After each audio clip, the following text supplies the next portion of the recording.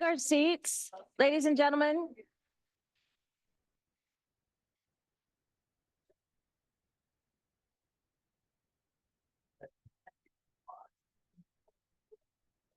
We have a quorum? Do we even have a quorum?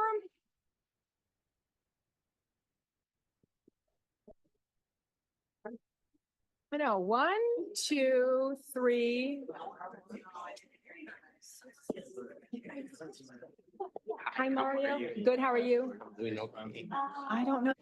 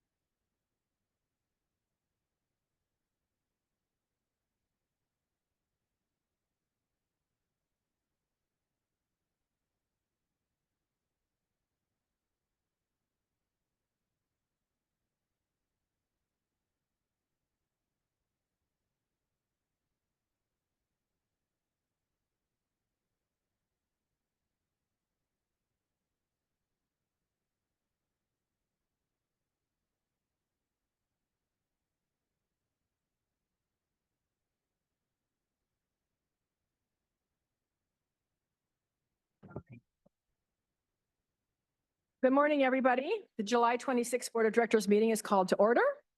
First, I'd like to ask our interpreter to explain how to access interpretation. Please go ahead.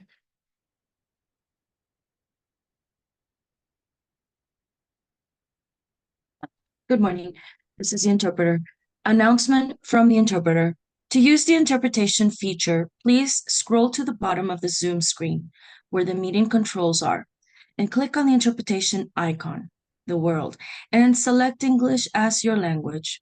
If you're joining through the Zoom mobile app, cell phone, tablet, etc., please press the ellipsis, then interpretation, and then choose your language.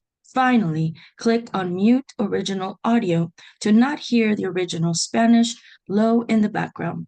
Headsets are available for interpretation. If you are in the meeting room, please check out a headset from the receptionist in the lobby.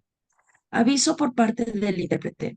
Para hacer uso del servicio de interpretación, por favor desplazarse a la parte inferior de la pantalla de Zoom, donde aparecen los controles, y haga clic en el icono de interpretación, el cual es el globo terráqueo, y seleccione Spanish, español. Si está usted utilizando la aplicación móvil de Zoom en su celular o tableta, etc., presione los puntos suspensivos y luego interpretación. Y luego seleccione el idioma. Si no desea usted escuchar el audio original en inglés en el fondo, por favor seleccione Mute Original Audio, silenciar audio original. Contamos con auriculares disponibles para el servicio de interpretación. Si se encuentra en la sala de reunión, por favor de pedir auriculares con la recepcionista en el vestíbulo. Thank you. I'd like to take a moment to acknowledge the land that we call home. The tribal nations of San Diego region have historically faced injustices. We acknowledge the harmony that existed between the land, nature, and its original peoples, who have since endured displacement, persecution, and systemic oppression. We pay our respect to the unceded territory and homelands of the 18 tribal nations in our region, the most in any county in the United States, from 4 cultural groups, the Kumeyaay, Digueño, the Luceño, the Cupeño, and the Cahuilla. This land has nourished, healed, protected, and embraced them for many generations in a relationship of balance and harmony. As members of the SANDAG community, we acknowledge this legacy. We aspire to learn from Indigenous traditional knowledge and experiences in undoing the injustices of the past. Now, please stand and join me for the Pledge of Allegiance. Ready, begin. I pledge allegiance to the flag of the United States of America and to the republic for which it stands, one nation, under God, indivisible, with liberty and justice for all. Tessa, can you confirm quorum, please? Good morning, Vice Chair. I can confirm a quorum. We currently have 14 voting jurisdictions and 8 advisory present. All right. We'll start today with non-agenda public and member comments. As a reminder, no comment shall use loud, threatening, profane, or abusive language that disrupts the orderly conduct of the meeting. Any such language or any other disorderly conduct that disrupts, disturbs, or otherwise impedes the orderly conduct of the board meeting is prohibited. Per our board policy, the amount of time allowed for each verbal public comment is determined based on the number of agenda items, the complexity of those items, and the number of persons anticipated to offer comment. This allows us to hear from as many people as possible and to complete our business while we still have a quorum. Based on those factors for today's meeting, each member of the public will be allowed 1 minute for their comments. Tessa, please go ahead and call non-agenda public comments, the first 5. Thank you. And just a reminder to the public, we take the first 5 non-agenda public comments at the start of the meeting, and the following non-agenda public commenters will be called at the end of the meeting. There are 13 names: allegedly Audra, Alex Wong, phone number 415, Karen Lair, John Stahl, Blair Beekman, phone number 672, Camilla Rang, Shirley Weiss, Mark R., Michael D., Mary D., and Alan C. Our first commenter, Cesar Javier, please come to the podium.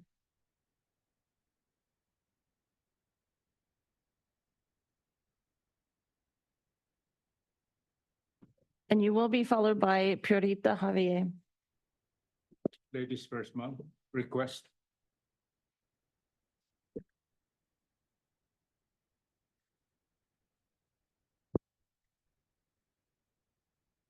Rita Javier. Good morning. My name is Priorita Javier. Yeah. We see the roots, GE human survival. We vividly recall what the lady law enforcer advised us during their investigation on the same afternoon. Build the wall and close your window. With our prayers, faith, and goodwill, friendship, and spirit of neighborhood, we plead to you for urgent favorable action to seize and stop your ceramic pottery and kiln operations and collectively refocus our efforts in accord with the city action plans for zero carbonization to address global warming and climate change. We all have the right to live a life free and clean. Ma'am, your and time has safe expired. area. Cesar Javier, did you want to also speak? So her time's up, Leave our, so now it's your turn. oh, Thank you.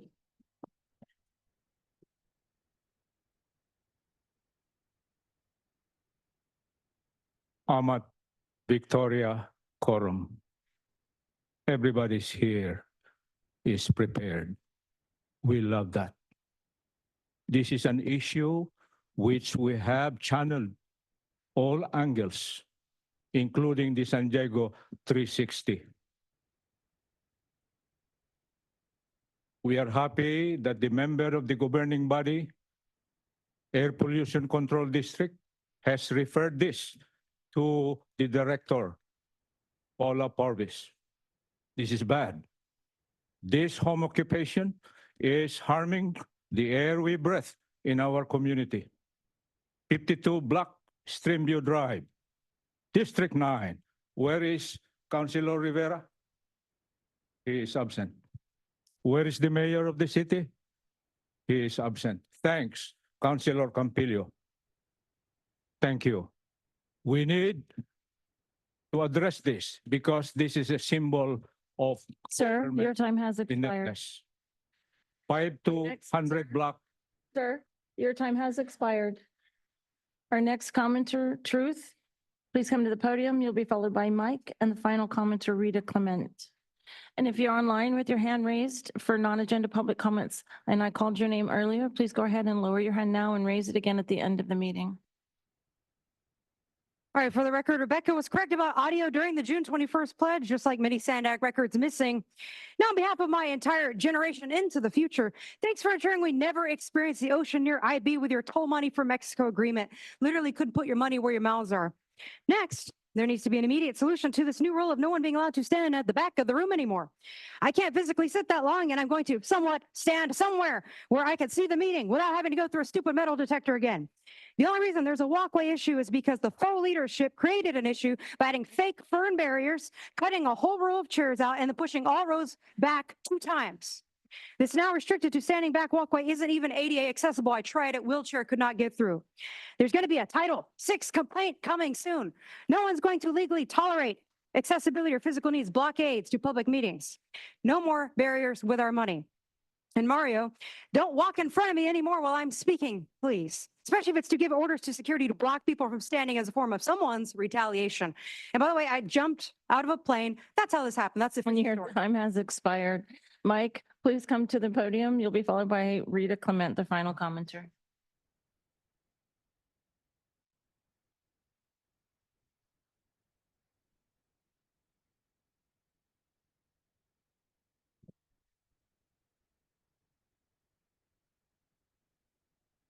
Happy Friday. Just want to address, I guess, a concern of mine and many other people with regards to some of the reports that get drummed up and ginned up by whatever staffers that come here, sit, give a presentation, and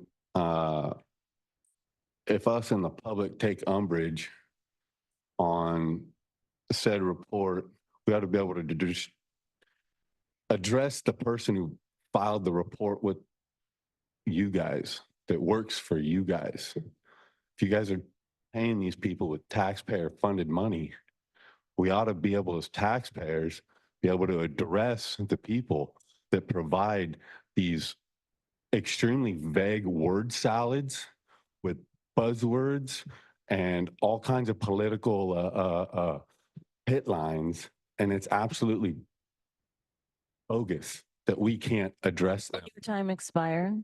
Rita Clement, please come to the podium.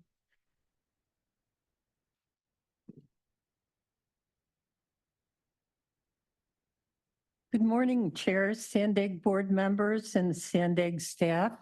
My name is Rita Clement, and I'm a volunteer with San Diego 350. State and federal funding is needed for funding the 2022 scoping plan. Do we have the courage to implement the 2022 scoping plan?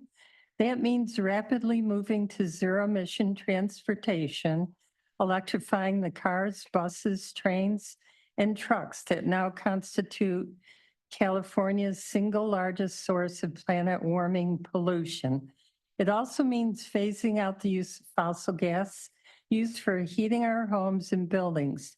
It means clamping down on chemicals and refrigerants that are thousands of times more powerful at trapping heat than carbon dioxide.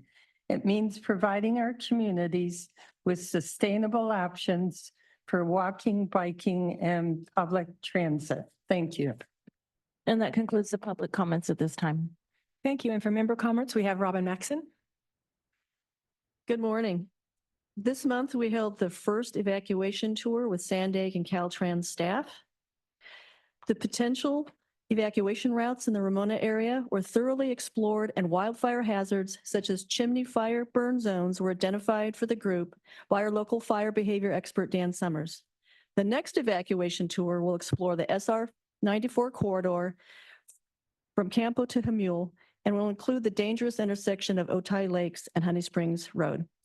The unincorporated area values these opportunities to partner with SANDAG and Caltrans and to share vital boots on the ground knowledge in order to develop safe evacuations for all travelers in this region. Thank you.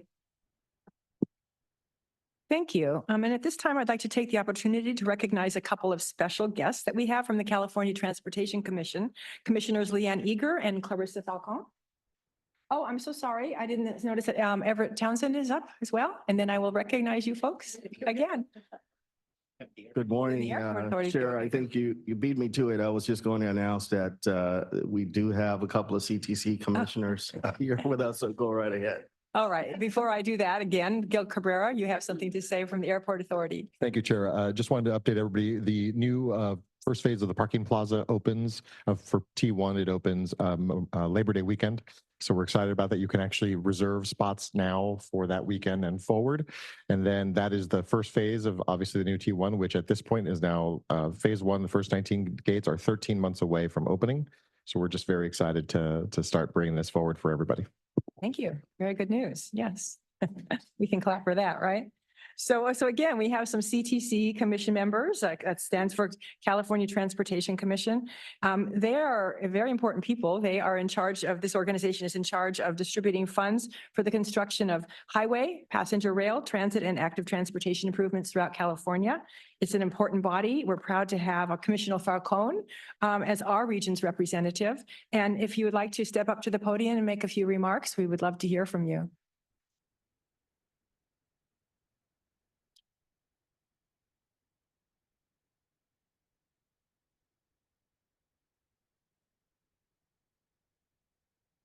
Good morning, Chair Eber and members of the SANDAG board. Many of you I consider friends throughout the many years, and so it's like coming home. My name is Clarissa Reyes-Falcon, and I'm on the California Transportation Commission, representing proudly the San Diego region as well as Imperial counties. And it has been a pleasure to serve this region in the past 3 years on the commission.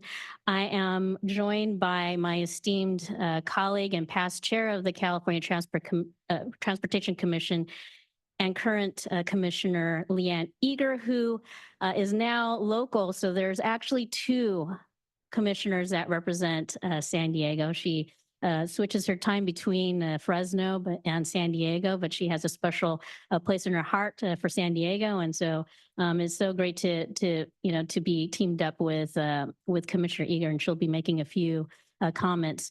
We are here in the spirit of partnership with this region. We proudly work with your agencies that Caltrans, with the port, with NCTD, with MTS, even with the Regional Airport Authority, all of you together collectively pushing for projects that we fund at the state, and very proud to represent you all in this commission. We also want to uplift all the work that you individually do as members of this body, representing the region. I know it's hard work. There's lots of lively discussions, but up and down the state, there is a special respect and endearment of what we do here in this region, and that is led by this agency and all of your partner agencies as well. And so we want to uplift the work that you do, especially with your new CEO, Mario Orso, who has been a personal friend of mine for many, many years. And this ship will be steadied. We are confident with his leadership and his leadership team and the many, many employees that work for SANDAG that really are the unspoken heroes, right, of the work that you all do. And so it makes us all look good at the state and the region. And we are, again, really proud to represent you in the Transportation Commission.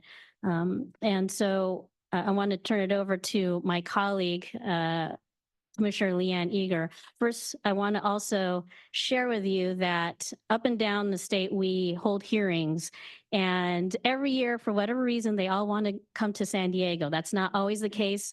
Not in LA, not in San Francisco, but every year in San Diego. And the next meeting will be in San Diego in August at the UCSD Park and Market. And you are all, of course, invited to participate in the hearing, and we will be happy to recognize you if you do attend. So with that, I'm going to turn it over to my esteemed colleague, Commissioner Eager.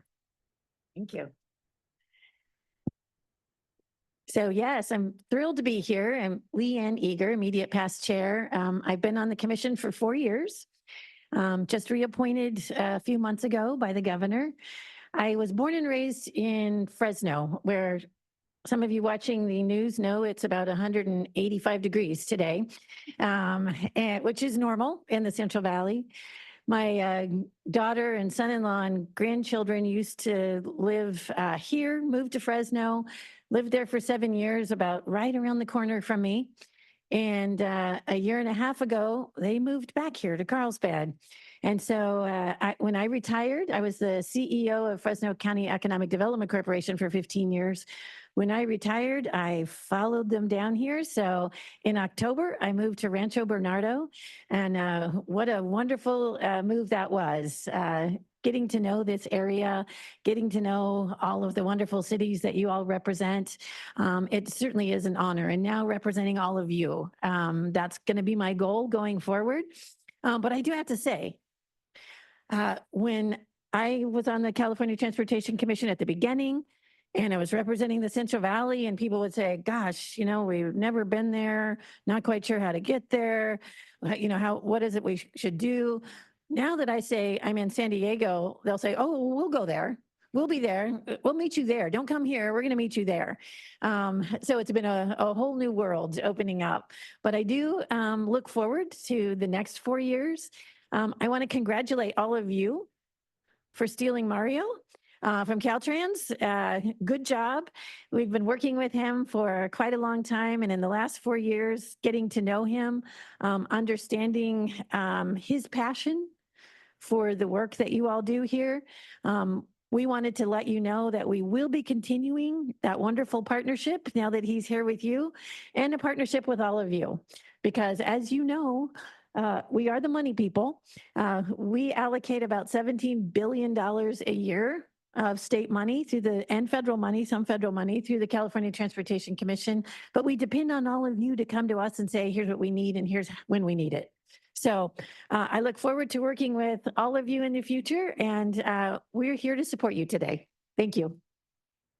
Thank you to both the commissioners very much. We really appreciate that you're both in San Diego. I know, obviously, you do too. We think it's kind of a special place ourselves. All right. On behalf of board leadership, I also would like to recognize the contributions of our Transnet Independent Taxpayer Oversight Committee members, and especially outgoing member Pedro Orso Delgado.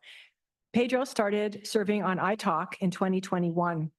Throughout his time, Pedro helped ensure that all voter mandates were carried out as required in the Transnet ordinance, and expenditure plan and developed constructive recommendations, for improvements for the financial integrity and performance of our Transnet program. We wish Pedro all the best in his next chapter. And on the behalf of the board and fiscal year 2024 iTalk Chair Jonathan Frankel, Pedro, I don't see you. Where are you? There you are. We'd like to present you with this recognition for your outstanding service. Can you please join me at the podium?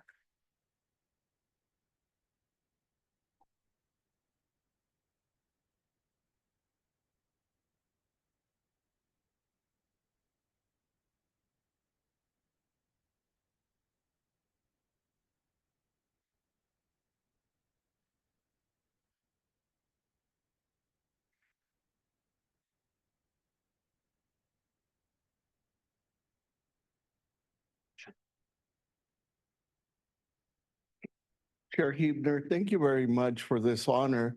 I have seen this organization since its inception while I worked at Caltrans.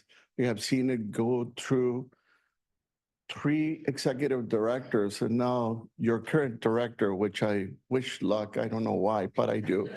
But on the other hand, I also see you all doing the work for all of the people.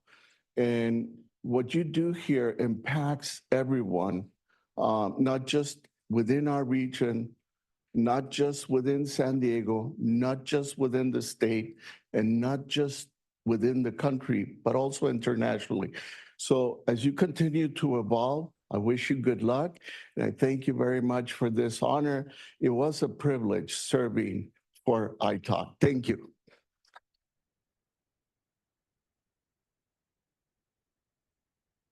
And we thank you very much, Pedro, as well.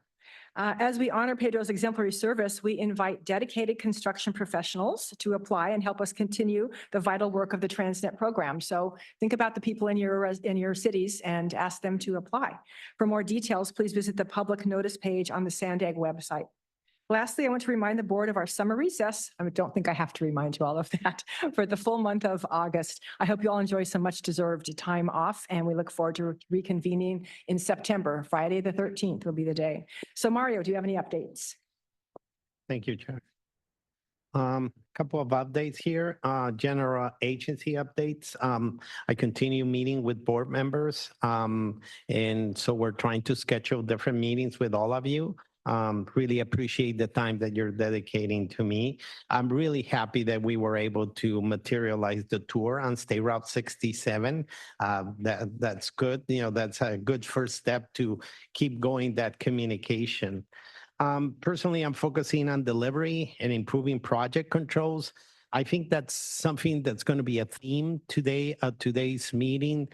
So we are working on reorganizing and setting up different project controls and groups. Also working on flattening the organization management line. I really am diving deep and reviewing budgets, money spent, including the ERP as well as our office move.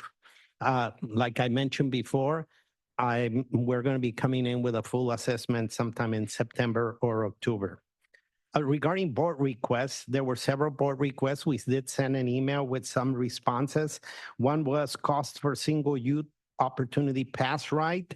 We sent that email. It's 69 cents per ride, and we have provided about 18.9 million trips for youths on the different bus, trolley, and rail systems. On the Pledge of Allegiance audio that was missing, what we have is that our system gets activated with the microphones. So it didn't get recorded because we didn't have the microphones on, none of us. On today's Pledge of Allegiance, I can tell you that several of us turned on our microphones so it would get activated and it would get recorded. So we're looking how to get it more in an automatic way. I think it was also asked about some data points on Transnet funding for Carlsbad.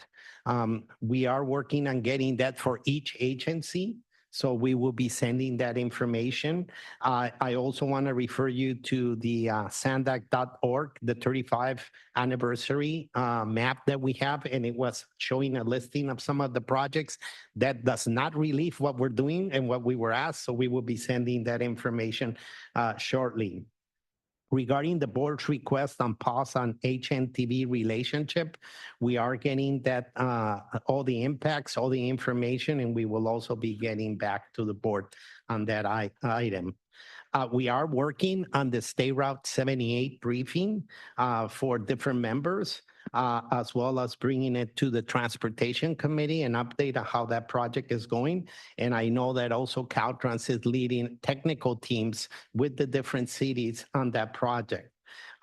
We also got requests for different board members for Alta Mesa East tours, and we're working on getting those ones through also. We will be having several audits on the agenda today. We're working with the team to take the inventory of all the outstanding action items. So there are several action items. We are working through that, and we're working on systematically and creating a process so we can each address each at a time or in parallel, but we are working on getting on that. We will be identifying the resources and the structures needed to be on top of those requests. I have mentioned before, but we're very excited that tomorrow we're having the Pershing Bikeway opening. It's going to be in Bird Park at 10 a.m. We really would like to see as many of you if possible. This is a huge project that's going to service a lot of our key workplaces that are within the working waterfront. It's going to connect. And so this is really important. Today, we have a bike program update. We had a very robust conversation at TC on some of the opportunities, and I think we're going to enhance that conversation today on those opportunities with the bike program. Another of the hot items, it's the Lausanne realignment. As you all know, the scoping period ended last Friday. We ended up having more than 1,500 public comments across the different platforms. So that's really, really great. We will be beginning the value analysis, that technical working group. Our goal is to launch it around August and kick it off. On the exciting piece, it's also Batequitos Lagoon, who you all did a budget amendment to be able to receive $103 million from the California Transportation Commission. We'll be starting, and we're hoping to begin really showing the work that on that project sometime in August. But the work has started, and we really, really appreciate the CTC, those $103 million that they allocated in their June 24th meeting. And the regional transportation plan, again, with the goal of having the advisory and working groups more involved in the agency, we will be having a working meeting on the regional transportation plan with the mobility and the sustainable communities working groups this August. And then in September, we are endeavoring to come and report to the board where we are with the RTP, both with what those working groups came up, as well as where we are with the modeling and conformity on the regional transportation plan. On major corridors, as I mentioned, we're working across with the high priority corridors, 78, 67, I-5, 805, as well as 56. We're working on bringing in updates to the board and also to different stakeholders. So stay tuned for that. And that concludes my report. Very good. Thank you, Mario. All right, let's move on to the consent agenda. Tessa, do we have any public comments on consent? Thank you. We do have public comments on consent. I have 4 in-person public comments and 3 virtual. Truth, please come to the podium. You'll be followed by allegedly Audra.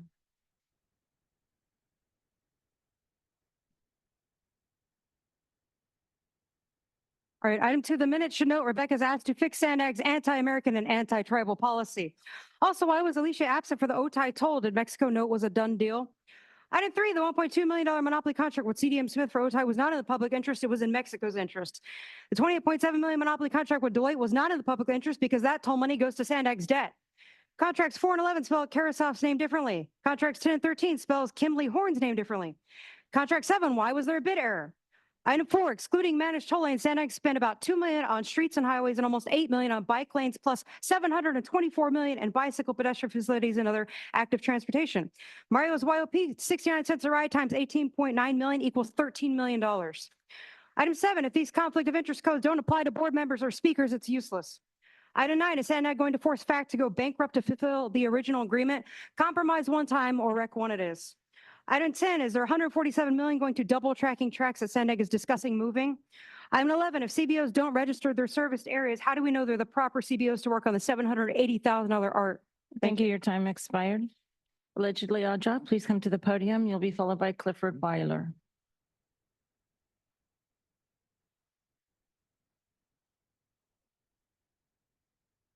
You guys got the public really squeezed in back here. Look at how much space you guys have. So with the East Otay Mesa Port of Entry, there's already been tunnels that have been exposed with the Otay Mesa point of entry and possibly going underneath the port of entry.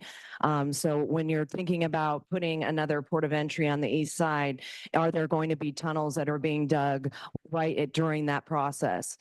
Because they're trafficking drugs and humans through these. There's many of them that have been found on the border, and it should be something that is a concern, and you should be making sure that when you're doing this project that there aren't any tunnels being dug that can facilitate more trafficking of drugs like fentanyl that's going to kill more people, and people that are coming across, like unaccompanied children, minor children that get lost in the system and basically have, been trafficked to individuals that are not their sponsors, to sex offenders and different things like that. So if you guys want to be doing that project, you need to be making sure that that doesn't happen. Our next commenter, Clifford Weiler, will be followed by Mike. And if the public commenters could please state which items they're addressing. I'm Clifford Weiler. Actually, I wanted to speak on item 4, but it's relevant to this item and then I can leave. as a member of the public, I like to look for solutions to problems. I'm retired, so I don't have to worry about the rush hour traffic. But whenever I see it, I wonder, why are all those people stuck in traffic in their very expensive cars rather than doing something else? And you're the body that can try to figure out something else. So I looked at the facts. You have a lot of trees in the forest, and I was amazed at how many things you're doing. But let me mention, instead of just looking at the trees, take a drone up there and look at the forest and see if there's any solutions to get through the forest, because the rush hour is getting worse and worse. Why are people not doing something else? Did you investigate that? And then search for a problem, search for a solution? And thank you all. I can't believe you're all here. Thank you very much. Mike, please come to the podium. You'll be followed by first virtual commenter Shirley Weiss.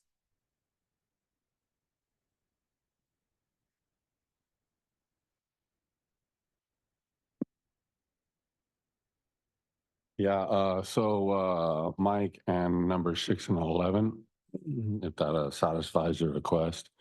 Number 11, I think it discusses some artwork project for a bike path. I mean, like, there's still problems at the 78 and 5 transition up there in Carlsbad and Oceanside. And we're talking about some art projects for a bike path somewhere else.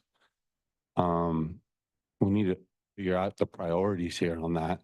And then furthermore, conflict of interest. I've touched on it a few times. You guys can come up with your conflict of interest code all you want, but there's literally a city that sits at the same table that says that they know better than all of you guys. It's a city of Vista, and the other player in the game is sitting at the table today. He's part of the coup that kicked off Franklin a year and a half ago. Thank you. Our first virtual, Shirley Weiss. Please go ahead. You'll be followed by Ellen C.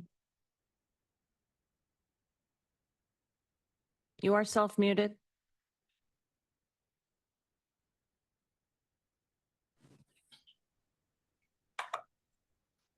Please go ahead. Can you hear me? Yes. I'm sorry, just give me a second here. My name is Shirley Weiss, and I'm a longtime resident of Del Mar. Implementing routes B or C on the Los End realignment project would be devastating to Del Mar. Each would end up taking longer to implement than Route A and costing more. See my letter. The South Torrey Pines Road portal with its high-speed ventilation fans and shallow tunneling would gravely affect over 250 multifamily homes that are between Torrey Pines Road and 4th Street.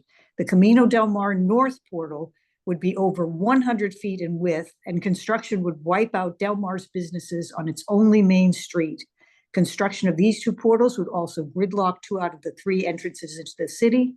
As admitted by the project development team, routes B or C would require hundreds, possibly thousands, of easements under homes. The land under homes is not owned by SANDAG, NCTD, or Burlington Northern. It's owned by the homeowners. It would have to be taken by eminent domain, which would involve cost, litigation, and delay.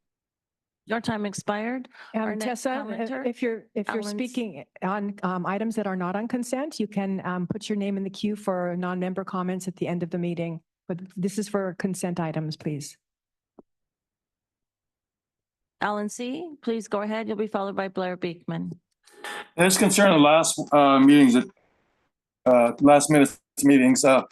Fantastic. You guys actually put Mexico sewage as part of the discussion. However, why did you remove binational and especially the feds? The feds, they had a meeting on Chula Vista a year ago, and all Senator Badilla does is we're going to find this American companies not one peep about the Mexico sewage dumping raw sewage put to Benares 60 miles south of the border. That's where your sewage is coming from. This weekend, we have Comic-Con, our busiest tourist weekend, fantastic, yet the Coronado Beach was closed the day before, still closed, and Pearl Beach has been closed over a year. Will La Jolla Shores be next? Will Oceanside Beach be next? You guys need to get your ducks in a row, get blinking and yelling, sits on that NAD bank. So this is an international federal issue. Get them guys on board and make that part of the agreement, although OTI agreement as well as this buy an airport agreement. Fix the beaches, please. Thank you. Our next commenter, Blair Beekman, and will be followed by the final commenter, phone number 672. And again, I'd like to remind you to please state the number of the consent items that you are addressing. Hi, Blair Beekman. I'd like to speak to item 10. And with item 10, my concern is $147 million, $0.5 million have been allotted for continual San Dieguito, Sorrento Valley double track planning for your future. I really think in all of that marsh area, we have to be considering a really light footprint. Can we still be considering East Side Rail and freight and high-speed rail on the East County side, and Imperial Valley areas, and how can that conversation be a more regular part of our lives? How can we have a more regular public conversation about LA Transit Authority practices as well, and have that what they're doing and learning how what they're trying to do, make those connections to down here. Good luck in your efforts. Thank you. Thank you. And Vice Chair, I do have one final commenter that raised their hand just a minute ago that I'll go ahead and call after phone number 612. Please go ahead. Hi, can you hear me? Yes. Hello, can you hear me? Yes. Okay, great. Okay, so I just wanted to, number 4, and remind whoever said it that SANDAG is not improving anything contrary to what they want to believe. But yeah, it's impacting in so many negative ways. And let's see, there's bike lanes galore that no one uses. And when they do, they'll be breathing in the Tijuana River stench like we are this morning, and we have been for the past several days. So many businesses, as a matter of fact, what Alan just mentioned, they're going to be losing so much money on the busiest weekend in San Diego, which is Comic Con. Beaches will be closed. It's just such negligence and reckless behavior, and I just really don't understand why this agency really even exists, but you do, and you're being funded, and there's an agenda that will be fulfilled because no one's paying Your attention. time has expired. Our final commenter on consent agenda, Paul the Bold, please go ahead.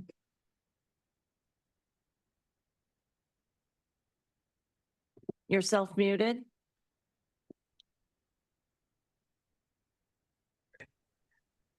Okay, can you hear me? Yes. Hello? Can you We hear can me hear you. now? Yes. What's going on? Go We ahead. can hear you. They We can can hear you. me? Yes. Please go SANDAG ahead. is matching funds for the Section 5310 funding should not be reduced. I think that reducing matching by 30% could increase the outrageous $32 per ride fee to some of our most vulnerable population, that is the disabled and elderly and retired. And we definitely should not cut off the number of available trips by 37%.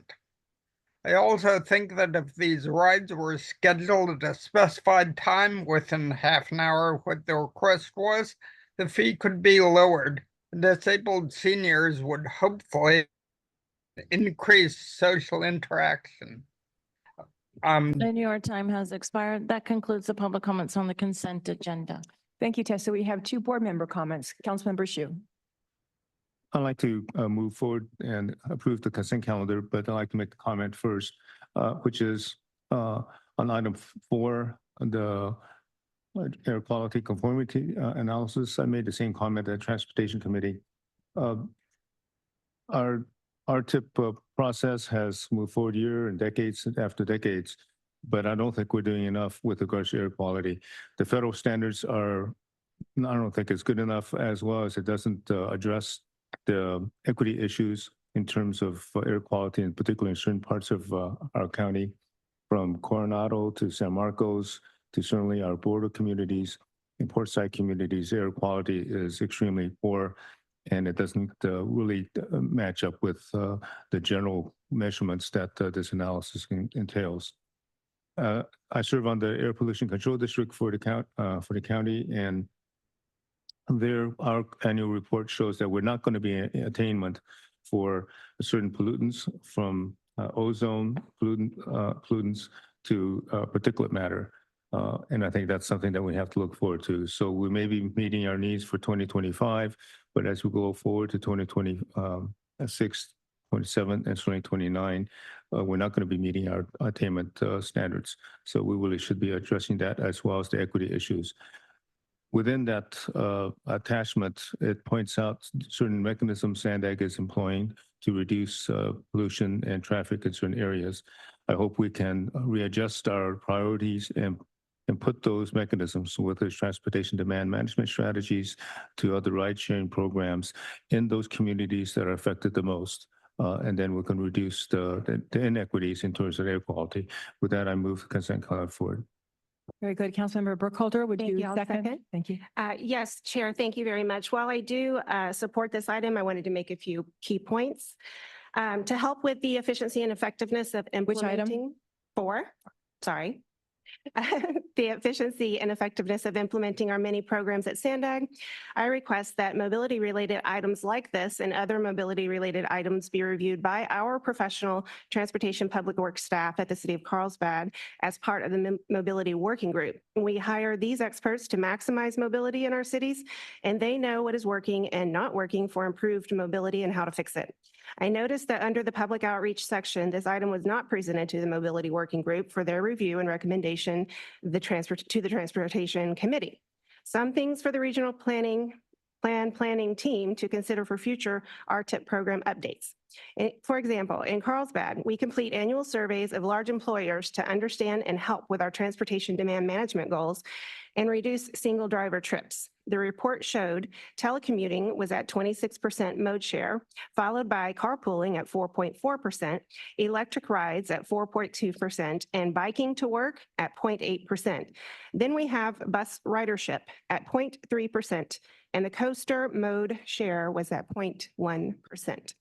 Reviewing attachment 1, the air quality conformity analysis, the metropolitan planning regulations require that the transportation control measures or tactics include ride sharing, transit improvements, traffic flow improvements, and bicycle facilities and programs, which is great. Now please look at attachment number 4, table 5.1, the 2025 RTIP, which I find both fascinating and telling. What the table includes is transportation tactics focused on rideshare transit, bike facilities, and traffic flow improvements, and their budget totals over $11 billion, or approximately 53% of the total transportation budget of nearly $22 billion. $10 billion of the $11 billion, or 90%, is spent on transit, which in our city was 0.4% of the commuter's mode choice. And I believe other city commuters are likely similar to Carlsbad commuters. This approach doesn't seem to include a cost-benefit component. Considering the data and trends for future updates, I would suggest increasing focus on positive benefit to cost trend, including rideshare, bicycle facilities, and traffic flow improvements. Finally, I recommend that SANDAG staff and all committees and working groups include cost-benefit analysis in their decision-making process when considering the future programming of our little remaining Transnet dollars. Thank you, Chair. And I have these written out if the staff would like a copy. Thank you. Thank you. Very thoughtful remarks. Appreciate them. Thank you. All right, we have a first a motion and a second. Can we please vote?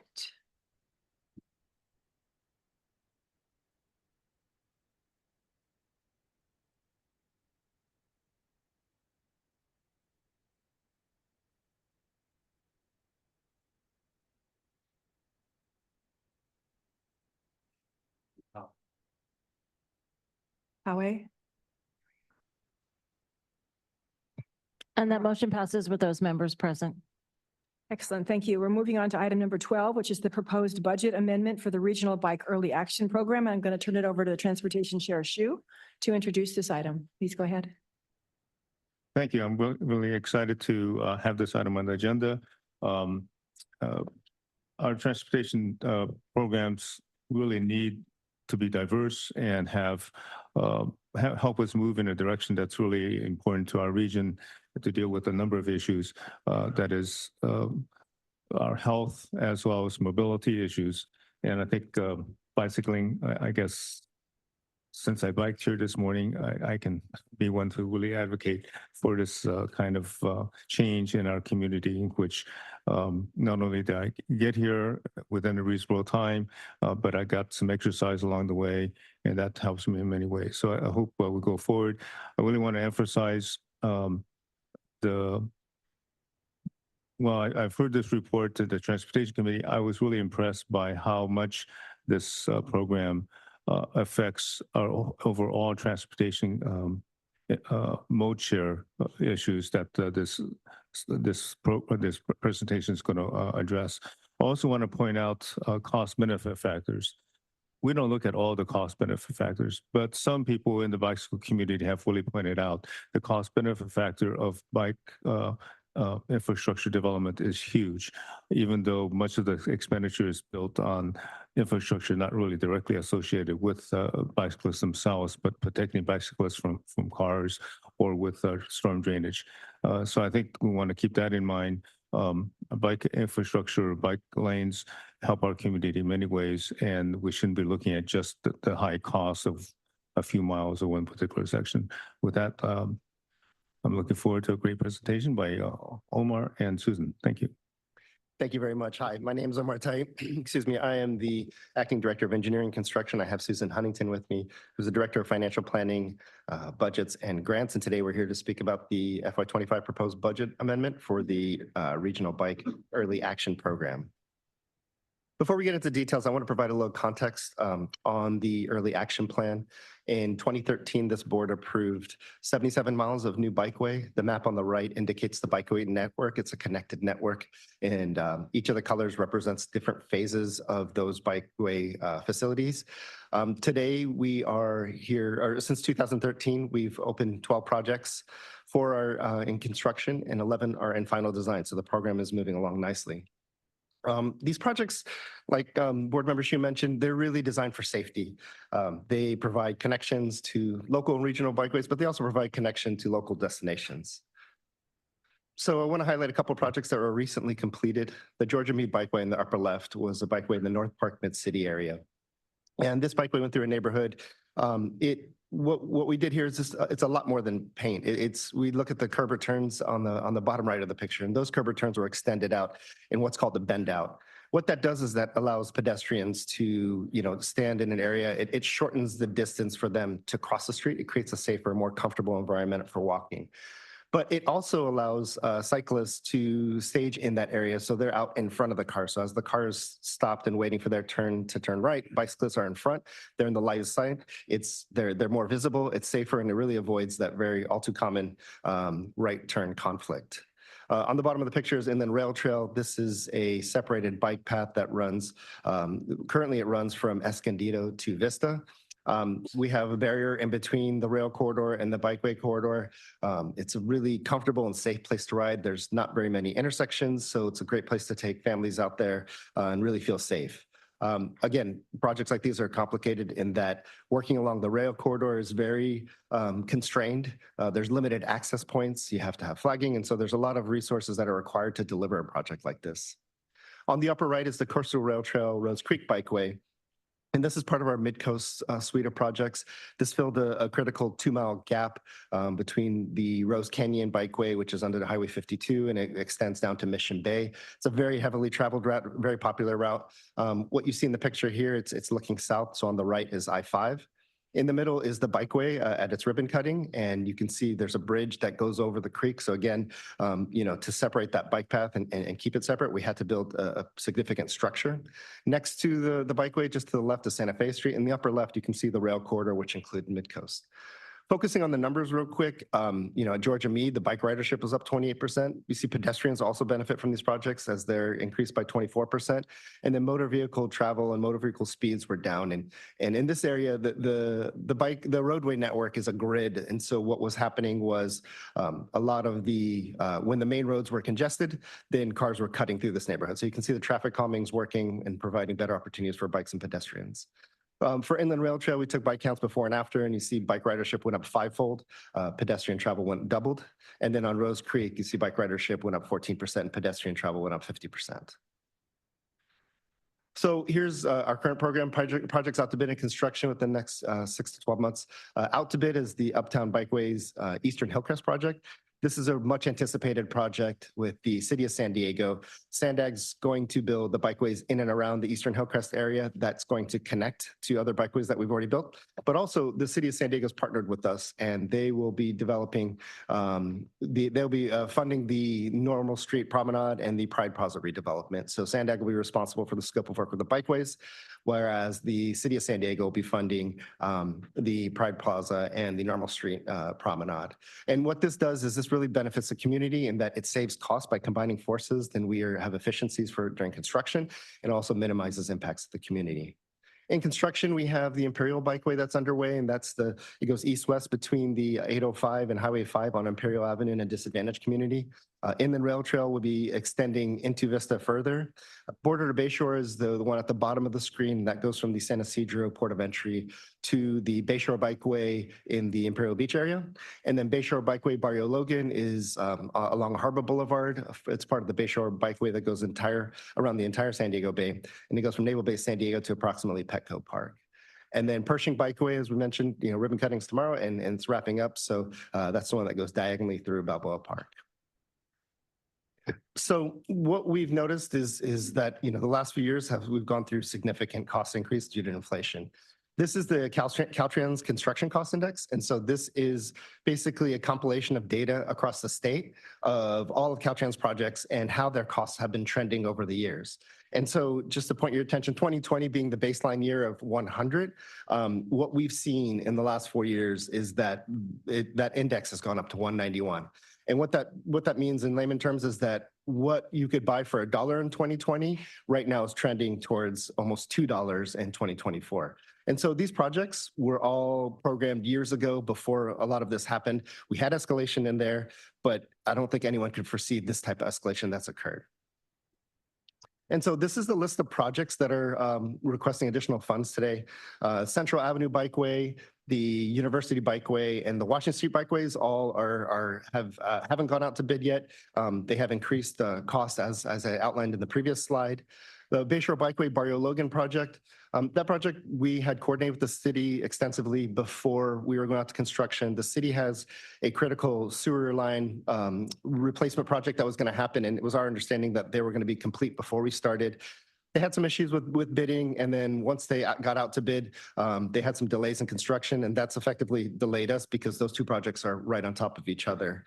And also, as part of our coordination with the Navy, there was some change in leadership, and we had gotten approvals from the Navy, but the bridge at 32nd Street was something that they asked us to delay the removal of. We're scheduled to start that at the end of this year, but delaying that work also has added cost to the Barrio Logan project. For Pershing Bikeway, you're probably wondering why we're asking for additional funding there because we're about to cut ribbon tomorrow. The last couple of years, we've seen the rainfalls. We have construction bid estimates or bid quantities for stormwater measures, excuse me, but the amount of the volume of stormwater that we saw and to deal with that safely and properly has added some cost to the construction project. We also have found some on-mark utilities that had to be dealt with. We did soil testing, but there were some unsuitable materials that had to be disposed of. All those added costs and depleted the contingency. So in order for us to close out that project, we need some additional funding to do that. And then for Eastern Hillcrest, again, this is the partnership with the city and the Normal Street Promenade. We opened bids in June, and unfortunately the bids came in higher. For SANDAG's portion, the need is going to cover the gap that we have as part of the lowest competitive bid. The city, we've been in close coordination with them in terms of them finding their gap, and they're committed to providing the differential on their scope of work. And we're hoping to keep that moving and get that out to start construction in the fall.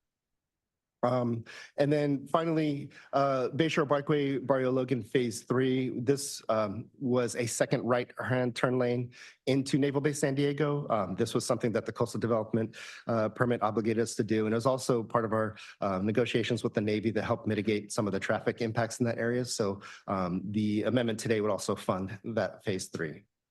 Now I'm going to pass it to Susan to talk about the funding plan. So you're probably asking yourself, where's the money going to come from to fund this funding gap? So we have 8 projects being considered for a project budget amendment today. The total existing funding for these 8 projects is $183.2 million. After reviewing the current construction costs and escalation, we estimate that the cost to complete these projects is $201 million, leaving a funding gap of $17.8 million.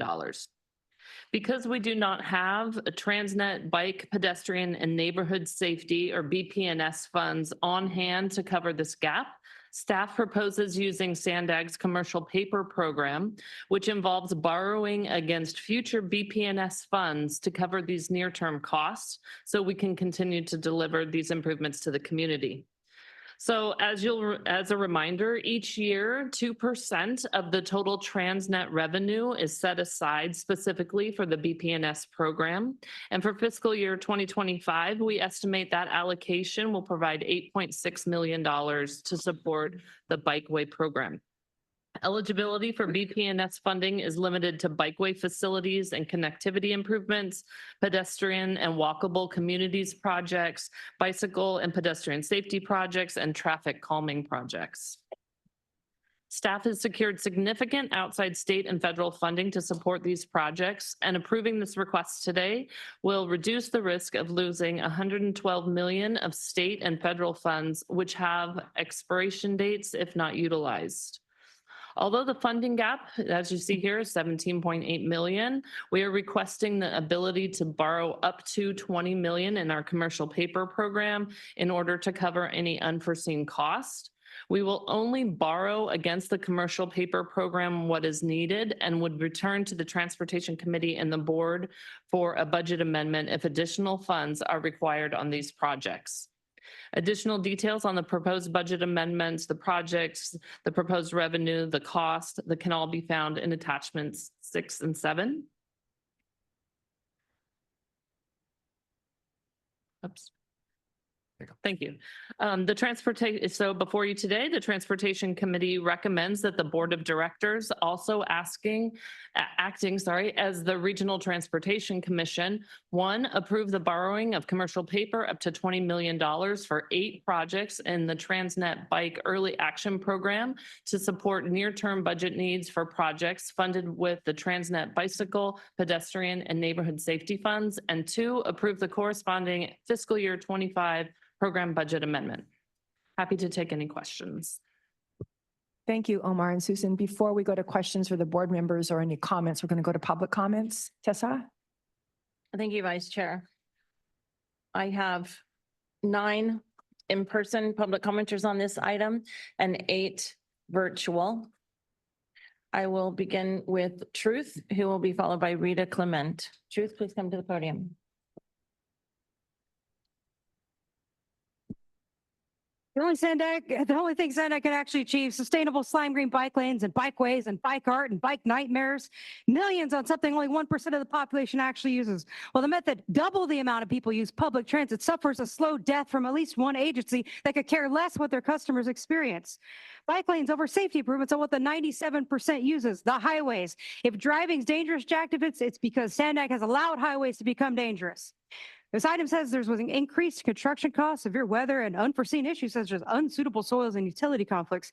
Does the SANDAG crew not do their due diligence before planning multi-million-dollar projects? I could have told staff about inflation. Why do class 4 bikeways cost SANDAG $6.7 million a mile, $1 million more than other MPOs? The Pershing Bikeway almost doubled in cost. The Bayshore Bikeway did double. The North Park Mid-City Bikeway is up by 10 times the cost. Keep some bike lanes for activists, but quit building dangerous urban bike lanes to take away parking. Go bike these lanes into the recycle bin if you really want to be green. And I just have to say, again, quit ruining North Park. It's not a bikeway, it's a city area. Your time expired.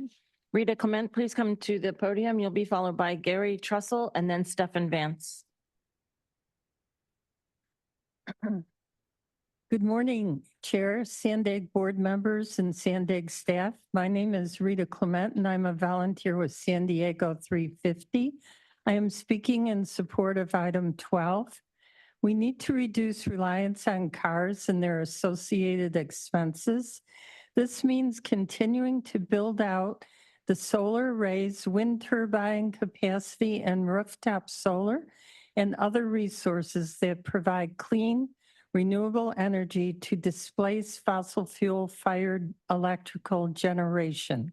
Successfully achieving the outcomes called for in this 2022 scoping plan would reduce demand for liquid petroleum by 94% and total fossil fuel by 86% in 2045.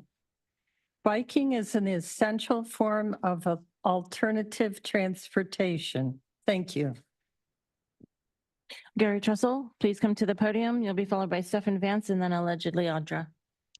Hello, I'm Jerry Trussell, Executive Director for the Uptown Community Parking District.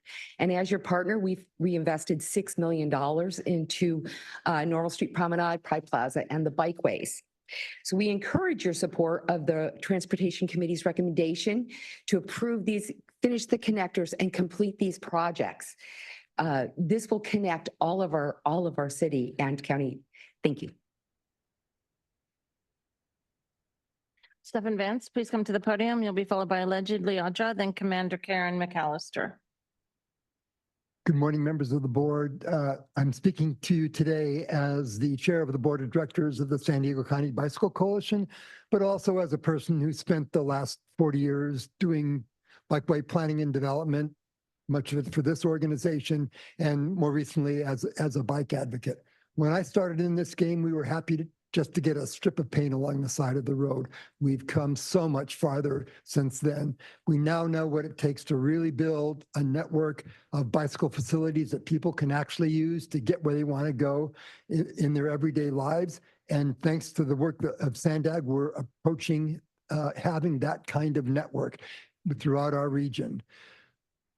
The item before you today is to make the smart economic decision to borrow against these bicycle, pedestrian, and neighborhood safety funds to keep these projects moving, save against the future costs of inflation, and reap the benefits of having these projects on the ground now. So we encourage you to support this motion today. Thank you very much. Allegedly Audra, please come to the podium, followed by Commander Karen McAllister and then Mike.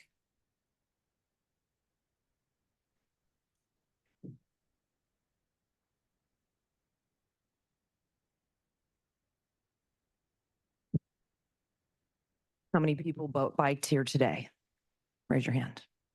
One. Okay. How many people drove here today? How many people took public transit? Did everybody else just walk? Okay, they're just not going to answer. Interesting.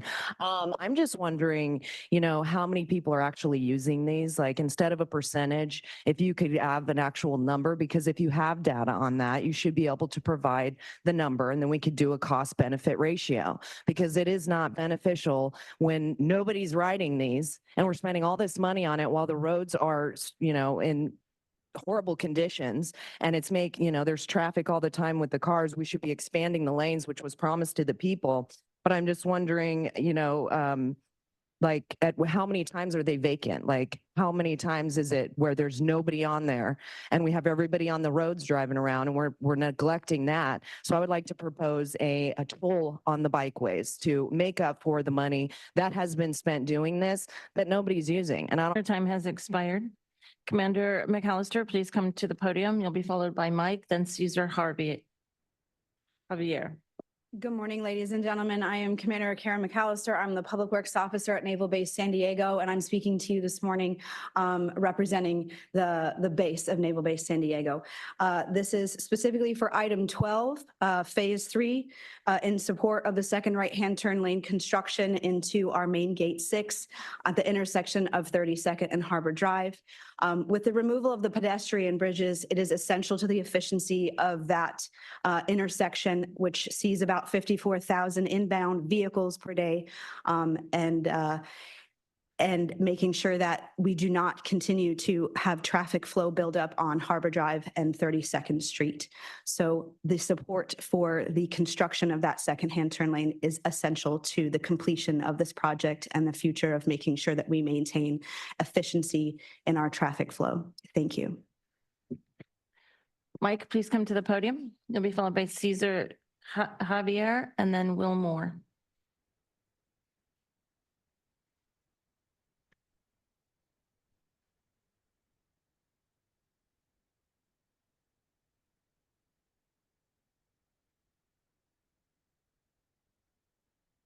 So yeah, a lot of the bike lanes that I see around my neighborhood usually consist of recreational riders whom own high-end sport bikes that are probably in the neighborhood of $15,000 to $11,000 a bike. I mean, we're not talking about the blue collar dude riding a fucking Huffy, trying to get to his job, get to and from his job. These dudes are riding all these trails for their own bloody recreation. They still have their other means of or modes of transportation. Fucking Range Rover, Porsche, BMW, whatever in the hell it is that affords them to own a recreational sport bike that costs 15 grand. Like it ain't a fucking Huffy, folks. Get Your it time straight. expired. Cesar Javier, please come to the podium, followed by Will Moore and then Mark.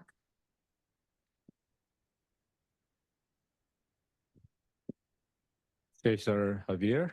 We support the direction of regional bike program. But there's something more heavy here.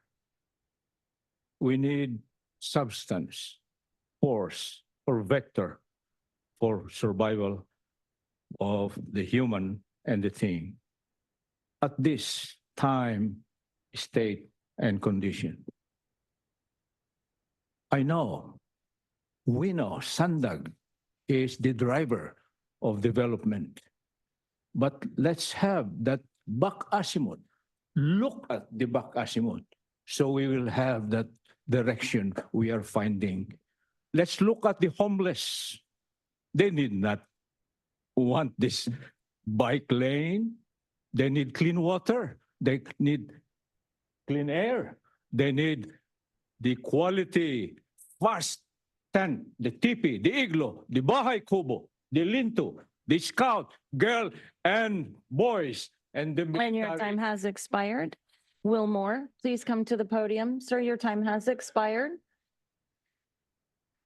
You'll be followed by Mark and then our first virtual commenter, Blair Beekman. Oh, hello, Will Moore with Circulate San Diego, Policy Council for Circulate. We are a nonprofit think tank that promotes walkable, bikeable communities.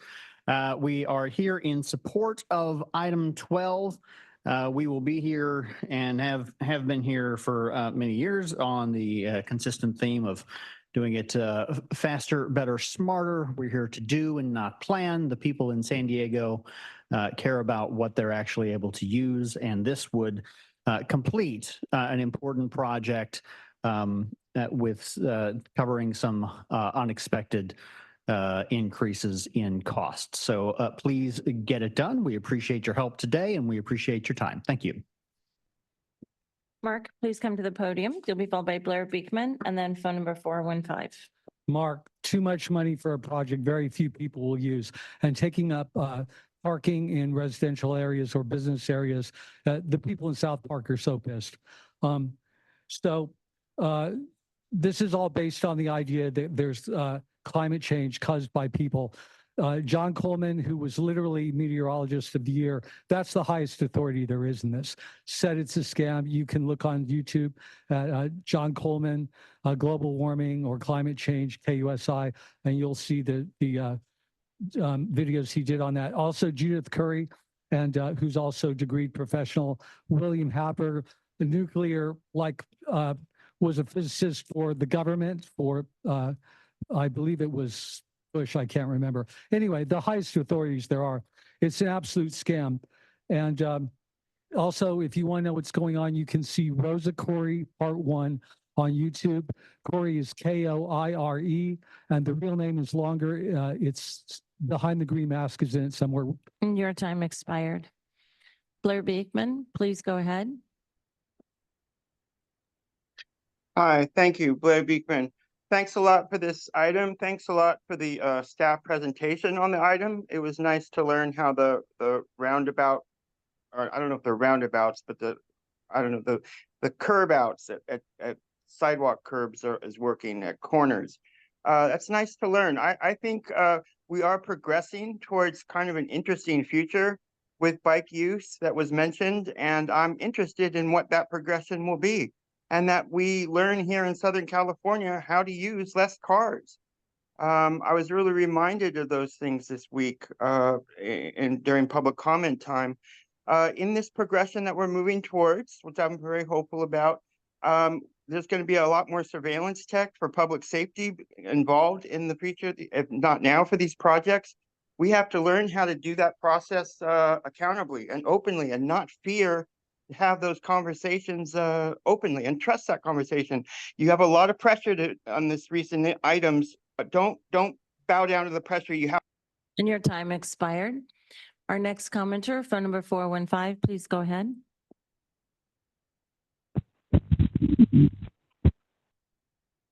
Hi, Paula Bold. Safety is so important, but at many meetings I have pointed out that these bikeways are no improvement. They have a target zone. There's green checkerboard stripes, whatever, crossing major streets, freeway on ramps and all. Then there are lanes like the ones downtown and 4th Avenue Hillcrest between the parking and the curb, where you open the car door and it can easily block and topple a rider. But now you want to keep the riders busy looking at the art, not where they're going. And sorry, Jack, but you not only should, but in this time of constrained budgets, you need to look at all costs. Now, costs have supposedly escalated, and you're begging for funds from other projects. It doesn't make sense. You should. And your time expired. Our next commenter, Ellen C., please go ahead. Pershing bike lane opening tomorrow, you're gonna have the whole bike coalition there, but what about months later when that bike lane is empty? Pershing Drive is congested. People trying to commute, get to emergency treatment at Balboa Naval Hospital. Have you forgotten them? 183 million for our tax going to bike lanes, yet our freeways are turning into clogged parking lots. Same disaster as LA. I drove Harbor Drive yesterday, dropped my son off Comic-Con, and one lane was closed. Why? It shows what's scenes that come. The remaining lane was backed up from the shipyards all the way downtown Convention Center. I had to cut through the side street going the back way. That's our future. Shipyards, the largest tax revenue, yet the truck delivery lanes are now dangerously narrowed because of 2-lane bike lane next to them. The roads haven't been paved for decades. Shipyards are biggest tax revenue. Why don't you take care of our roads? Because they're all turning into parking lots. You're not helping the public because cost per analysis per commuter or bike rider, commuters, there's like 10-fold, 100-fold more. How about service the community and take care of the people? And your time expired. Our next commenter, Chloe Lauer, you please go ahead. You'll be followed by phone number 672. Good morning, SANDAG board and staff, esteemed guests and colleagues. I'm Chloe Lauer, Executive Director of the San Diego County Bicycle Coalition, speaking in support of item 12. I represent a coalition of over 10,000 members throughout the county. These 8 projects are critical to completing our regional bikeway network. Good work is underway, and funding them now to ensure timely completion is essential. A delay would lead to further cost increases and could put our friends and neighbors in harm's way. According to SWITR data from the Transportation Injury Mapping System, over the last 5 years, an average of 750 bicyclists have been killed or injured in crashes on our county's streets and roadways.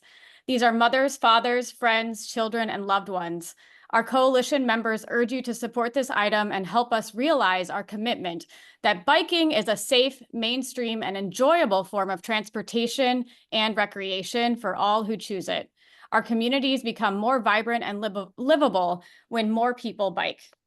Thank you. Our next commenter, phone number 672, will be followed by Ben Nichols. Go ahead, please.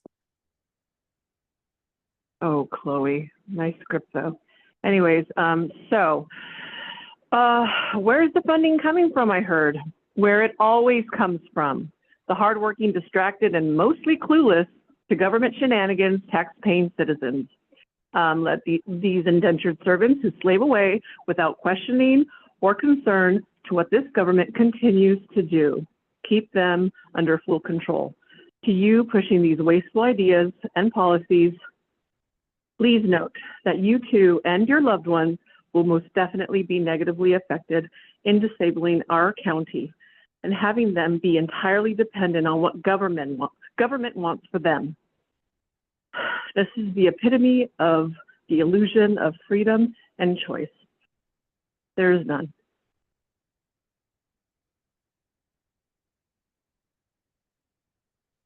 Our next commenter, Ben Nichols, will be followed by the final two, Nicole Burgess and Randy Torres Van Vleck. Ben, go ahead. My name is Benjamin Nichols, and I'm the Executive Director of the Hillcrest Business Association. We represent 1,800 small businesses and property owners in Hillcrest. I'm here today to urge support for this item and specifically the additional funding for the Normal Street Promenade in Hillcrest as part of the Uptown Bikeway project. This project will create a first-of-its-kind promenade in San Diego that will convert excess car travel lanes into a walkable, bikeable public space, serving the community's need for quality recreational areas and placemaking. Just last week, Hillcrest hosted our Pride celebration in the heart of this future promenade. This location is already the heart of our community and a nexus of pedestrian activity. Completing the bike lane here as part of the Civic Plaza is critical to getting the existing bikeway through Uptown to work. This project is also a collaboration that draws together a variety of funds that will leverage SANDAG's investment considerably. Thank you for funding this project in our community, and we appreciate your support. Nicole Burgess, you'll be followed by Randy Torres Van Vleck, the final commenter. Nicole, go ahead. Good morning, the SANDAG board members. Appreciate your time today and appreciate your leadership here today. My name is Nicole Burgess, and I've been advocating at SANDAG for over 15 years on the safety and the beauty of riding a bike for transportation. I use my bike for transportation, and I always love a good reason to ride. So, going to SANDAG and, anybody who thinks that there's not people out there biking, call me up, please, let's go for a ride. And then also check out induced demand, because we can't expand our freeways enough for all the cars. So just to, how important these really are is just really bringing the joy and the happiness and the health and the benefits. And Jack Shu tapped on it a lot in the transportation meeting, benefits to decreasing traffic and improving pedestrian safety and all of the improvements that bike transportation can bring. So from the border, Barrio Logan, Harbor Drive to Oceanside, please make our bikeways connected, safe, and enjoyable for all to enjoy. Thank you. Randy Torres Van Vleck, the final commenter, please go ahead. Good morning, SANDAG Board of Directors. My name is Randy Torres Van Vleck. I'm a member of the Interagency Equity Advisory Committee of the California Transportation Commission, CalSTA, and Caltrans. I grew up in the Castle Park neighborhood of Chula Vista, and I live today in City Heights. And I'm here today to express my support for this item. SANDAG investments in bike infrastructure have improved safety for all road users and enhanced quality of life in our region. The projects out to bid will improve traffic safety in some of the most historically excluded, disinvested, and air-polluted communities, including Barrio Logan, Southeast San Diego, and San Isidro. The SANDAG constructed Landis Street Bikeway in City Heights, for example, has improved my ability to safely ride with my toddler. I look forward to riding the Landis Street Bikeway tomorrow to the new Pershing Bikeway ribbon cutting. We need to continue to make these infrastructural investments in our communities. I encourage you to support today's item. Thank you. And that concludes the public comments. Thank you, Tessa, and thank you to the speakers. I have 5 board members speaking. I'll start with Councilmember Campillo. 6 now. Thank you, Chair. Appreciate that very much. And thank you to members of the public for calling in. I appreciate SANDAG's work to make sure that we can keep the key regional bike projects moving forward. We talked about this at Transportation Committee, and the project costs have gone up, and some of these bids only came in after the budget was adopted. So some of these considerations had not been fully fleshed out. I appreciate the creative mechanism of using the commercial paper program so that we can move forward with these and make sure that we're not losing out on tens of millions of dollars in state and federal funding that are at risk. In turn, the city of San Diego is deeply committed to minimizing the permitting delays that can continue to drive up costs and getting these projects out the door. And that is our commitment as a city. So it's imperative that we don't halt or underfund these budgets, and I will move approval of the item. Very good. Thank you. May I have a second on that? I'll second. Okay, that's Councilmember Shu. Mayor Jones. Thank you so much, Chair. I did have a couple of questions and some comments. So first of all, looking at the projects that are coming in the pipeline, there are, well, 16 that are coming up.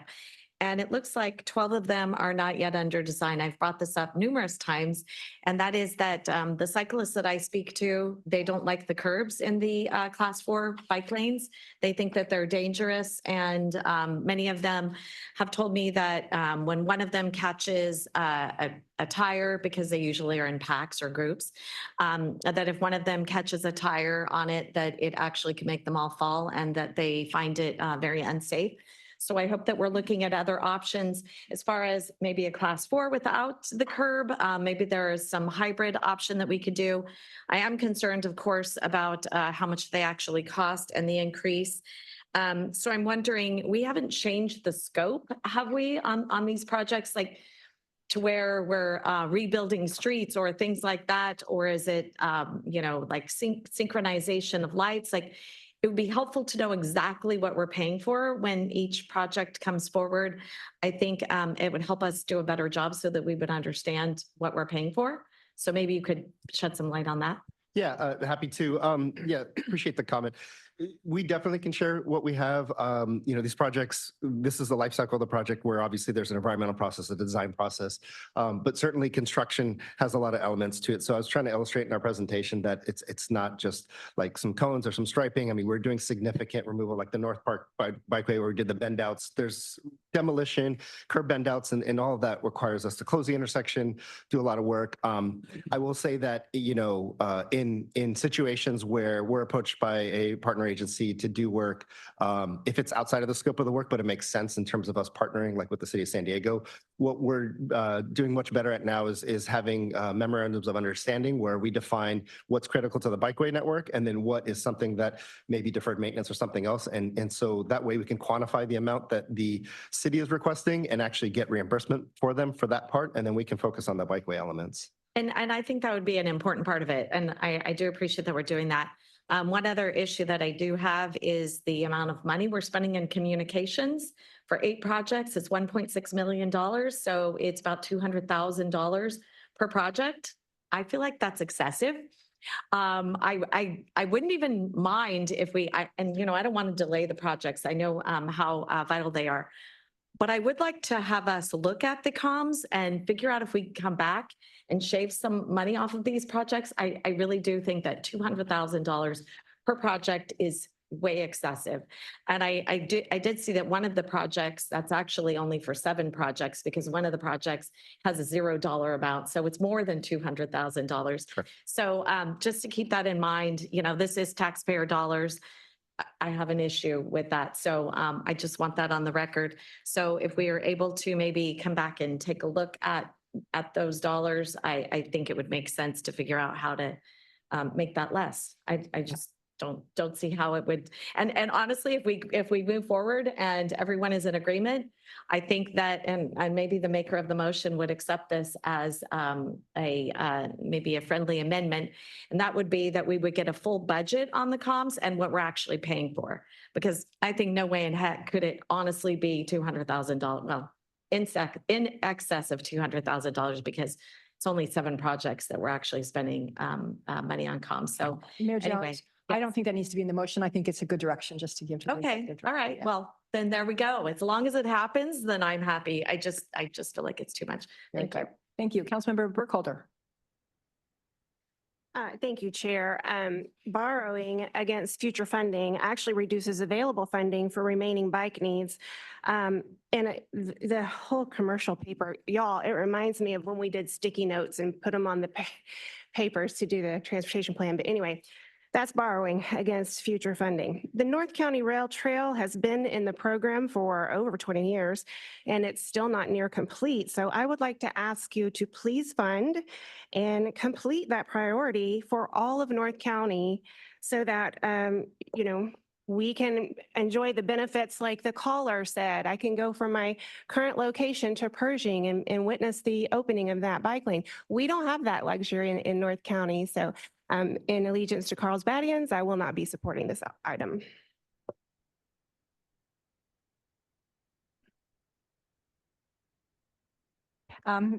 Who's up next is Robin Maxon. I have just two quick questions. One is on slide 3, you have the conclusions to your numbers. What are the raw numbers behind, say, a 5-time increase in biker ridership? Is it 50 to 500, 50 to 5,000? What's that? And my second question is, do you see a slower increase in pedestrian travel than you expected due to e-bike encounters on pathways? How is that impacting pedestrian travel? Thank you. Yeah, those are great questions. In terms of the actual numbers, I don't have those at my fingertips. Be happy to provide those to you separately. In terms of the e-bikes versus pedestrians, I'd have to do a little research on that. I don't know off the top of my head in terms of how that impacts. Certainly, we know that bike ridership's gone up with e-bikes. If those were previously pedestrians, I'm not sure what the mode shift is there, but it certainly sort of emphasizes the need for this program where providing safe and protected places for people on e-bikes is even more important as especially as it tends to be a younger generation that that we're seeing using them. So we're seeing the usage go up. We need the infrastructure to match that to really create a safe environment for them. Thank you. Mayor White. Thank you, Chair. Let me start by saying I'm a beneficiary of the bike trails. My backyard shares a fence with the Escondido Creek Trail. My family and I use it frequently, and I occasionally even ride my e-bike to work and back in an effort to not pay to fill up my 44-gallon excursion, which gets 7 miles to the gallon.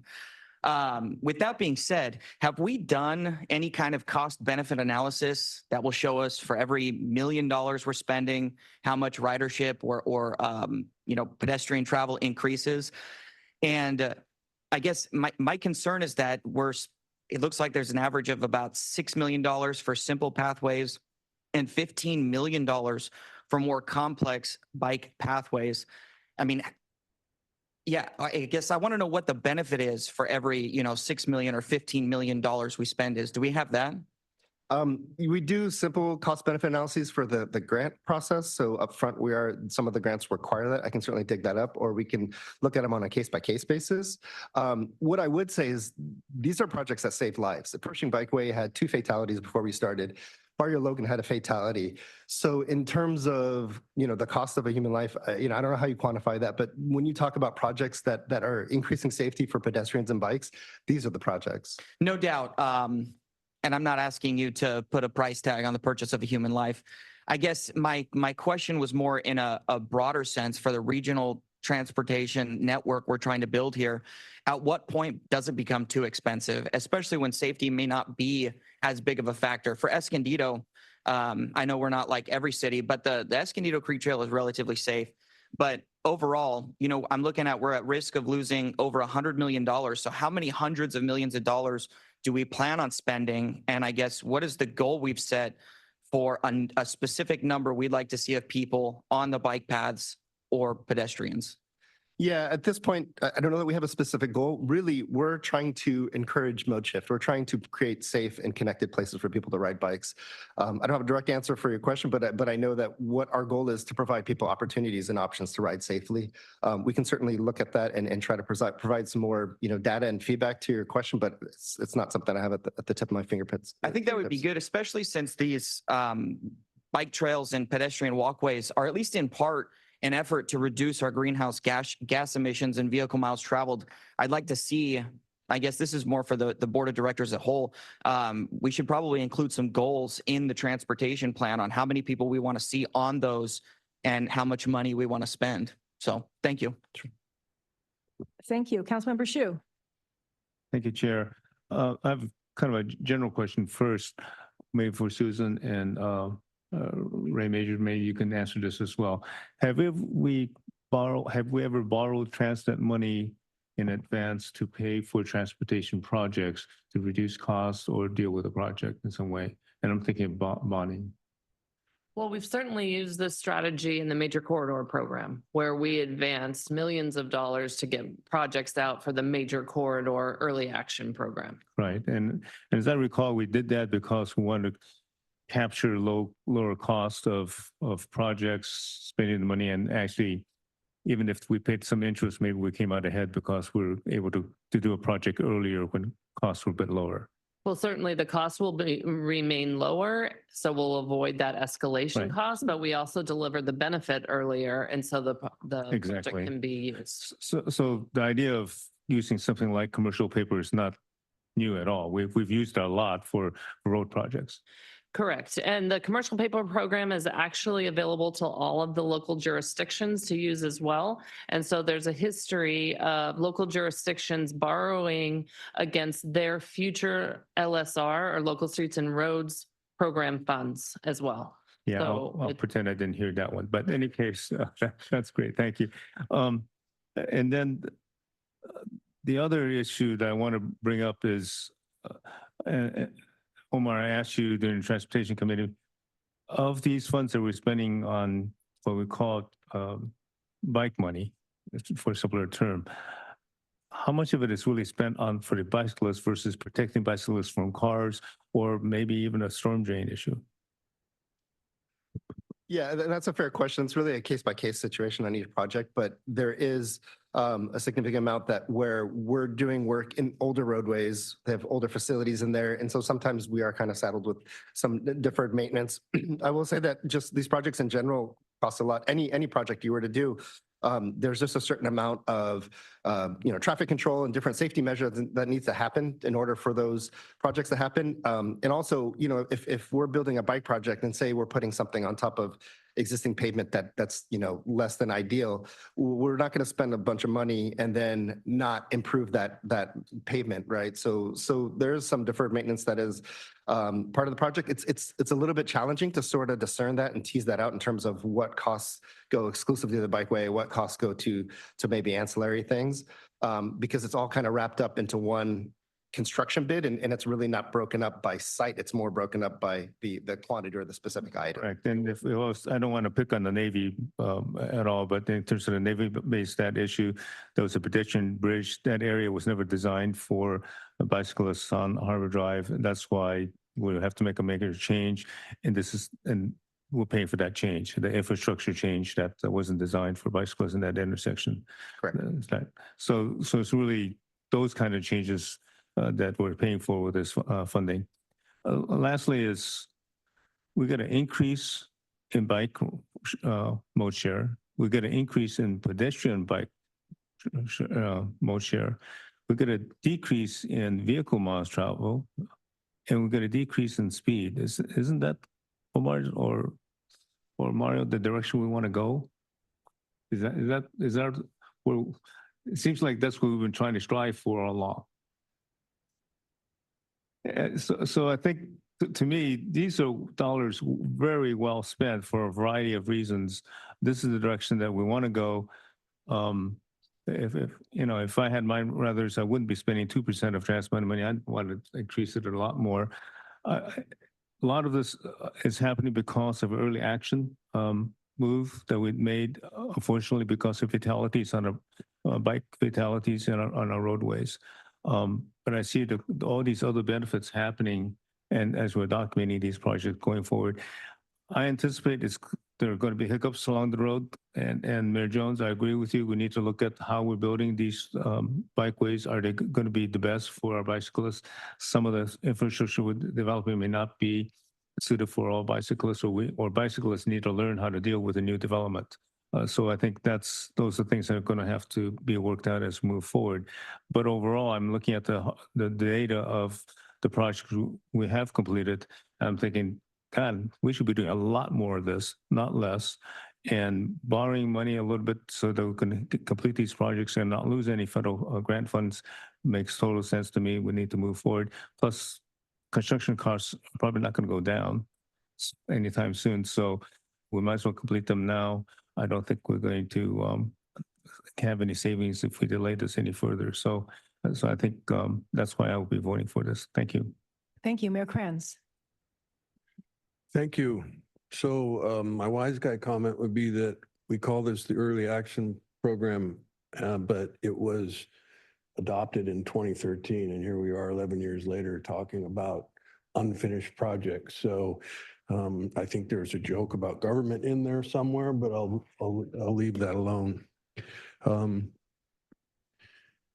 Couple of things. Cardiff, Encinitas was the beneficiary of that vote in 2013 because in Cardiff there was a San Leo Lagoon double tracking project that was part of the North Coast Corridor project NCC builds, and because of the work of Senator Christine Kehoe, there was a requirement to double track at the same time the San Leo bridge of I-5 was being built. So the bike, as mitigation for all of that, the bike path was built.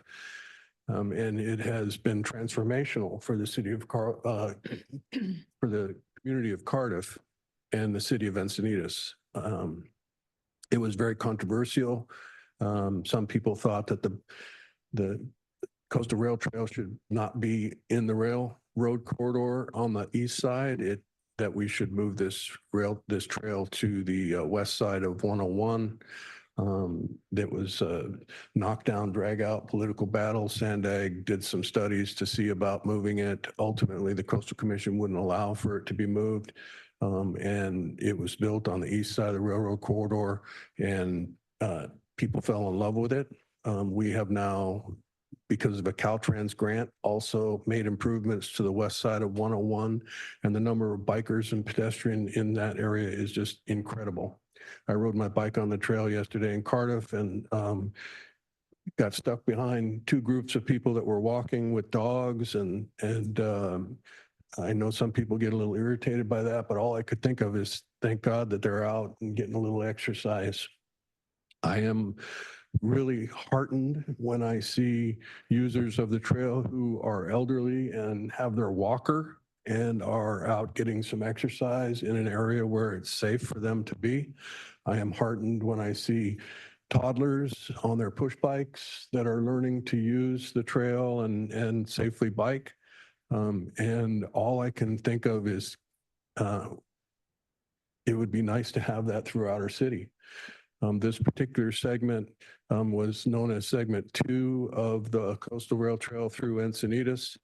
Coastal 1 was a kind of a cheap southerly part that we moved on to Highway 101, which is controversial, as Mayor Jones mentioned, because it has curb stops, but the city of Encinitas paid for that. Meanwhile, this segment was cut in half because of cost. We do have budgeted in the SANDAG budget for the second part of this segment, but there are 2 other segments to the north that are desperately needed. And so I look forward to finding resources to do that. This isn't something that I think deserves cost benefit analysis. This just needs to be built. We in Encinitas have learned the hard way that infrastructure is very expensive. We have communities that are flooded every time there's a 5-year storm, and we're paying tens of millions of dollars to put in storm drains that were never built in that area. Nobody asked, what the cost benefit analysis was 50, 60 years ago when I-5 was put through, and we made cars king. So in a community where majority of our residents have a choice of how they get around, I would like them to have a choice. And so building these facilities is really important. And so we can encourage people to get out of their cars. It's not requiring people to get out of their cars, it's encouraging them to get out of their cars. So I certainly support this and look forward to the day we'll have more resources in order to build more facilities like this. Finally, a question that I asked at the Transportation Committee has to do with the cost, the change orders that are incurred on these projects. I would like to ask the CEO and his team to explain how it is that we're ensuring that those change orders are not the result of a mistake that they may have made initially in their bids versus legitimate issues that warrant the change orders. We are, like I mentioned before, we are setting up new processes, sir, on program project management group, where we're going to have more checks and balances, especially when the projects, before they go out, right? Because that's what we're concerned, that the plans are accurate. So having that quality control, quality assurance is going to be very important. And then having multiple levels of approvals on the change orders. So we're comfortable with them. We're assured that they are legit change orders. Yeah. Thank you, Mayor Minto.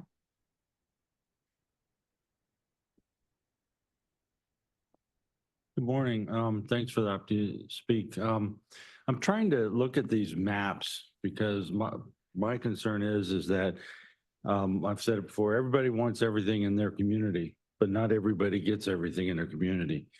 I see some completed East County things, well, not real far East County, but it's hard to tell on the map. For instance, I'm guessing that some of the completed work that we see that is in Santee must be some of the, like on the 52, that biking lane. Is that maybe one of them? Because the maps here aren't detailed enough for me to know exactly if that's along the freeway or if it's like, for instance, on the map where it says shows that purple dotted or hash line. I have no idea where that's going. I could be going over the mountain for all I know, and can tell because there's not enough detail. Can we get maps that have a little bit greater detail somewhere along the line and stuff? Because I'm also concerned with the funding. I certainly support the funding for all of my neighbors, San Diego and Encinitas and Carlsbad and all that good stuff, but we seem to not get a lot of funding and work done in East County. Although it looks like there was some work done, but I can't tell exactly where. It's funny to sit around, listen to everybody around the table talking about, I biked here, I biked there, and, I bike, a couple thousand miles a year easily. Most of it, the commuting biking that I do is, in my area. Because like, for instance, I'm not getting on my bike and I'm not riding down here. I give Jack a lot of credit because he's crazy enough to, brave the streets to do that. But because there isn't a really great bike path or anything that comes into downtown from East County. You have to kind of make your way. So I don't know. I'm not really in favor of supporting the money because there's not enough it's not spread around enough, in my opinion. Not that I don't, support it other areas, but, and just correct me if I'm wrong or not, maybe Mario or somebody can correct me, but doesn't all government work on getting loans to based on future income revenues? Because we don't like save the money today and then spend it.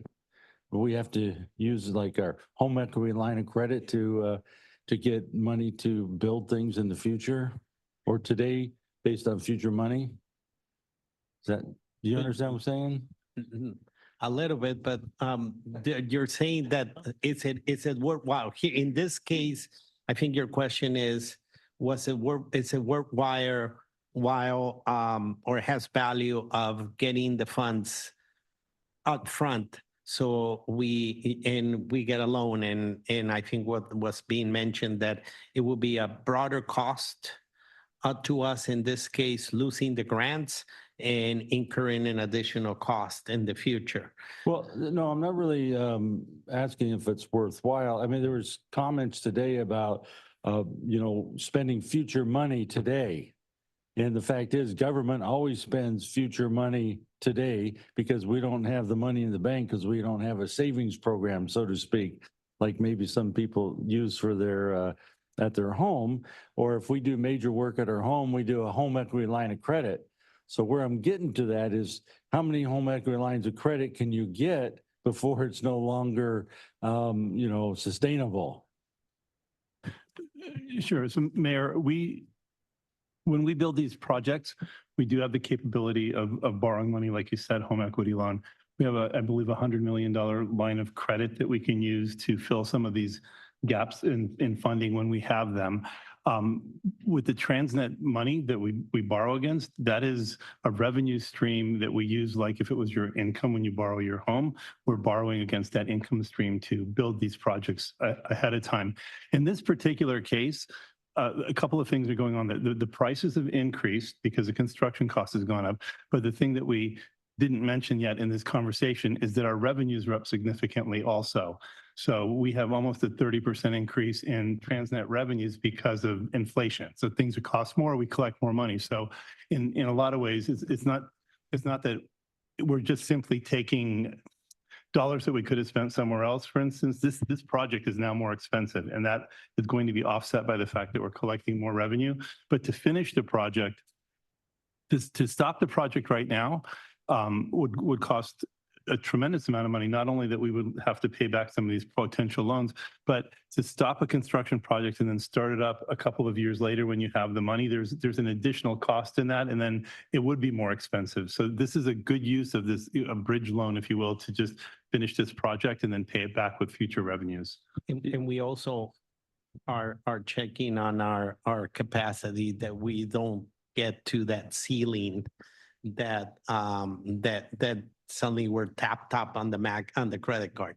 So we are being very prudent on that. And I would say there are some reserves in borrowing capacity. We're not taking it to the maximum. Well, see, that's good information because as we discuss things around the table, no one ever mentioned, well, you know what, our revenues are up. I mean, sometimes I make decisions based on the fact that I get a pay raise.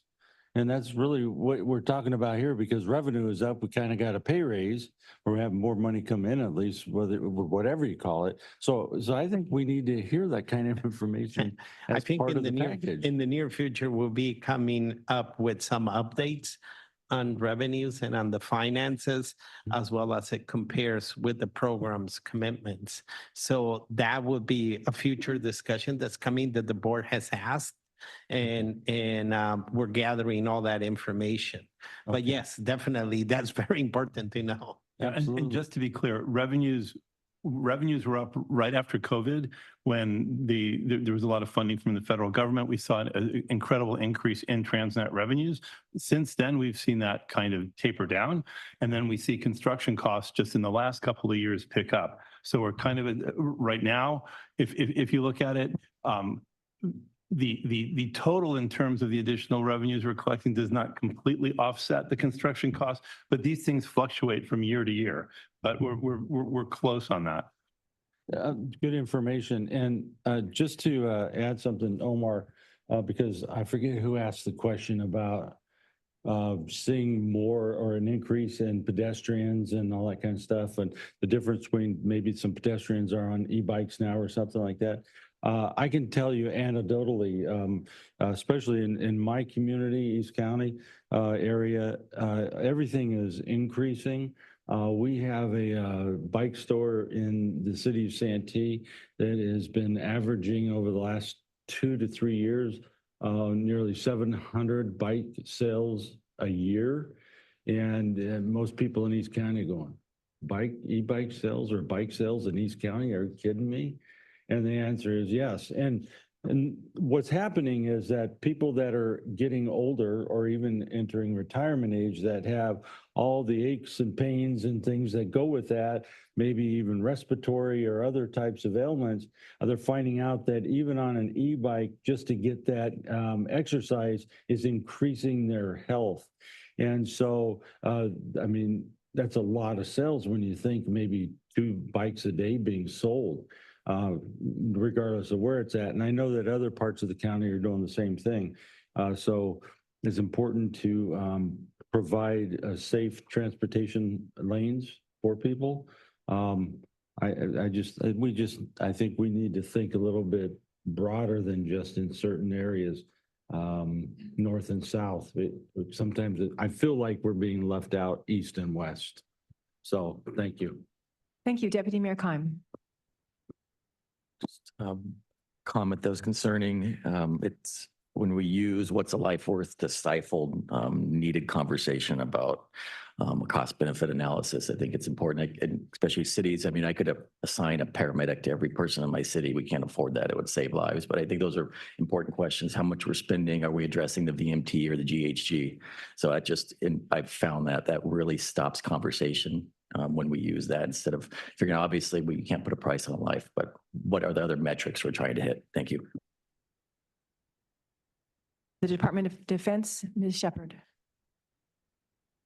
Good morning. Thank you. I just wanted to thank SANDAG staff for all of the coordination on the Bayshore Bikeway, and to boot stomp Commander McAllister's comments on the importance of implementing phase 1 and phase 3 of the Bayshore Bikeway. For decades, the Navy has worked with SANDAG and the local communities to implement the Bayshore Bikeway, starting with providing real estate easements in Coronado and over at Naval Base San Diego on the southern portion of the segments. Our sailors and personnel use all portions of the bikeway to commute to and from work, and also for recreation purposes.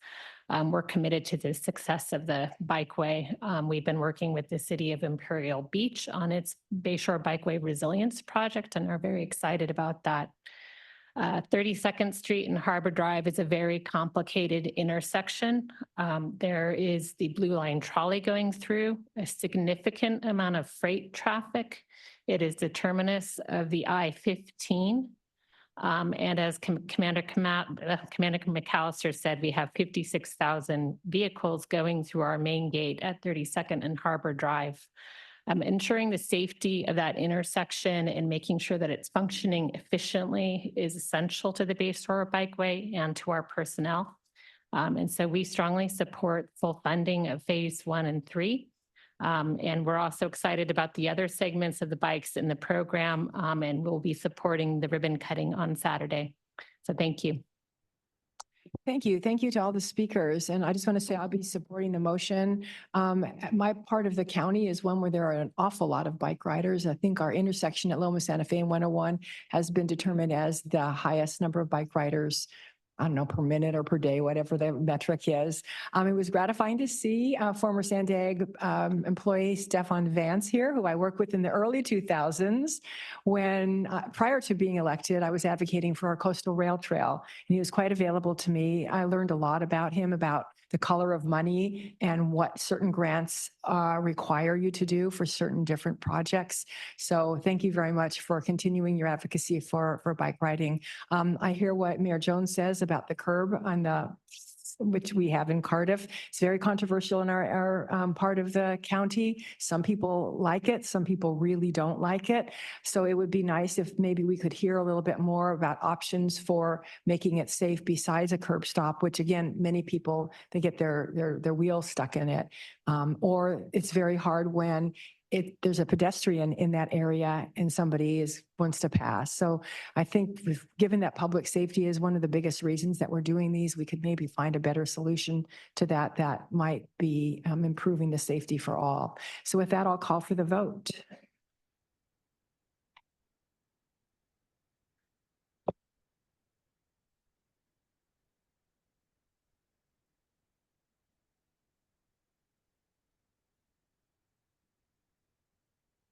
That motion passes with 12 yeses, 6 noes, and 1 member agency absent.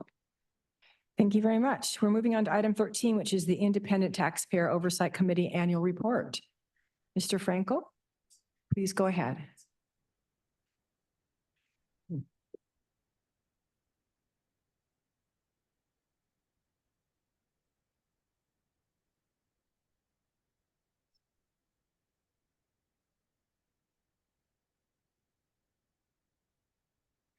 Thank you very much, Chair Huebner, and good morning, board members. Again, my name is Jonathan Frankel, and I have the pleasure of serving as the chair of the Independent Taxpayer Oversight Committee, or ITOC, here at SANDAG. I'm pleased to present our 2024 annual report, something we do every year, and we appreciate the opportunity to present this to you and to members of the public.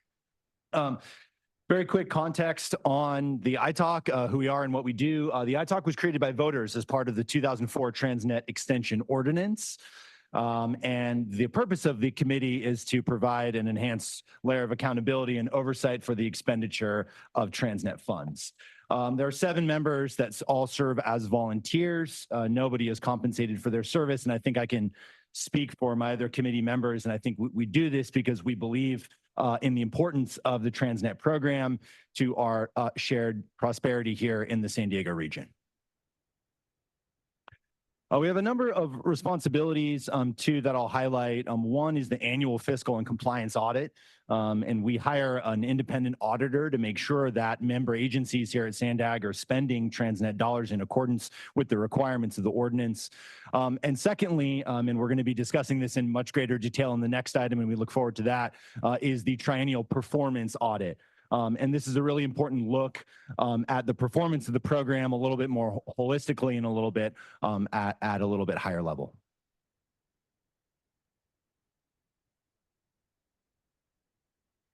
So there are 8 sections of this annual report, and I'll highlight just a couple briefly. We have also worked to just improve the kind of user friendliness of the report as the years go on to make sure that members of the public can easily access it and really understand how the information is formatted. Firstly, we really talk about the performance audit. And again, we're going to be discussing this in the next item, but that includes our major corridor program, which is, of course, the kind of cornerstone, the largest piece of the Transnet program, local streets and roads. For many of your cities, local streets and road funding is a very, very important part of how you maintain your local infrastructure. Smart growth, amongst other items. We also not only look forward, the performance audit makes recommendations forward looking, it also looks back. And we're looking at what we've done in the past and how we are implementing audit recommendations. And we're really continuously looking at how we're doing this. For example, we've incorporated conflict of interest policy clarification into recruitment materials and really trying to ensure that we're implementing the audit recommendations. This is our 6th triennial performance audit. So we have been discussing for a couple of years now implementation of one particular audit recommendation. And so the triennial performance audit not only looks at the program, but also the committee itself. What is the committee doing? How is it comprised? And how can we be better? And one of the audit recommendations suggested that we add some additional expertise to the committee. And we do intend on bringing those amendments back before the board and hope to earn your support. The fiscal and compliance audit, this is fiscal year 2023, again, looks at the expenditure of funds consistent with the ordinance. That's things like maintenance of effort, the requirement that our local jurisdictions have skin in the game when they're utilizing Transnet funds, our local street and road program, the 70-30 split for congestion relief and improvements, our TCIP revenue, amongst other things. And generally, the audit found that our member agencies are generally in compliance with these requirements. The annual report also talks about funding highlights. I think if you're going to spend 10 minutes reading this report, I would look at this because it really provides a very clear and easy to understand breakdown of the Transnet program and how the Transnet program fits into the overall funding pie here at SANDAG. And so you can see, this is my right, maybe your left of the screen, we have major corridors, local street improvements, transit, bus, et cetera. And you can see that our local roads, that is the largest share of expenditures, about 44%. And of the overall funding pie as between state, local, and federal resources, Transnet is 21% of the overall funding pie. The annual report talks about a number of other projects, which I won't get into in greater detail, but we talk about the work that we've been doing to ask staff for updates on critical projects like the Otay Mesa East Port of Entry, Losan, the bike projects that you guys just discussed. So with that, thank you so much for this opportunity to present the annual report. Of course, we would be happy to answer any questions you may have. Thank you. Thank you, Mr. Frankel. Let's go to public comments. Thank you. Public comments for item 13. I will start with those in person. Truth, please come to the podium. You'll be followed by allegedly Audra. All right, why are ITALK meetings not at a time when normal working people can participate? ITALK is in need of the people's help because billions of tax dollars have not been spent as consented to. SANDAG's #1 goal of stupid growth and bike lanes doesn't reflect what people actually voted for. From the report, quote, SANDAG does not track which projects align with ordinance commitments. SANDAG needs to clearly explain why different project options were delivered. Inconsistent project status data. Be more transparent with rationale used in decision-making. Performance outcomes were not measured. More than 40% of prior audit recommendations remain, some from 6 years ago. No indication of executive management direction for implementing recommendations, end quote. SANDAG plans to fail very well. I agree with all ITALK reports, excluding their no comment on AB 805. And when they say SANDAG doesn't have a plan to address money shortfall, yes, they do. It's called OTAI 2, which will also fail. What is the $29 million border funding? Will the Purple Line tunnel into National City, as the rumors say? The Blue Line doesn't need speeding up when it's already the fastest trolley. And instead of developing crosswalks to monitor progress, how about a stop sign to SANDAG instead? Much more effective. Thank you. Allegedly Audra, please come to the podium. You'll be followed by Mark and then Mike.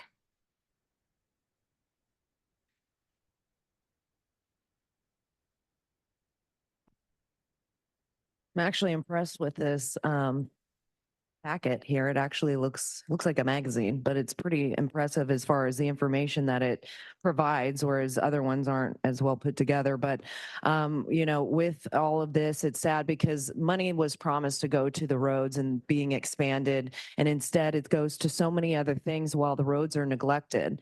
And we're sitting here and trying to do like a high capacity train, and when you guys were talking about that, it was like acting like it's a ride in Disneyland. And again, like I said, you can't do things above ground. So what makes it's like when you go below ground, it's I don't know, it doesn't seem logical, but with the East Otay Mesa Port of Entry again, what are you going to do to make sure that there aren't tunnels that are going to be dug that will facilitate more of the trafficking that's going on? So I think that should be a serious concern when that's been happening at the other port of entry. And if you don't, then when it happens and it's exposed, then you guys are going to be to Your blame. time You has didn't do anything expired. about it. Mark, please come to the podium. You'll be followed by Mike and then the first virtual commenter phone number 415.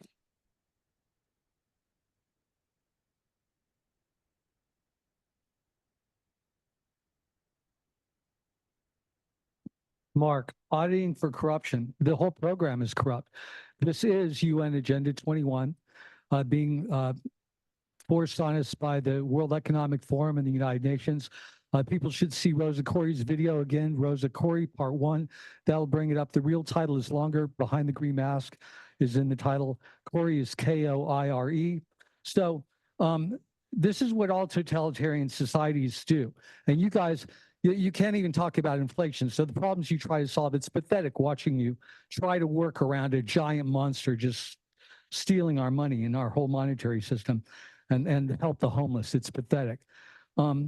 So all societies that are totalitarian have 3 things in common. First of all, they want to take any accurate weapons, which the government is trying to do right now. And secondly, they want to limit movement. And when you've got people on a trolley and if you've got metal detectors, they simply, no matter what the government does, they can't move. AI would just turn the rail off to that Your place time that day. expired. You guys need Mike, to think about. what Sir, you're your saying. time has expired. Mike, please come to the podium. You'll be followed by phone number 415 and then L. Robin.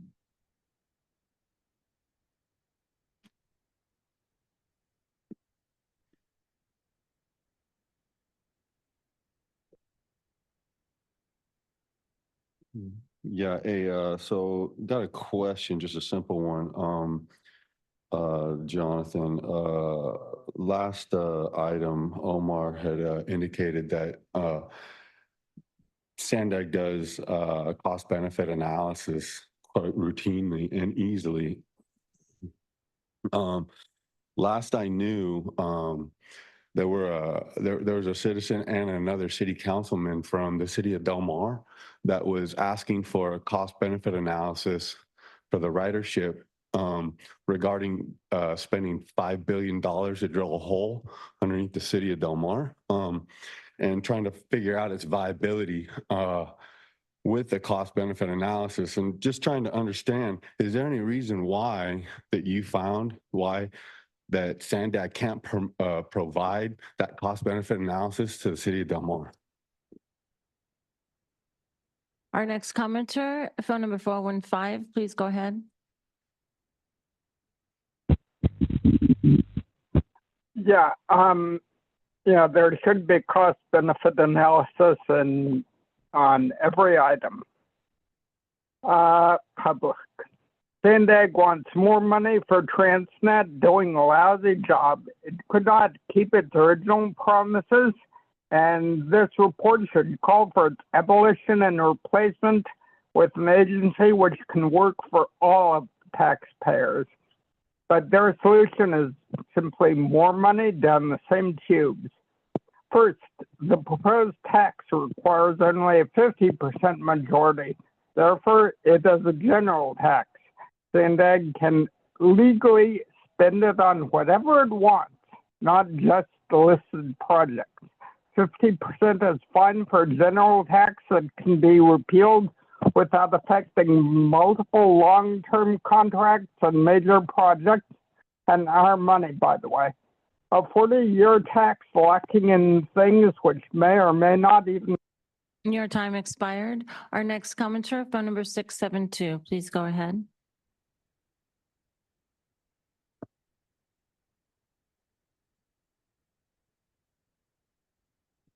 You are self-muted.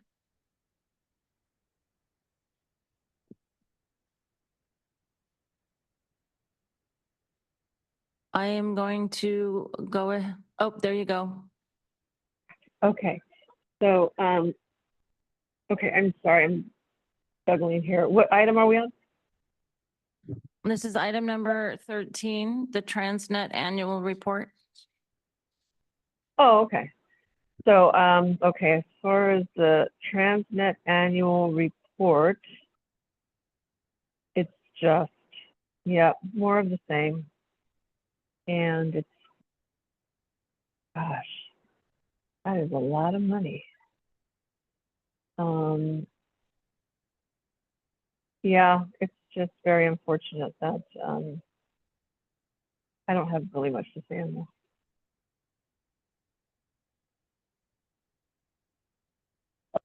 And then our final commenter, Blair Beekman, please go ahead. Hi, thank you. To speak to ITALK issues, good luck in working towards good oversight practices and the concepts of working towards learning how to speak more publicly about environmental concerns for the future of our rail projects. To make environmental concerns an open public conversation, it should just be a main focus point of how we talk about the future of the issue. It hurts that you're not, and I wish you can be more. Good luck in those efforts too. And with so much pressure for your Transnet issues and bicycle issues to get them across the goal line to get funding dollars, I think I'm worried you're going to be skimping on good accountability practices with all the new tech, surveillance tech involved for the bike projects and public safety. Don't skimp. Talk openly. Learn to work in trust. That's building the holistic, progressive, Vision Zero future of a whole positive community process, guys. Really, really think of trusting, accountable. When your time expired, that concludes the public comments. Okay, thank you very much. Board members are coming up next, but I just wanted to say a couple things first, and that is that this item, the next item, and the following item, I think the words of the day are internal controls and processes are needed to be put into place. I think it's quite clear that that's what we're learning. We've kind of been told that over previous months and years about SANDAG and where we need to go. And I think that we are heading in the right direction. And with that, I'd like to turn it over to Mario before I go to board members. Sure. I can say it better than you, Chair. But we are working in developing project controls, agency controls. It's not going to happen overnight. But we are moving forward with some industry standards. Like I mentioned, the program project management control unit. We're looking where to reside the Transnet accountability group and tracking group. We cannot just say that we're adding personnel to fix things. Yes, sometimes resources may be needed, but there is also a structural change that needs to occur, and we're working towards that structural change to create that accountability. That will be one of my reports that will be coming in this coming fall, like I mentioned at the beginning, around September, October, but that's one of our main focus. We're going to Councilmember Burkholder. Thank you, Chair. Yeah, thank you, Jonathan, for your report. I am in support of this item and have a few comments to help SANDAG improve its performance of delivering the taxpayer-approved Transnet ordinance. So thank you, ITALK, for embracing your goals and looking out for the taxpayer's best interest.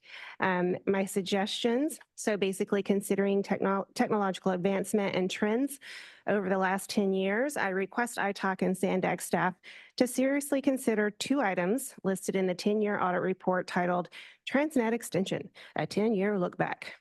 So number one, given how technology has changed the transportation landscape over the last decade, as we know, for example, Zoom makes a lot of people work at home now, SANDAG must continually reevaluate whether the portfolio of projects remaining to be completed are the best mix for achieving congestion relief and the other goals of the Transnet program.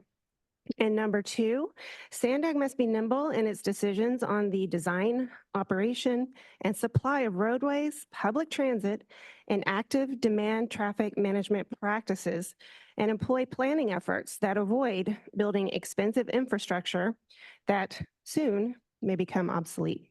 So again, thank you, ITALK, and I appreciate that. And thank you, Chair. That's it. Thank you. Mayor Jones. Thank you, Chair. And thank you for your work, Jonathan. We appreciate you. I've actually talked a lot about accountability and the fact that we have, like number one on page 5 of the implementation status, and we talk about the major corridor capital construction. We have literally had this on our list of, okay, let's look at the Transnet Extension Ordinance and the projects that are contained within it. And we keep talking about it, that it's going to come forward, it's going to come forward. It says September of 2020, I'm sorry, summer of 2024. Here we are, we're kind of getting past it. I don't think that, I think we need this information. I think it's really important because there needs to be accountability. Almost 3 years later, after we have approved our regional transportation plan, we still don't have any information as to how that coordinates with Transnet. And on page 3, it says SANDAG's 2021 plan resulting in some Transnet ordinance projects no longer being consistent with the plan. So we've literally been bringing this up as a board. Well, not everyone, but I've brought this up numerous times since then. And I just don't know why it's not happening. So as I talk, it would be helpful if we could get your support on this as well, because we do need accountability, and we've promised the residents of San Diego County X, and we're not giving them X, and there's no discussion as to why we're not giving them X and whether we will actually give them X. And when I'm using X, you know, all the projects that were contained within the ordinance. So we've not, and you know, the three actual items do, you know, connect with one another. We've also been told in the past by our counsel, Mr. Kirk, that we couldn't change the ordinance due to law and commitment to our bondholders. And yet here we are talking about we need to figure out what it is we are actually going to be providing so that we're also being fair and honest with them as well. So we need to make sure that we have the alignment between our plan and then also Transnet. And we really need you at iTalk to help support us on this, because as a board member, I am very frustrated by this and just the lack of accountability and how the two align and what we're actually never focusing on that. And that is providing the projects to our taxpayers that we promised them. So anyway, any help in that would be great to have you on our side, on the side actually of residents. So anyway, thank you. Thank you. Councilmember Shu? Thank you, Chair. First, let me say, Jonathan, thank you, fellow La Mesa resident. It's not just Councilmember Diller and I from La Mesa here that you're here at the table as well. So thank you for being and all your work and all the other members of iTalk, volunteering your time and providing oversight. And I just want to start out by saying, I know sometimes board members receive news that maybe it's not the best about SANDAG, and we want to point the finger.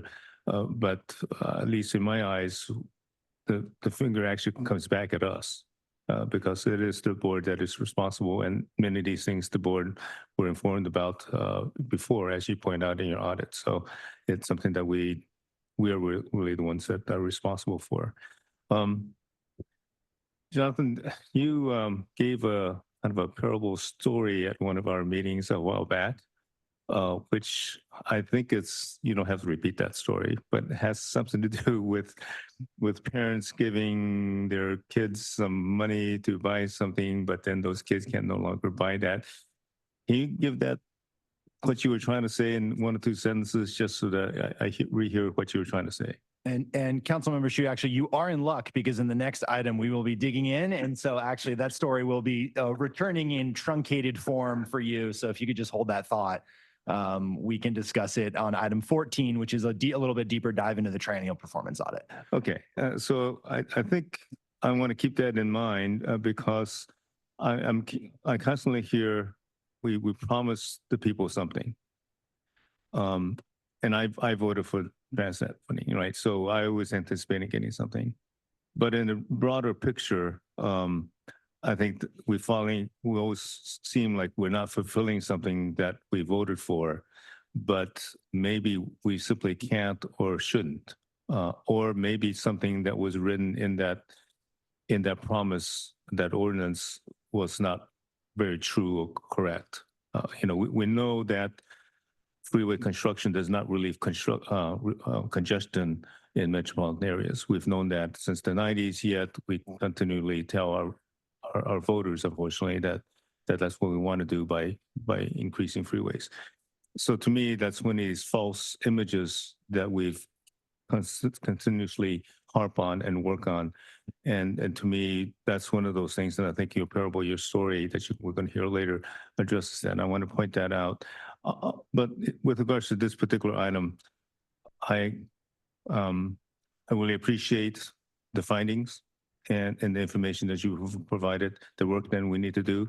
And I think it's incumbent on us as board members to work with Mario, with the entire team, to change the culture of our institution to try to meet those issues and meet the recommendations that you guys have put forward. Thank you very much.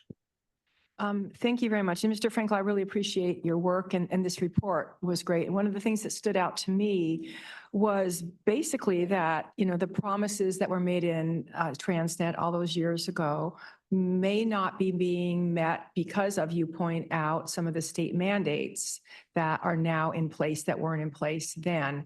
And how do those align now? You thought it was a 40-year measure, right? And if you look back 40 years from today, if we were to, look at 1984, it was a world of answering machines and gigantic, cell phones, if we even had them, portable phones. So the world changes. And so what was in the measure was a 2/3 requirement that we could change or amend the ordinance. The world, we have to change and adapt to that. And I know what Mayor Jones and others have been talking about in term when they say the promises is the 78 and other corridors. And there's sort of a conflict between, well, are we going to widen freeways or are we going to meet our state mandates, the greenhouse gas reductions and the vehicle mile travels, et cetera, et cetera, et cetera. Well, I know in my city, because of gentrification, we're losing a lot of our residents to the inland cities. And so the question comes up for me, well, maybe those roads aren't adequate now because they're getting more population than we are over here. But at the same time, we have, I'm a transit advocate and I really like to see more and more transit being offered in a more frequent manner so that it becomes a reasonable and convenient option for people should they choose to leave their car at home for a trip or two during the week and commute to work. So I'm hoping that maybe the ITalk would be able to help when we do get to the discussion about perhaps amending the transit ordinance at this board on how are we going to deal with those promises versus the mandates versus the changed realities in each of our communities from when this was particularly passed.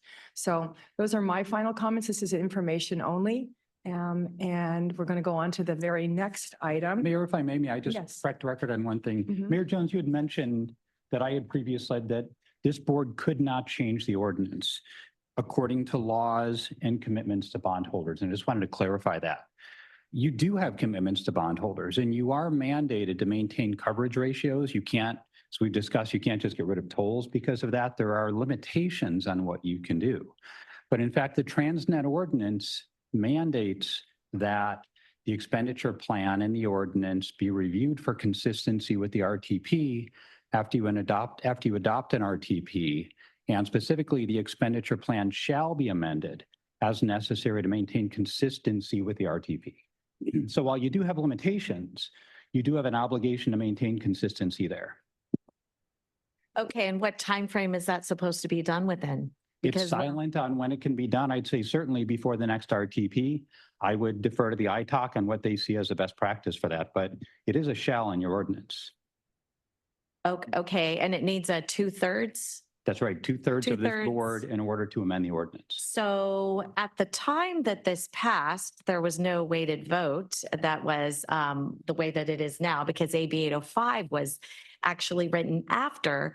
So in your opinion, would because I've asked my city attorney, is it the current board or is it the board structure at the time of the ordinance? Because it seems to me that if it's different, that would be probably a little disingenuous in my opinion. I respect your opinion on that and we've Yeah. discussed this. The ordinance, and in fact, not just the ordinance, but the laws underlying the ordinance state that the 2/3 vote shall be according to SANDAG's standard voting mechanism as dictated by law. And so it didn't say as dictated by the laws as they happen today, but as dictated by laws. You know, the laws for this body's voting have changed since then and did incorporate weighted voting. And so the standard mechanism for your board, as we sit here today, includes both the weighted and the tally vote. I appreciate your perspective on that, but from a legal standpoint, the board's standard voting mechanism as dictated by law includes both of those. So the Transnet ordinance was voted on by the residents of the county and the change in the actual structure was at the legislative level. So the two might conflict. Well, they do actually conflict. But your opinion is that it would be the weighted vote could actually change it. It could. I know Regardless that of what. this board certainly tries to avoid that. Yeah. But technically, I believe that it could. Okay, good to know. Thank you. All right. Without further ado, we'll go on to the next item, Mr. Frankel. Thank you. This item is specific to the triennial performance audit. And for this particular one, I am joined by my friend and colleague, Sunny House, who chaired the subcommittee on the triennial performance audit. And she's going to be providing you with some more detailed description of the findings. But in introducing the item, I'm going to take a slightly different tack. And if you'll indulge me just for a couple of minutes, I have a new and improved parable, thanks to Councilmember Shu, for you. And apologies to Transportation Committee members for hearing this previously. But I do think that this will articulate what I think are the key findings, but also the implications of the findings of this triennial performance audit. So I want you to imagine that you are a newlywed, and that you and your spouse now believe the best way to start your lives together is to buy a home. And fortunately for you, your parents have saved and they've planned well for this, and they have money for a down payment for you. And they say, we are so excited to give you this, but like many parents do, they have 3 conditions for this money. Firstly, they live here in the county and they want you to be close to them because they know they'll be having future grandchildren. And they say, so we want you to buy this house within a 20-minute radius of our home. So we're close to you.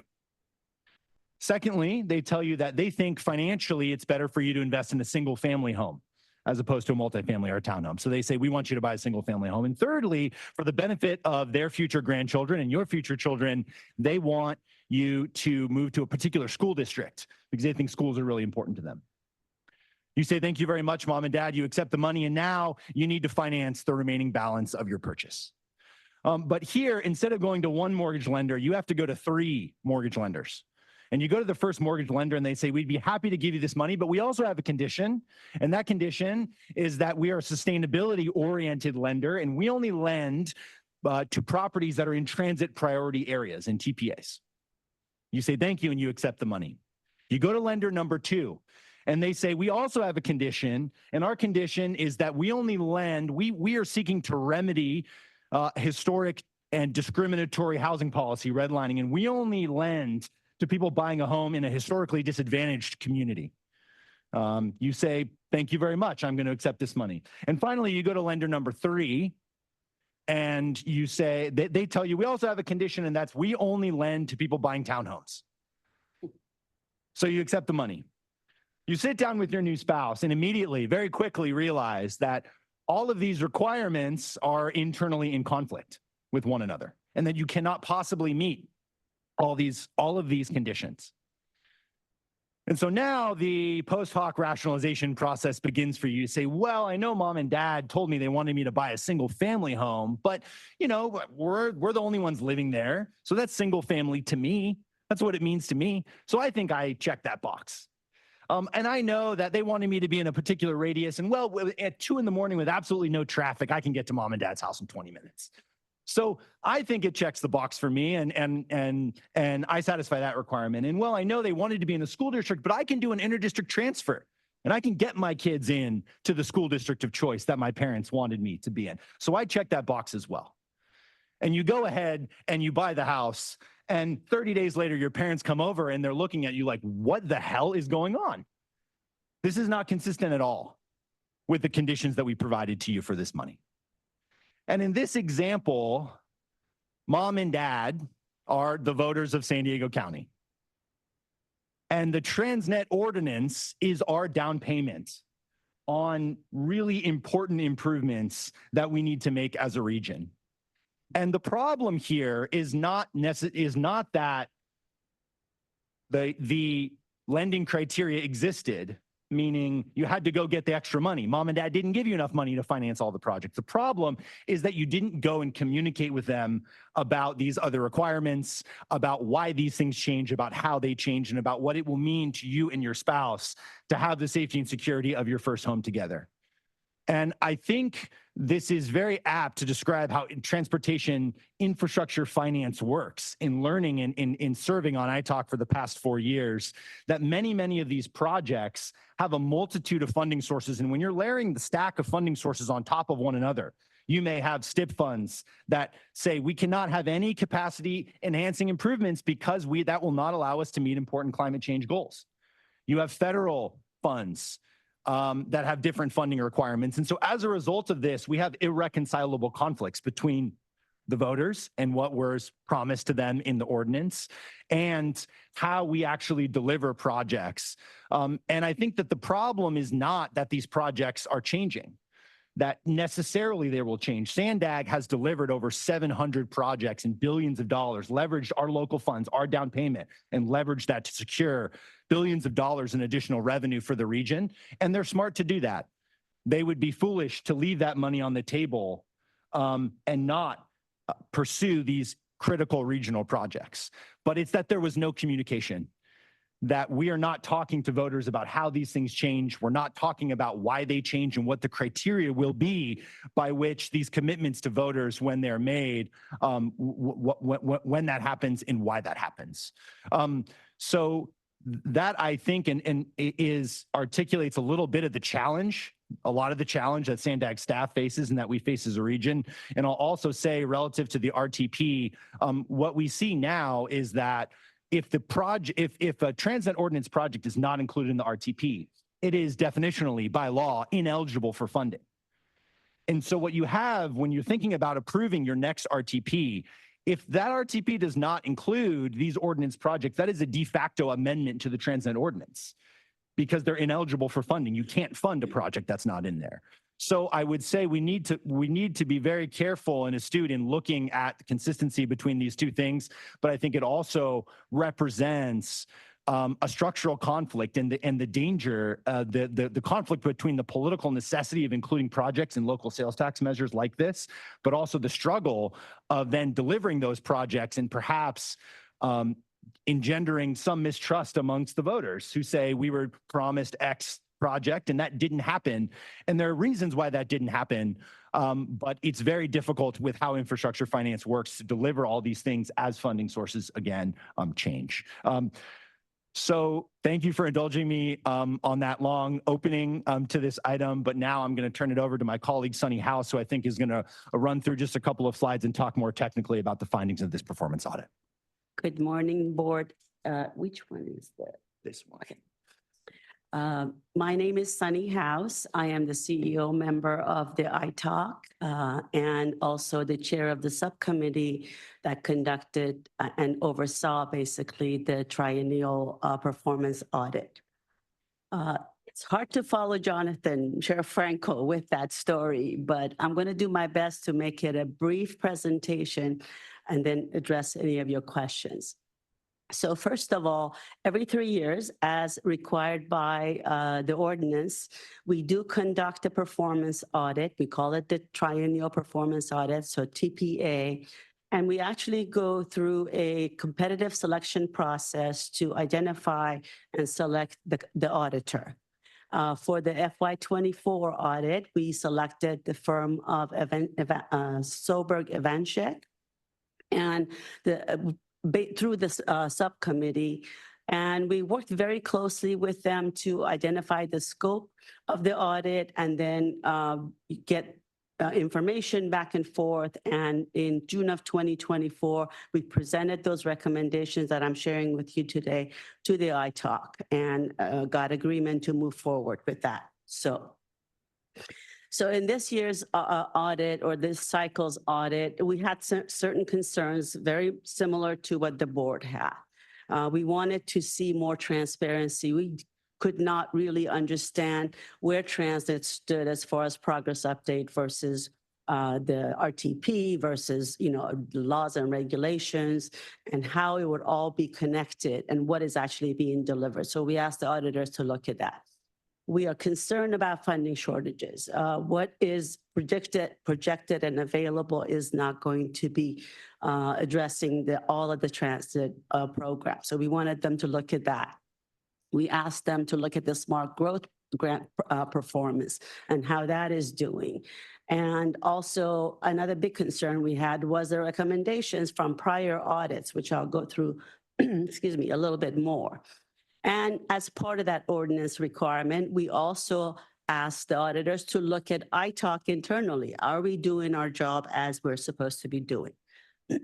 So based on that, we did determine, or the auditors did determine, that there's still an issue trying to figure out the program, the status of the program, because these projects are not done all as a big corridor. They're segments, they're segmented, they're, start and finish, versus what's in the RTP and some of the other programs that are available. So that needed to be happening. We needed to have a better way of identifying, which Mario alluded to earlier. It's a process that needs to improve.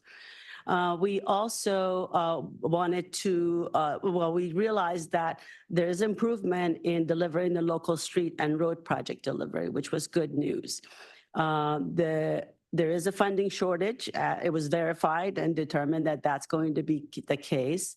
The smart growth activities are generally aligned with the program goals, but there's additional monitoring that needs to be needed.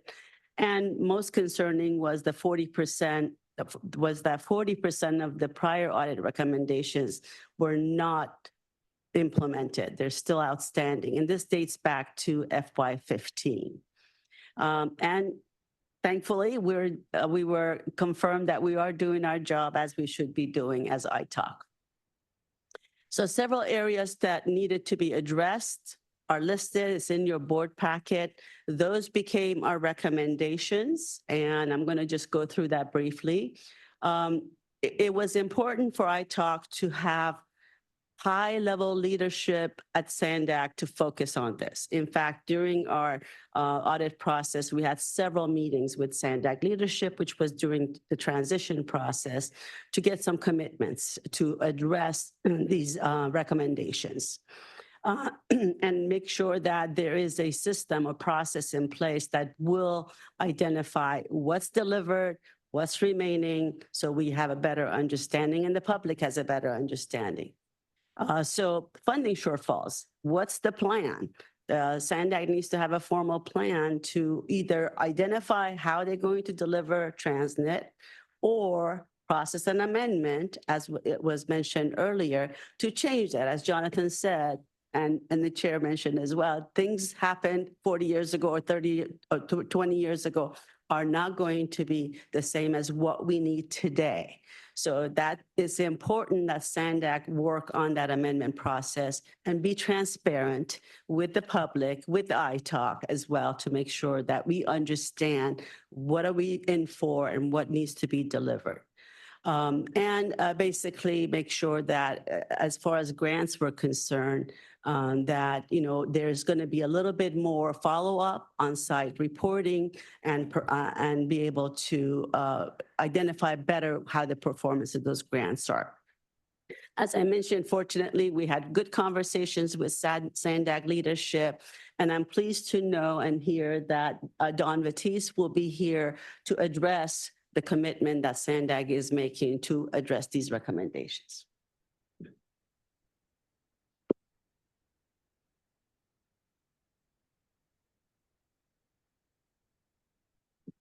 So thank you very much, Sunny. I would like to just start by reiterating the importance of this fund source and this program to the region. As Jonathan mentioned, we're leveraging at a tremendous ratio. It's currently about 2.78 to 1 versus the 1 to 1 for major corridors that has been suggested in the ordinance.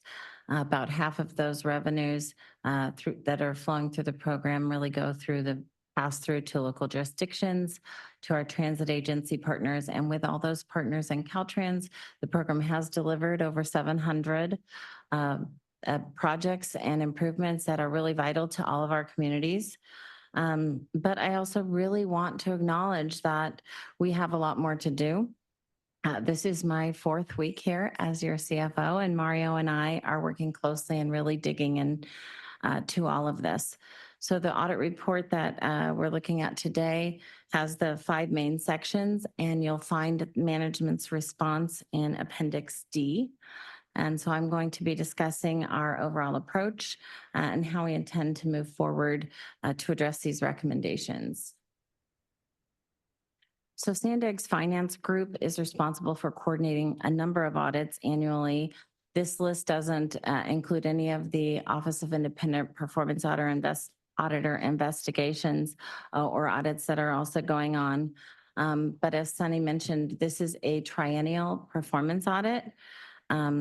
And I do want to remind you that for the Transnet program, the commission has had clean and qualified opinions for the last 34 years for our fiscal audits.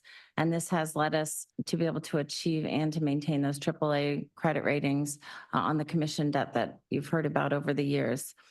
But unlike some of these fiscal audits and agreed upon procedures where reviews are maybe led by a single contact or group, the overall depth and breadth of the performance audit and how many areas of the agency that it does touch and impact make it really necessary for greater coordination so that we can address these recommendations. And we acknowledge there is room for this improvement. So as you heard, a key recommendation is to assign the executive sponsor, and that has been assigned to me. We are also working to onboard a Transnet program manager who would be responsible for coordinating efforts across the agency as indicated in the graphic on the right.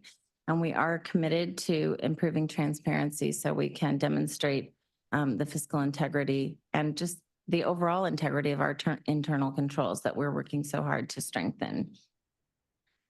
So this slide provides a timeline from March through today and looking forward. The 2025 annual budget includes funding for the new position as well as resources to complete these recommendations. We are working, in particular, there was a recommendation to revamp or create new tools or spreadsheets that would comprehensively track major corridor project delivery against the ordinance plan pledges at a more detailed location boundary and scope level. And staff has developed an Excel spreadsheet that can be found on the Keep San Diego Moving site. So that is already been posted. A year from now, we anticipate having additional enhancements to the website to help us continue to increase that transparency. And by July 2026, we expect to have implemented new tools to ensure we are tracking and archiving the information moving forward, and that is readily accessible for the public. Now, looking at the bottom portion of the timeline, the plan of finance will be updated and presented to ITALC and the Board of Directors later this year. Once the regional plan is adopted, we'll provide additional alignment documentation between the regional plan and ordinance to ensure we continue that clear and detailed discussion on how we can best deliver the projects within the current laws and requirements. And with the funds that we are anticipating that will be available.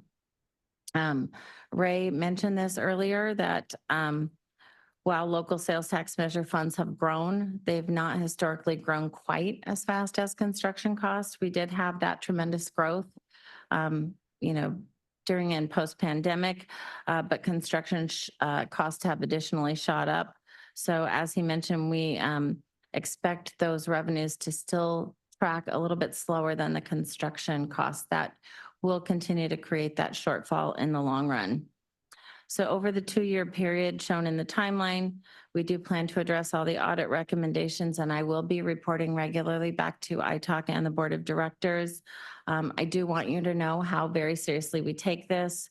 We have more than 200 projects underway across the region right now.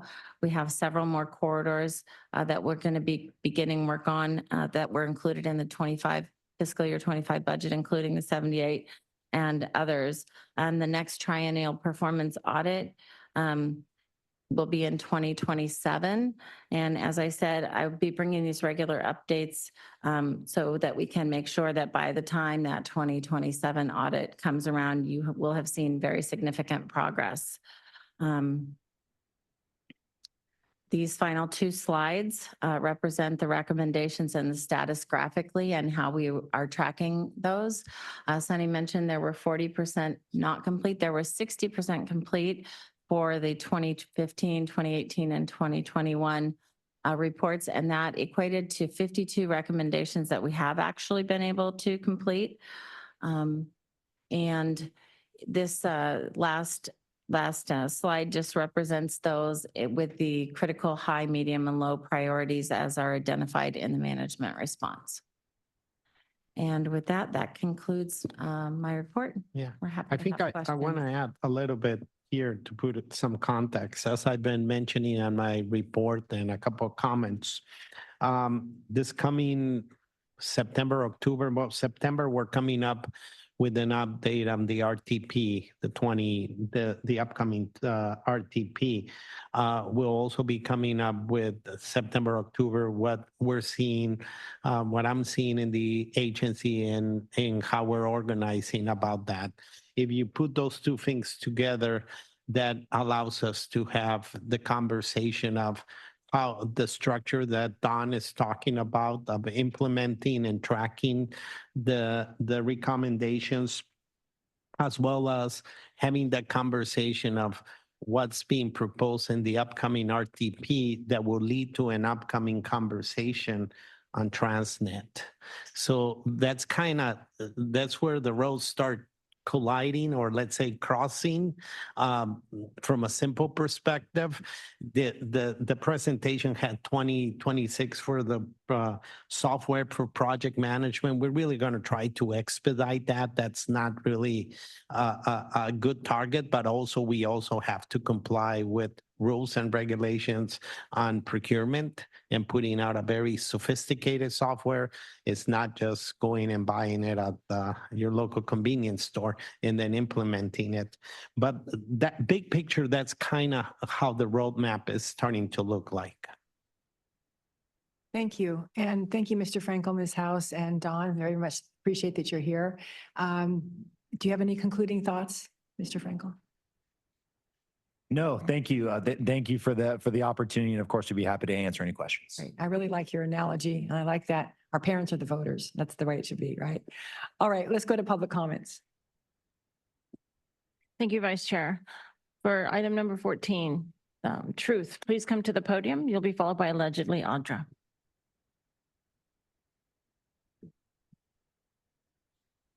All right, Jonathan, it's time for mommy and daddy to cut SANDAG off. How come the ultimate mix of capital projects looks like bike lanes and HOV managed toll lanes everywhere? This item says SANDAG has used conservative estimates in its plan of finance. Is that why little stays on budget? Rec 6 and 7, I'd love for SANDAG to monitor the inequitable decisions that MTS has made and to see how unreliable the public transit is.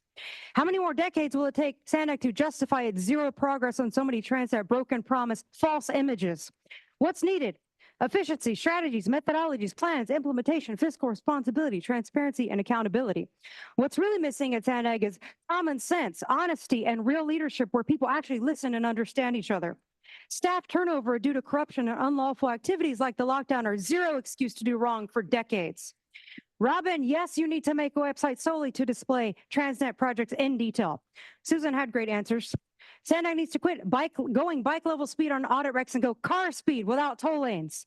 Whoever isn't here to fix things, I recommend quitting. Thanks. Your time expired. Allegedly Audra, please come to the podium. You'll be followed by Mark.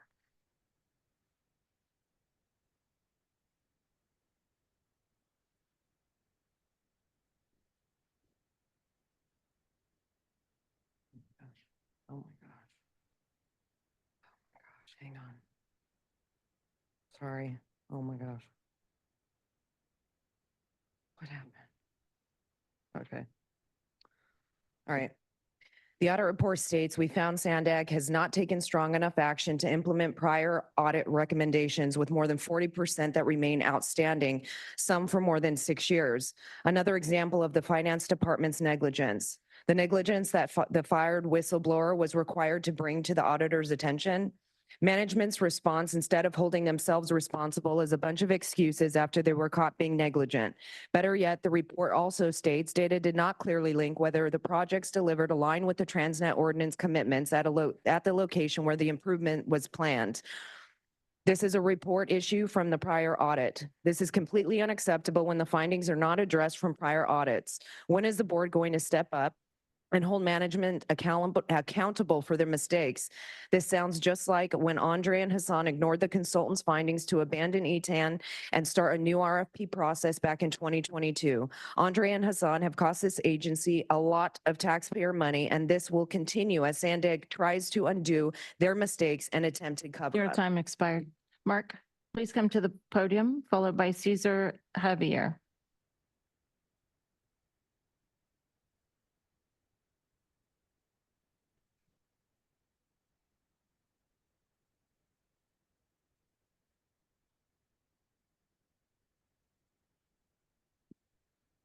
Mark, so the performance audit, your expert just stated that your directives, what you're trying to accomplish is in conflict with what people voted on. And people don't even know what you're doing. In fact, the Biden's administration is trying to impose electric vehicles on everyone, and they're just sitting in lots rotting. Nobody wants them. Everybody's buying gas. These people have no idea that you want them on bicycles and on rail systems. That's the ultimate goal, is to be completely on rail systems and bikes and walking, which of course means that no matter what and of course to not have any good rifles that would defend your country if you were being invaded like Ukraine. So anyway, this audit, yeah, there's a direct conflict between what the people are voting for and what you're doing. They don't even Your know. time has expired. Cesar Javier, please come to the podium. You'll be followed by Mike and then phone number 415. May I call you classmates in the University of Life? I am a father. I am in the front line. I've seen the good, the bad, and the ugly. This program of audit is laudable, and I could only imagine, as a metaphor, can we redirect this effort to the less, the have-nots? It looks like that SANDAG is more on mobility and circulations of humans. We want in the front line that you focus on the human survival of clean air, clean water. We have not put this backflow to ensure that our water is clean. Your time expired. We supported truly. Mike, sir, your time has expired.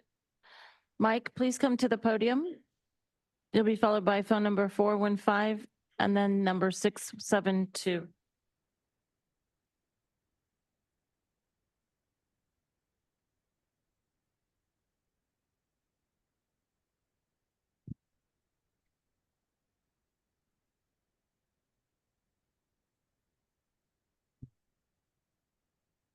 So yeah,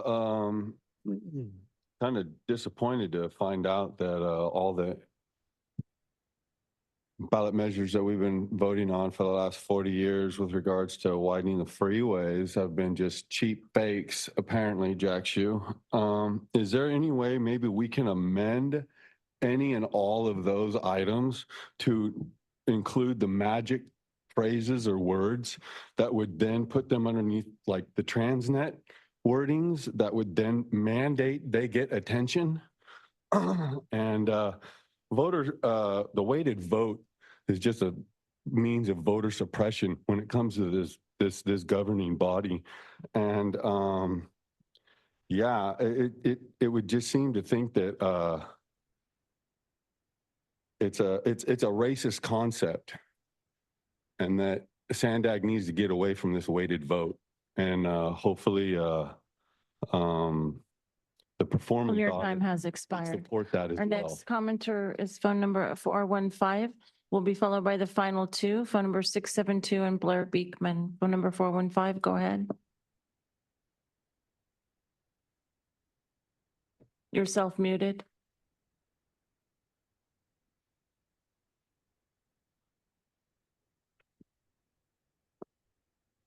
Yeah. Thank you, Mayors Burkholder and Jones, for your suggestions, but Transnet failed the audit. Resign is fine, but my own recommendation would be to fire people. The report says SANDAG has not taken strong enough actions to implement prior audit recommendations. More than 40% of prior audit recommendations remain outstanding. 40% is huge. This reflects what many of us and some of you have been saying for years. So why should we even renew the Transnet tax? Some quotes. Reported progress could not be confirmed due to inconsistent project status data. New transit capital projects are not operating at planned frequency. No established or vetted methodology exists to reprioritize. Your time expired. Our next commenter, phone number 672, please go ahead.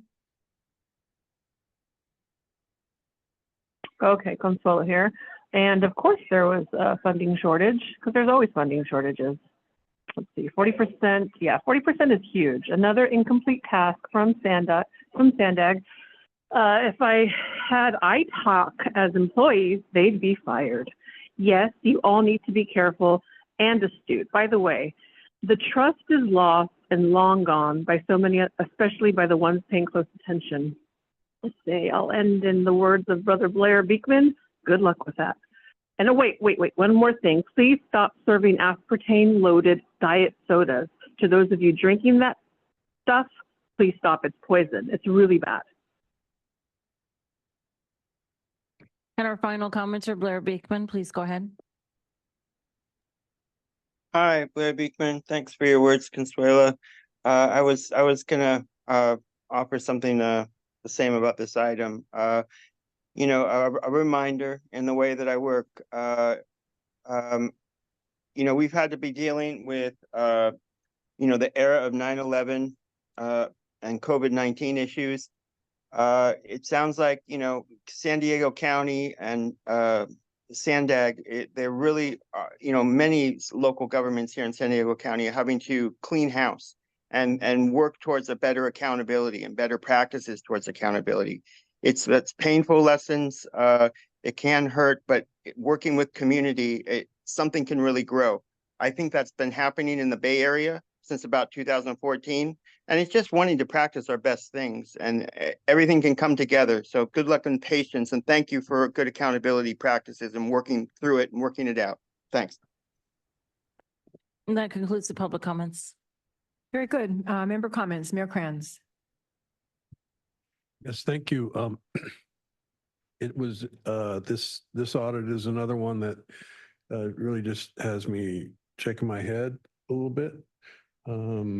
As we struggle as an agency to reestablish credibility, these are the sort of things that just dig the hole much deeper.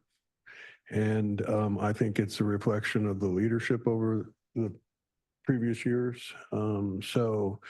My ask of Mario would be to prioritize addressing these issues because they're not on your watch, and I'm hoping that 4 or 5 years from now, nobody will be looking back and being critical like I am of the leadership. So that would be ideal.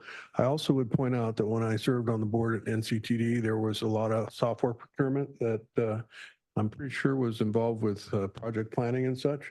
And perhaps there's a way, especially since the relationship between NCTD and SANDAG is so critical, there was a way to piggyback the procurement and in fact have kind of, you know, their expertise, their software. I'm not sure what MTS uses. I don't remember NCTD really worrying about what MTS was using since they are different agencies, but having the ability to tap into the efforts that have gone on in that agency might save SANDAG some money, might save SANDAG some effort, and might, most importantly, accelerate the process. So thank you.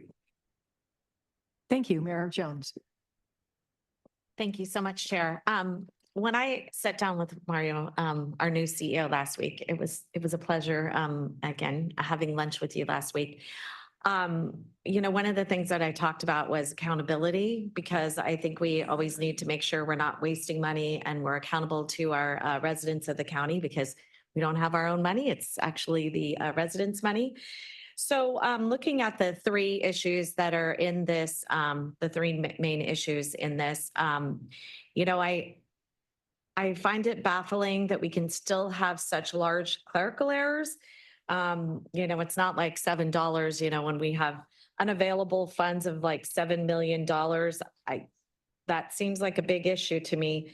And then the management's comments, and this isn't directed at you, Mr. Orso, that due to staff turnover and implementation of a new ERP system, that it was delayed, and then this is some of the reasoning behind it. But the accounting for derivative transactions such as swap terminations are complex and unusual and require more time and resources, and that SANDAG will continue to promote continued educational opportunities to be better prepared in the future.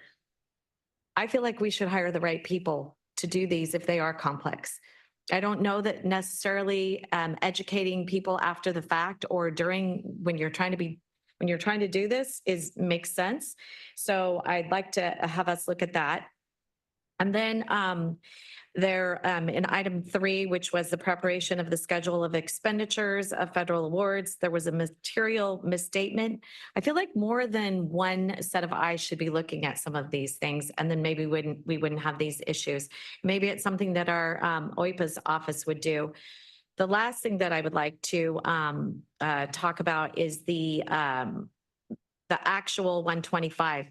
And I think we talked about this, and I think we are going to be getting ongoing updates on this. So I'm just wondering if you could just remind us how often we'll be getting those and whether those will be, done on a fairly regular basis. I don't remember what that was. What we did is we just updated, or we have included new personnel overseeing the project. A little bit what you're bringing up, right? Bringing broader accountability and expertise in it. Alex Estrella, it's a well-known commodity here in the agency for intelligent transportation systems. And he is doing an assessment for us together with the team. We'll get that assessment, and probably in my update in September, October, I will present that, and then we'll start doing some regular check-ins with all of you. But the first touch point will be that update that I present for the agency on the top items, and that's one of the top items. So when you say updates to us, are you meaning individual updates or updates in public?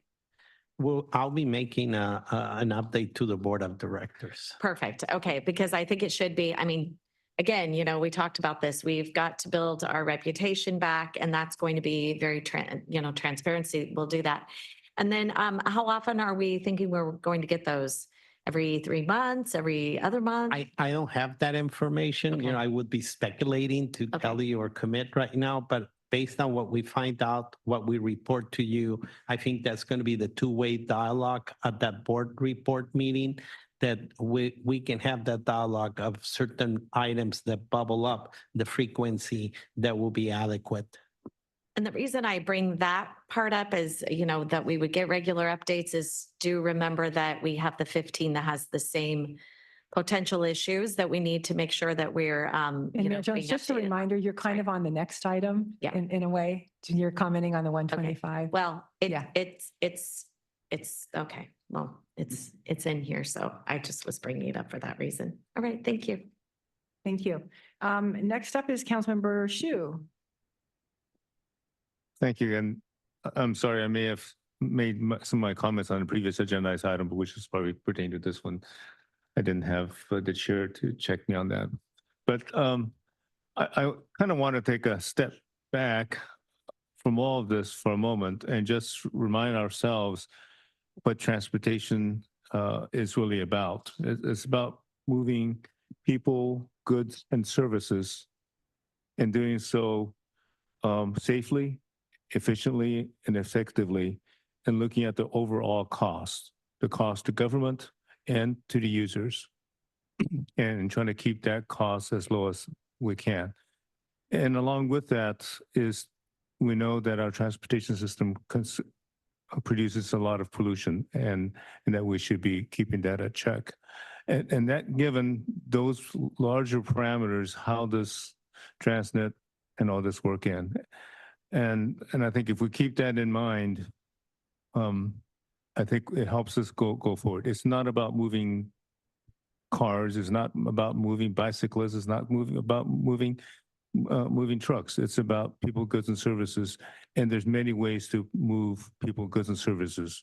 And one example would be we now have technology so people can work from home. So they provide services without us having to move their car or anything else. You just may need to move electrons. So that's important, I think, as we go forward in terms of how we deal with something like Transnet.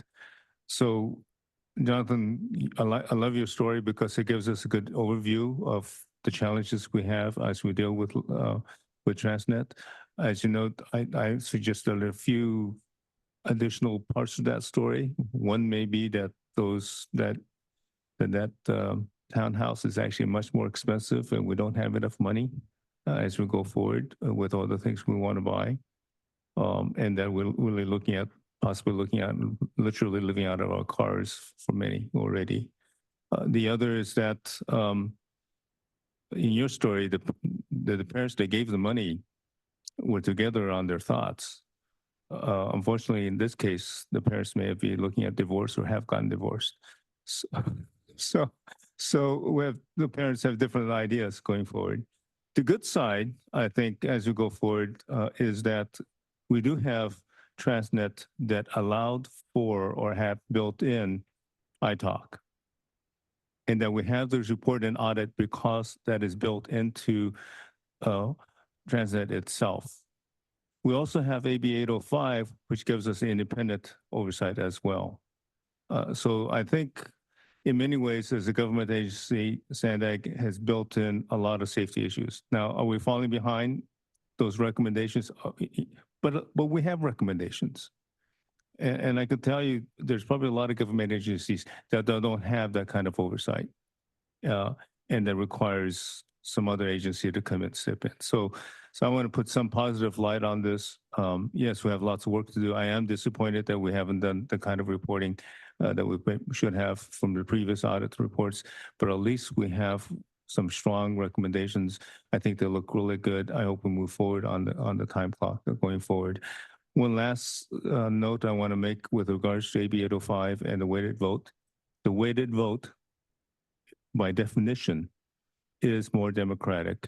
It gives more people, jurisdictions with more people, a greater vote, and that's the way it should be.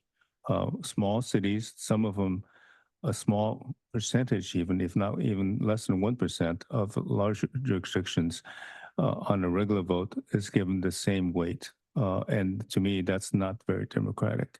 We should be giving the larger jurisdictions a larger vote or larger weighted vote, because that is what the democracy is about. And I think it's important for us. Okay, Councilmember Shu. I am going. I went off agenda because it was mentioned in public comment, so forgive me for that. But thank you for your report, and I'll end there because my friend Duncan is telling me to get off. Well, with that point of disagreement, I'll go on to our last speaker, which is Councilmember Molina. Thank you. Thank you very much, Mr. Frankel. I really enjoyed this report. Thank you, Ms. House, for focusing in a broad way on a summary of the very important findings in this report. I do appreciate that we started this conversation with a story, and I do want to add my little version of the story. This feels like a therapy session, truly. The main piece of this that I'm walking away with is that communication was and is needed. And I think that's the piece that brought me to this idea about a therapy session. Hopefully we will begin those recommendations as far as communicating and coming to mutual understandings. And if it's not that we're agreeing with each other exactly, at least we are willing to understand each other. And that my expectation is that brings us to a place of healing, because if there are broken promises, There are solutions that will get us to move forward and not stick with the broken promises. Mr. Kirk, I appreciate the door that you opened for how to find solutions to make the corrections that are necessary. The world changes, technology changes, and perhaps in this analogy about the married couple that borrowed money due to no fault of their own, they made decisions they had to make based on the changes that they had to encounter. And now we're at this therapy session where hopefully there will be healing based on the findings, based on the open door, based on a desire to communicate with each other for the purposes of understanding each other and moving forward. So lastly, I do want to thank Ms. Dawn Vettis. Thank you very much for helping us, for coming to SANDAG and helping us be better. Thank you. Thank you. And Councilmember Duncan, you're up. So just a couple of brief comments I want to make. One is we're an agency that is governed by laws and rules. We don't get to govern ourselves based on our feelings. We have rules. Even if they don't work, you have to follow them. For instance, in the story about the family, if they had borrowed that money under an agreement that had contained that they had to buy under those circumstances and they didn't do it, the parents could sue them and take the money back. That's just a fact. It's not that you get to do whatever you want when there's rules and agreements just because it's difficult or even if it's impossible. It doesn't allow you to break the rules and do whatever you want. You know, we have to follow the rules. That's just it, period. It's a nice story. I didn't hear who had the weighted vote in the story. Maybe the kids had the weighted vote. But I guess I'll just end with that people's version of what democracy is in whether the weighted vote is more democratic or not is very different. There's checks and balances. That's like saying, let's get rid of the Senate because we're not going to have any checks and balances. We'll just have the House based on population run the country, and we can get rid of the executive branch and the judiciary, and we'll just have, you know, a poll on every issue, and that's how everything will be decided. So I think that's why a lot of people philosophically have a problem and why they support more of a, you know, constitutional republic type of government in the issues, because in a certain extent, if that's how we're going to do it, I don't really know why we need this board. We can just have the couple or 3 or 4 cities just make all the decisions without us. Thank you. Thank you. This is discussion only, so we don't need a motion, and we're going to take a break, just a short one. Thank you.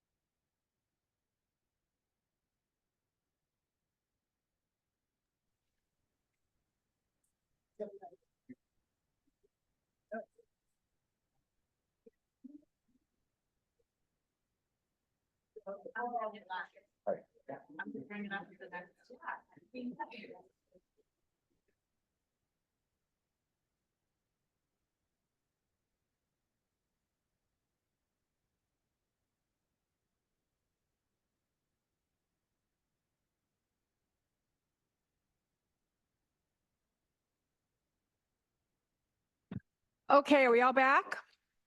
Looks like we've got at least a quorum. So let's continue back with item number 14 because Mayor Drucker from Del Mar wanted to speak and his request did not register in the system. So let's go to Mayor Drucker. Okay, thank you very much, Lisa. Appreciate it. Want to make three major comments on this. One, Transnet. Okay, number one, the Transnet analogy, that's a perfect analogy. But I think one of the major changes that has happened is that now we as a board need to provide options so that people can get out of their cars. When the initial Transnet, it was talking about congestion. Now it has to be about providing options. People do not have the ability to get out of their car to get to work, whether that's taking a bike, a bus, carpool, et cetera. And unless we provide those options, we will continually fail. Number two is my immediate reaction to this. Ultimately, we have to change process, but ultimately we are understaffed. We need to have a whole lot more staff to be able to get these types of processes done so that we can report and understand what we are doing. And we as a board have failed because we've consistently told our executive directors, our staff, just go get it done. We don't care how you do it, just get it done. And we as a board are going to have to step up to the platter and give staff the budget so that they can monitor, they can ensure that projects are being done appropriately. Finally, I want to make a small comment about the city of Del Mar. Somebody made that in the public comment. The city of Del Mar did not ask for specifically a cost benefit analysis on the tunnel yet. We know that that will come eventually. The specific council member that made that request has been censured twice by the city for not speaking correctly in the public. So understand that we are not sitting here asking for a cost benefit analysis today. Thank you for that, all those comments. All right, let's now move on to our next item, number 15, the annual comprehensive financial report. And who's speaking? Kim Tremmel. And Jennifer Farr. And I just want to highlight that Kim is also, for those who don't know her, one of our new employees in the finance. She's the finance director, and she just came from the city of Stockton, where she was the CFO. So that's part of all this work that we're doing. Excellent, welcome. Thank you so much. As they said, Kimberly Trammell, I'm the Director of Accounting and Finance. And so this item today is to present the financial audits for the fiscal year ended June 30, 2023.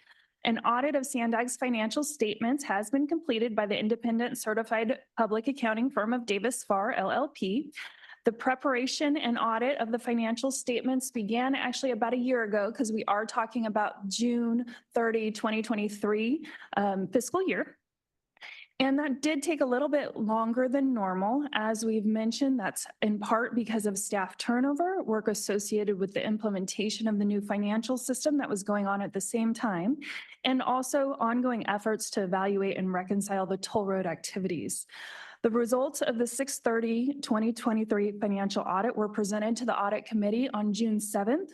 Last month, because the results are significant, including a qualified audit opinion due to the SR 125 toll road activities. This item is being brought directly to the board of directors to be discussed and was scheduled at the first available meeting. At this point, I'll turn it over to Jennifer Farr from the independent certified public accounting firm Davis Farr to present the audit results. Good afternoon, Chair and members of the board. I'm happy to be meeting with you today to present the audit results. I put together a short PowerPoint presentation to go over the scope and timing of the audit and the audit results. Last summer, we were selected to perform the audit for the fiscal year ended June 30, 2023. And I wanted to point out that the scope of our audit includes both financial statement audits of SANDAG and its component units that are performed under government auditing standards, and also compliance audits that are listed on the slide.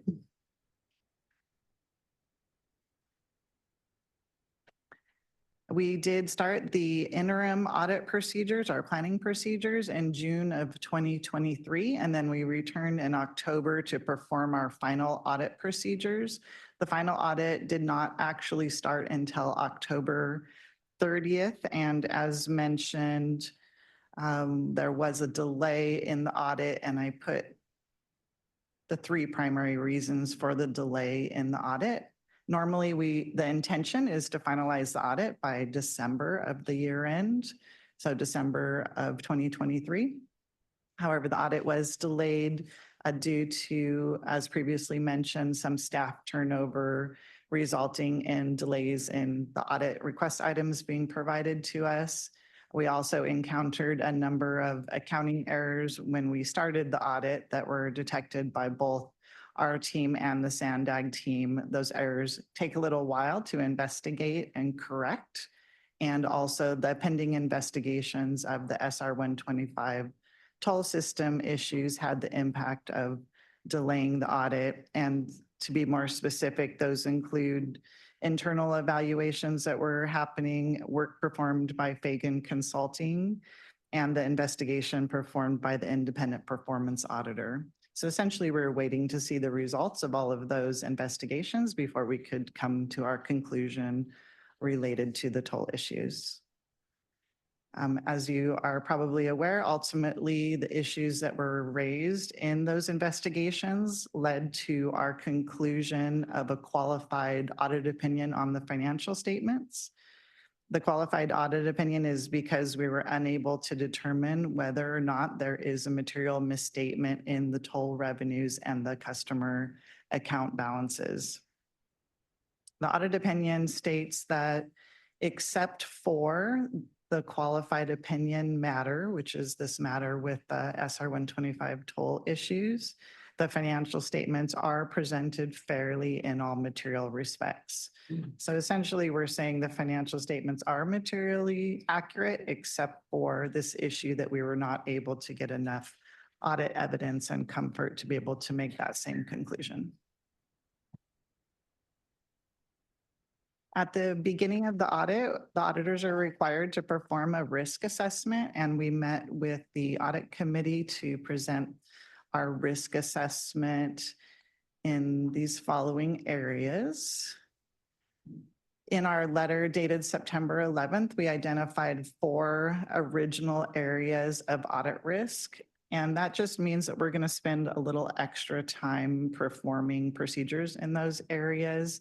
Audit risk isn't necessarily a bad thing. It's something that the auditors are required to assess and come up with risk areas every year. So we had identified 4 areas of audit risk, and then during the audit, we added an additional audit risk area to look into further. I'm going to go through each of the results of the audit risk areas next. The first one is the implementation of a new accounting standard for subscription-based information technology arrangements. It requires a recording of a capital asset and a long-term liability for essentially IT subscriptions that go beyond 1 year. The SANDAG team identified 12 subscriptions that met this criteria, and there's a new footnote in the financial statements, which is footnote 2L, that contains information about the terms of those subscription agreements. The second area of purchasing compliance is something we had identified as a result of the reports that were issued by the independent performance auditor as being an area of higher risk. As a result of that additional risk, we changed our procedures a little bit. starting off, we performed a Benford's Law test, which is a fraud detection tool. This tool compares the expected frequency of numbers occurring to the actual frequency of numbers occurring in any set of data. We utilized a 2-digit Benford's Law test, which uses the first digit and the second digit in a payment amount to evaluate the differences between the expected and the actual frequencies. So if you see the line that goes through the chart, that is the expected frequency of numbers, and then the lines that go up and down are the actual occurrence of numbers in your cash disbursements data for the whole entire year. So for example, 225 could be a transaction that's $25, $251, $25,800, for example. It's the first 2 digits. So from this, we look at the items that are highlighted in red as being highly suspicious, and the items in yellow are suspicious. And we selected from those areas 30 transactions to do additional testing to ensure that there were no fraudulent transactions and also that purchasing compliance was followed in those areas.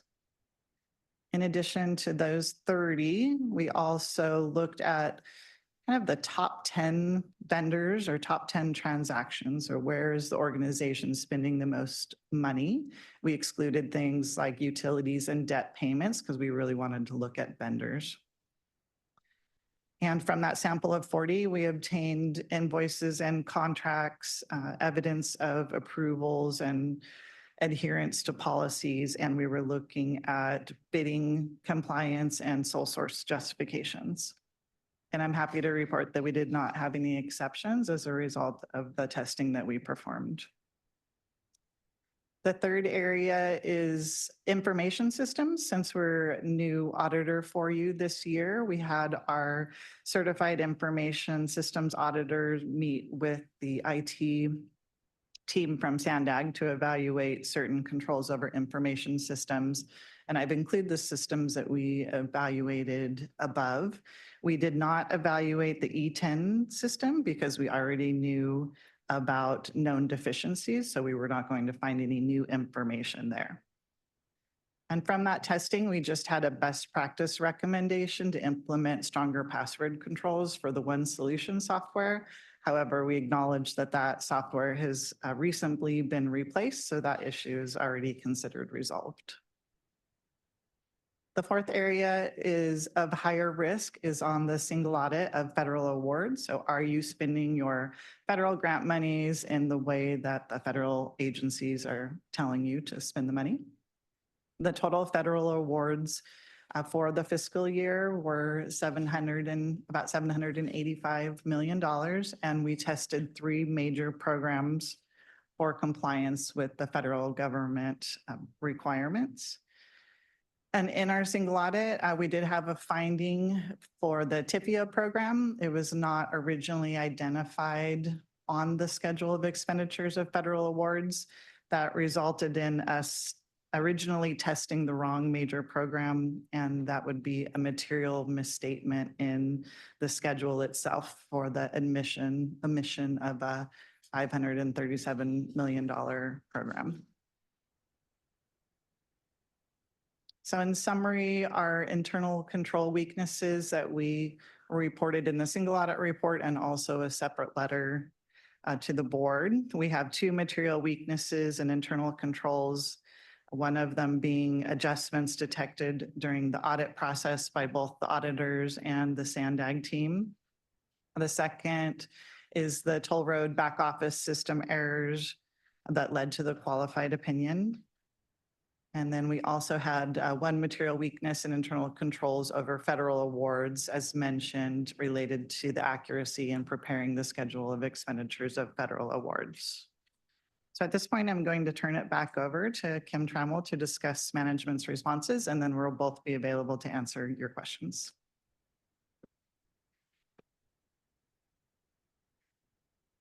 Thank you.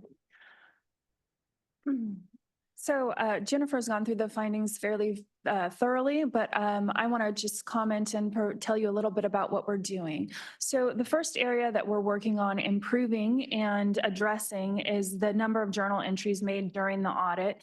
The journal entries completed during the audit were identified by both our auditors and SANDAG staff, and they were necessary to properly report transactions in our financial statements in accordance with generally accepted accounting practices. What we've done is we have since hired 2 very qualified accountants that are a major part of this process and are working on our schedule for the June 30, 2024 year-end audit to make sure that we're really have enough time and have the right resources in place and the right experts in place to review the trial balance before we turn it over to the auditors. 23 was a little bit of an unusual situation. There were some complex and unusual interest rate swap transactions that needed to be recorded in the books. And those, even though we were using an expert, we actually had to make adjustments to the journal entry that was provided by that expert. As I mentioned, we have 2 of our staff positions that have been filled and we'll be working on this year's process to have a more proactive approach. And as those complex things come up, the right resources will be identified. The second item related to the toll roads back office system, and the reconciliations with the financial statements. So system errors were not bringing all customer transactions over to the accounting system. SANDAG has been working on this for months now to work with the current back office system provider. We're doing weekly meetings to review the toll transactions and how that is being brought over to the accounting system. A number of fixes have been identified and implemented in the current system, and the progress to date has reduced variances that we're seeing between the 2 systems.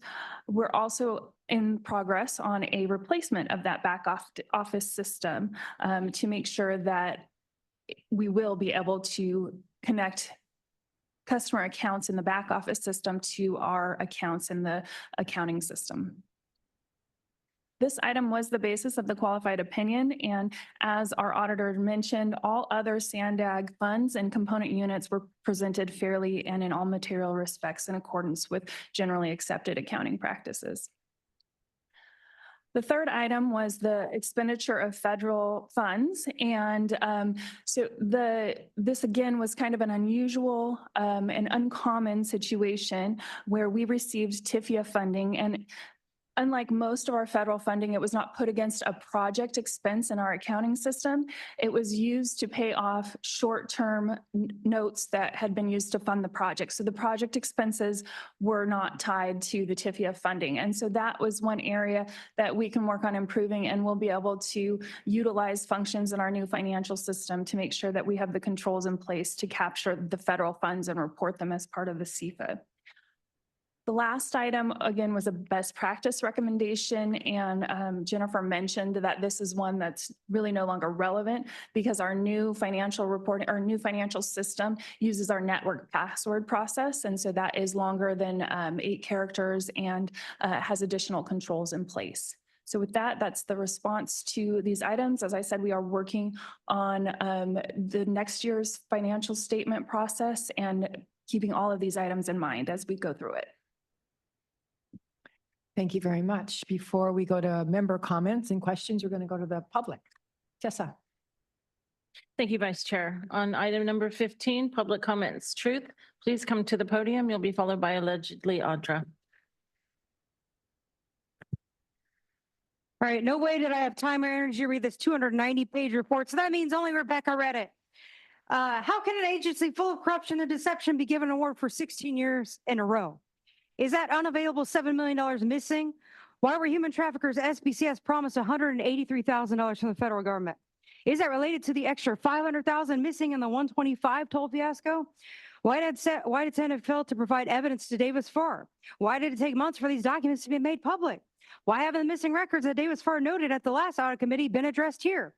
Why are money and records outside of SANDAG's circle of control? Why are the management excuses, Mario, always so weak? Why do they always promise we'll do better in the future and then never do? Why is SANDAG materially weak and deficient in internal control with the people's money? Why is there some staff who think they can override the board's decisions and the promises to the people who paid the taxes this agency consumes like cheap candy? Is there no code of conduct? And you can't go back on your word. Once we have decided, we have spoken. You cannot go back. And my critique of this report was really hard to skim. Thank you. Allegedly, Audra, you'll be followed by Mark.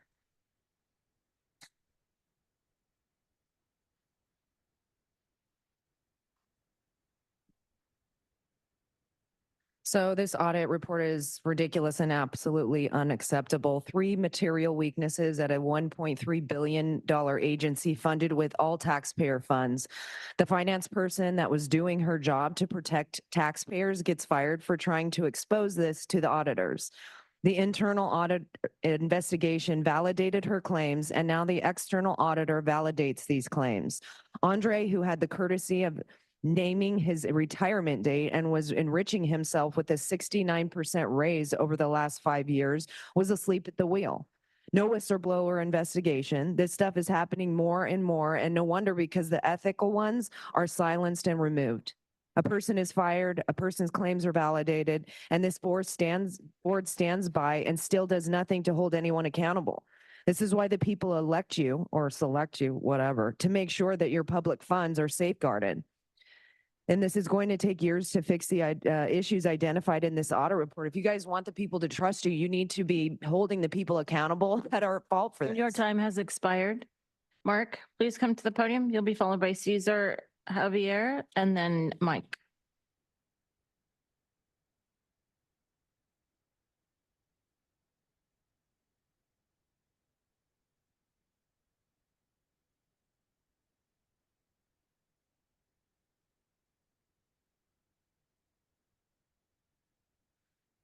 So, Mark, so $780 million, that's over 750 billion. Wow, all to do Agenda 21 things that are completely against our sovereignty. So Shu mentioned efficiency. I'm going to give it some examples that are comparable to, because these are your policies for your housing. Right now, what the mayor of San Diego is doing, Todd, his idea is to spend it's around $450 million over 30 years. And this is typical of what your programs do. Now, I already figured out that you can 3D print 10 by 10 rooms. He wants 1,000 beds. You can 3D print these 8.5 by 12s. They're portable, they're mobile, they'll fit on the roads. You can do 1,000 of them for $1 million. Also, you can have the best 5,600 watt scooters, one for every single person. You could put them on PS. Your time has expired. 1 million. Yeah, no. Cesar, Javier, please come to the podium. Sir, your time has expired. Cesar, Javier, please come to the podium. You'll be followed by Mike, and then phone number 672.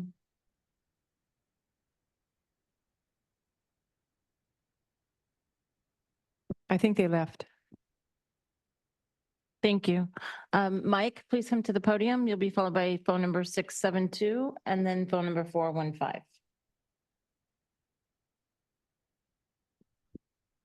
Wow, this is a frightening audit. We learned here today that if you ask for a quiet part out loud in the city of Del Mar, you get censured. And with regard to a weighted vote, my God, if you're a resident, I fucking feel sorry for a resident that lives in Escondido or a resident that may live in San Marcos, right? Because with the weighted vote, those residents don't fucking matter in the county of San Diego. They just don't. Valley Center, keep going further out east. Oceanside, nobody matters in your town, homie, with the weighted vote. Congratulations, Jack Shu. You support a completely racist agenda. Our next commenter, phone number 672. Please go ahead. Yourself muted.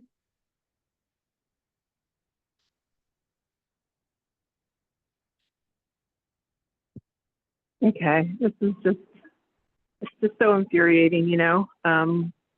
ditto to everything that Truth and the original draw said. And Mike, just gosh, more people paid attention to what you guys do and don't do. It's like, you know, you want us to be, oh man, you want us to just be complicit. And okay, you know, you're going to have resistance, and there's people that are waking up to what you guys do and what you're doing. And it's just going to be, gosh, I can't wait till that day. I hope I'm around. Shit. It's just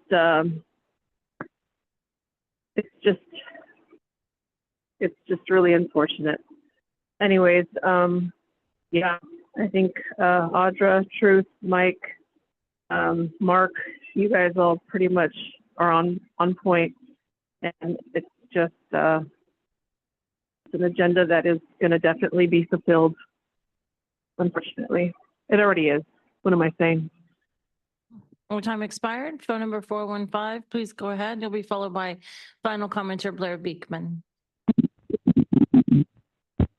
That Mayor Jones couldn't mention something in the last item that is in this item is incomprehensible, and another reason why more and more people are thinking SANDAG is glossing things over. Maybe it is. So we get an annual comprehensive financial report and other financial matters in presumed compliance with the Statement of Auditing Standards 114, ridiculously short report. Apparently a lot of partial testing on only random sample vendors. We know there's a higher risk of fraud, so why limit it? Only 2 material weaknesses, especially after the last item. I doubt it. For instance, as I heard it, the back office system did not even bring over all the transactions to SANDAG. Let's see how they're doing with auditing 101 before we count higher. Thank you, Council. Your time expired. Final commenter Blair Beekman, please go ahead. Hi, Blair Beekman. Interesting public comment today. Thank you for this item. I was interested the concept of whistleblower needs. How is that issue going? I think SANDAG and other cities in San Diego County they're trying to work to develop better whistleblower protection ideas. I hope that work is going well. SANDAG could be a leader for the county in that way. Good luck in continuing those good practices and how that can be of help to this item and to other items in our future, our collective future, and our community future. Thank you. That concludes the public comments. Okay, thank you so much. I just have a couple questions before we go to our one speaker so far, who is up, and that is, this, you know, there's no way to sugarcoat if this is not a good thing to have an unqualified ACFR coming from a city who has having a qualified one, excuse me, having never been in this situation. What does it take to fix this? And it seems to me, number one, if you could clarify this, it's just accounting errors, right? It's journal entries, or is there more to that?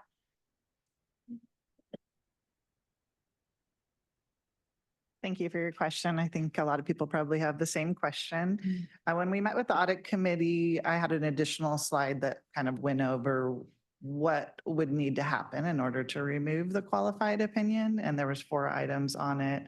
One of them is that all internal and external investigations would have to be concluded, and the findings noted in those investigations would have to be resolved. Secondly, there would need to be no ongoing reconciliation issues between the back office system and the accounting records. The third is that there's a system of internal controls in place to ensure errors are detected timely and reconciliations are performed regularly. And lastly, there'd have to be some ongoing testing once we do know everything's correct, some ongoing testing to make sure that additional errors are not occurring. Realistically, I don't know if that's going to happen with the current system. It's very possible that we might have to wait until the replacement system is online before we can meet that threshold. But of course, we'll take a look at it again for the year ended June 30, 2024 audit.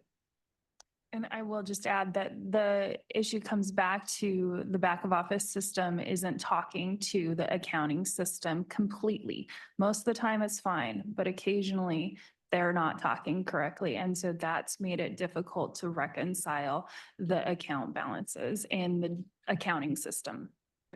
So it's been stated, I think incorrectly in the UT, and we hear speakers say it often, were 45,000 people mischarged? No.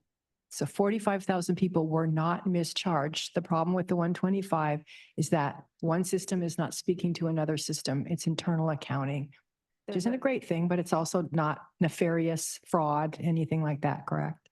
It's a system error between the two systems, yes. Okay, very good. All right, let's go to let's go to speakers. Councilmember Molina. Thank you very much, Chair Huebner. My question actually is right along the lines of your question regarding the opinion, which is qualified. First, I wanted to clarify this could have been pass, fail, or qualified. Is that correct? No, it's either qualified or not qualified. Oh, okay. Okay. So there is no pass, fail. No. Okay. So my question then is, if the two options are qualified or not qualified, does a qualified opinion then have, given the rationale that you have put in the report for the reasons that, what the findings are, does that have repercussions other than trying to get our, SANDAG in order and moving forward and being better? The opinion that you have offered, does that have repercussions? For example, if we go out and look for federal funding, is that going to negatively impact that? I would start with generally no.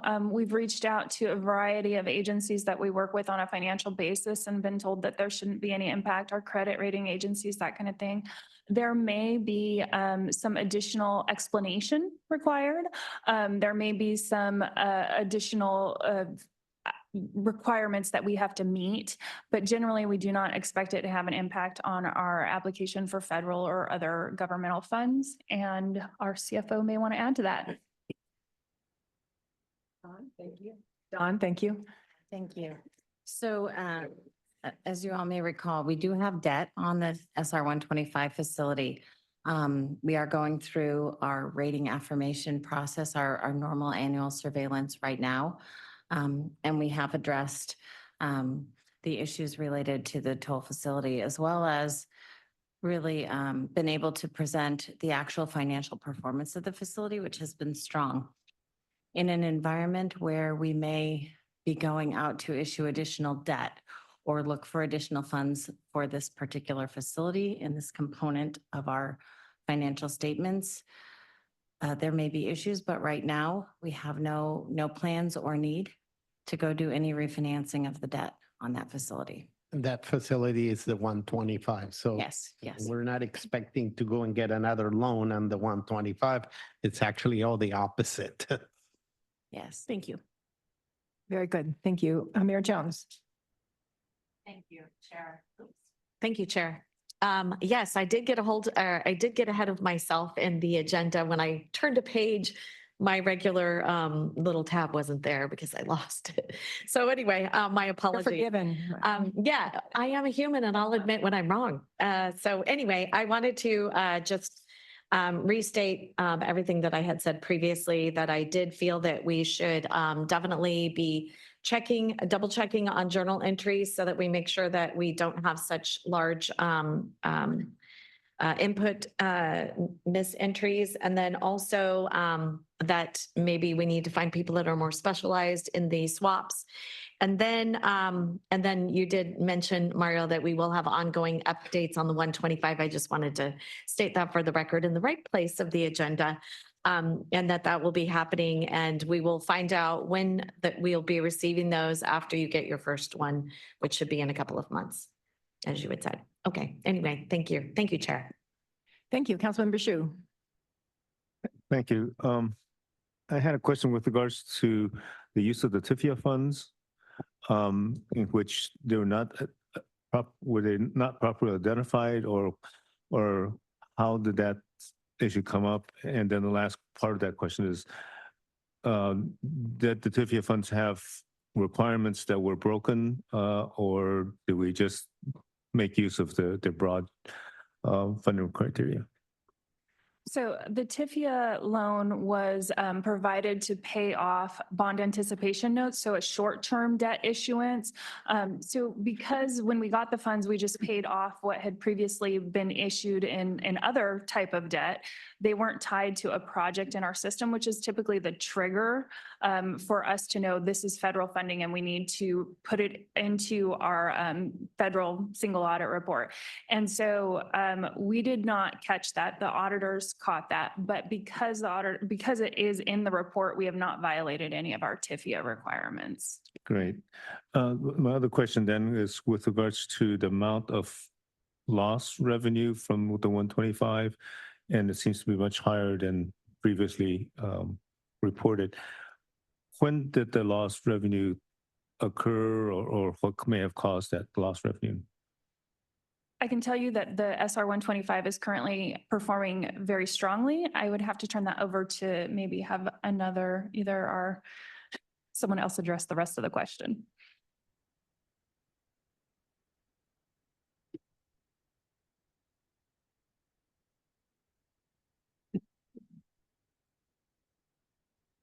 So the toll facility itself has not been losing revenue well, other than normal leakage that you might have on any roadway of its type. The earlier lost revenue that we had reported, a year or two ago more, was related to the roadway system elements. What is happening here is what we are seeing is the inability to reconcile between the two systems. But right now, we do not believe we have continued money that is being lost to the facility. And the cash receipts and the performance of the roadway are demonstrating that.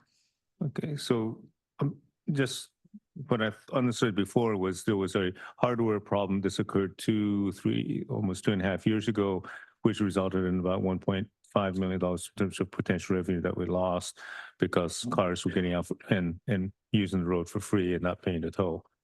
Is that still the case, or are we talking about potential lost revenue because we're having problems reconciling these two accounting systems? The reconciliation between the two systems is not resulting in lost revenue. I can tell you that it is really, we are actually going in and finding the differences and adjusting for that correctly. What we have is we need the backup documentation to match. And so that's really kind of what it comes down to. Councilmember Shu, are you asking specifically about when we were losing the toll revenue because the gantries were down? So that issue has been completely resolved and we have new system in place. That was part of the, when we were updating the roadway system, that's when we lost that revenue. That has been fixed and we monitor that on a regular basis and we know those gantries are working. So we're no longer losing any revenue from the roadway side. Yeah, and I was here at that time. So I just want to clarify that issue. People keep on talking about lost revenue or as the chair mentioned that people were being overcharged or undercharged. Much of that either did not occur or we're just reconciling information. The only real issue was 2.5 years ago, we had a hardware issue that has since been resolved. And now we're really just dealing with two systems that are not meeting up in terms of figuring out one system checking out with the other. Yes, for the most part, that's a true statement. We did have some other issues with the roadside system as we were bringing it on and testing it, where we believe we may have lost some revenue.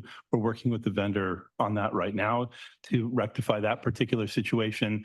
And in terms of any other customer losses, we still have a data analytics team that is working on looking at each customer record or samples of the records to make sure that there's nothing happening within the system where customers would be losing money.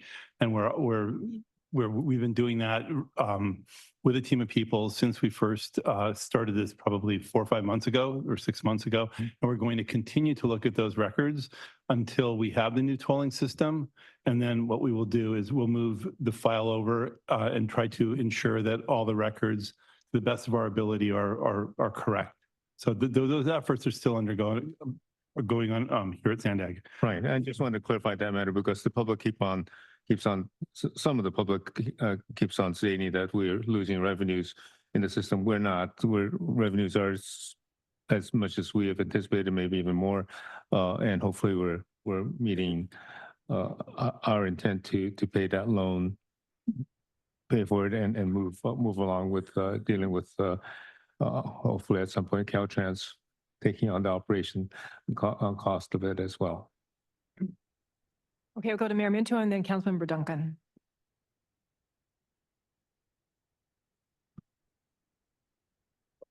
You know, I think this report validated a lot of questions that have been asked by certain members of the board of directors over the last several years. And that's refreshing. It's not good seeing a report that comes out that's not 100% qualified. But in order to make changes and to grow, you have to, look at the hard facts. Appreciate your comments, Jack. I appreciate some of the other comments about, well, it's a software issue. We're trying to reconcile. But it's, there's a misstatement of facts here in a lot of different areas, and somebody lost money. Even if it wasn't a customer that lost money, a taxpayer lost money. Taxpayers losing money every day until we resolve a lot of these issues. Mario, you're a new CEO. We have a new CFO. We're there. We're going to have some other people in high level places over the next few months in this organization. And in the new year, we'll have some new directors. We'll have probably even some new executive directors. And everything we do between now and then is these reports have to be looked at very closely. And that's the opportunity for the new folks to take over and to complete the changes that have been started. Because if we don't complete those changes, then I have to question, are we making the right decisions as board of directors on who we're hiring? And I don't mean to say that in a negative way, even though it is negative, but I think we made some important decisions by hiring you. And we expect you to make important decisions hiring others that are going to be coming forward to not, I'm going to say it this way. Everybody wants your organization to look good. Nobody wants to open themselves up to any kind of maybe potential lawsuits or other criticisms. But we have to do that. You know what? We make mistakes. We make mistakes. We own up to it, just like Mayor Jones does. And say, okay, we're going to not just do better, but we're going to have a resolution to it. Failure to do that means that every one of us should be fired. Every one of us, and get people in here that are trustworthy, willing to admit their mistakes and go forward. So my final comment on this is thank you for the audit. If you can get even deeper into it and find really more issues that we have to fix, thank you for doing that. Don't be afraid. Don't be afraid. We can't ever be in that position again where somebody's afraid to come forward and say, hey, I found something. Because if we don't like, somebody that's in the rank and file finding something that's wrong, we have to reevaluate our positions, period. And, let's own what we're doing here and go forward. Thanks. Thank you, Councilmember Duncan. So my questions are solely for the independent auditor whose report and information we're looking at today. So in regard to your independent audit, having listened, say, for instance, to the last 10 minutes of conversation the board's had, did you audit any of these items that they're discussing about? think you need to be a little more specific. So did you about your audit question. how the tolling situation on the 125 and how the systems are talking to each other or not, and how much citizens or taxpayers may or may not have lost? Was that within the purview of your audit? How the systems are talking to each other and the reconciliation, yes, definitely. However, we did not conclude our testing in that area because of other investigations that had gone into it in a substantial amount of depth. So we were able to reach our conclusion without What would you, reperforming I'm those sorry to tests. interrupt you. I'm sorry. Did you, so you see, you audited it. So what did you look at beyond the financial statements provided by SANDAG staff when you did your audit? If we're talking specifically about toll revenues? Yeah, what you were just speaking of, yeah. Right. So we started some analytical procedures on the toll revenues and received support for the customer account balances and accounts receivable balances. Ultimately, we did not conclude testing because we were waiting for the results of those other investigative reports, and found that there would be no need to continue testing those because we had already reached our conclusion. Right. So when someone looks at like the title of what is submitted to us, it says report on internal control over financial reporting and on compliance and other matters based on an audit of financial statements performed in accordance with government accounting standards. So you're not auditing internal controls or looking for other problems in procedures. You're given financial statements and you review those statements in accordance with government auditing standards. And when you see areas that are shown, you ask for the backup or reconciliation or information on those, right? You're not, for instance, expressing an opinion on the effectiveness of SANDAG's internal controls on anything, right? You're absolutely correct in your statements, yes. And that's the most important thing for me when I hear the discussion today. We don't just look at report on internal control over financial reporting and on compliance and other matters. We look at the second half of it, which is based on an audit of financial statements performed in accordance with government account auditing standards. And that is all this is. And that is why the report specifically states our consideration of internal control over financial reporting was for the limited purpose described in the preceding paragraph, was not designed to identify all deficiencies in internal control over financial reporting that might be significant deficiencies or material weaknesses, and therefore there can be no assurance that all deficiencies, significant deficiencies, or material weaknesses have been identified, because that's not what your role is in this audit. So the other discussion we have is staff's response. But for me, and I don't mean to talk down if anybody else already knows this, but I don't think everybody in the public knows it, and I have to remind myself that that wasn't what this investigation was, nor is there an investigation we're looking at right now that is verified these items. So I guess that's, unless you have a comment on that, I'll stop. No, that's very correct and very accurately stated. Courtney, would you like to weigh in, please? It sounds like there's a distinction between an audit and an ECFR and an investigation. There is. Thank you. I'm Courtney Ruby. I'm the independent performance auditor. And I just wanted to remind everyone, so the recommendations from the investigation, there's two recommendations that are relevant to bring up, is an independent financial assessment of the finance department. So that will be coming forth. We're issuing the RFP, and that will be looking at the internal control structure, the reporting structure. So you'll get a sense of an independent assessment that while the audit report, as Jennifer stated, is focused on the financial statements, the independent assessment is to look at, are there deficiencies here that need to be addressed at a structural level? So you can have more confidence. And I think it ultimately will build towards that repair work that needs to happen in order to get a clean opinion again. The other recommendation that was made is a daily reconciliation between the systems that are going on for the CAP system and the ETAN system. So we are in the process of recommendation follow-up where we go out and see what's the status of recommendations. So we'll we, OIPA, Office of Independent Performance Auditor, will be bringing back that recommendation follow-up in the fall. Thank you. John. Thank you. And I appreciate that. And that is what I was making the point of, which is this Davis-Farr report is not for the purpose of expressing an opinion on the effectiveness of SANDAG's internal controls. And that may come back to us in a separate report. I just have a brief follow-up question for you.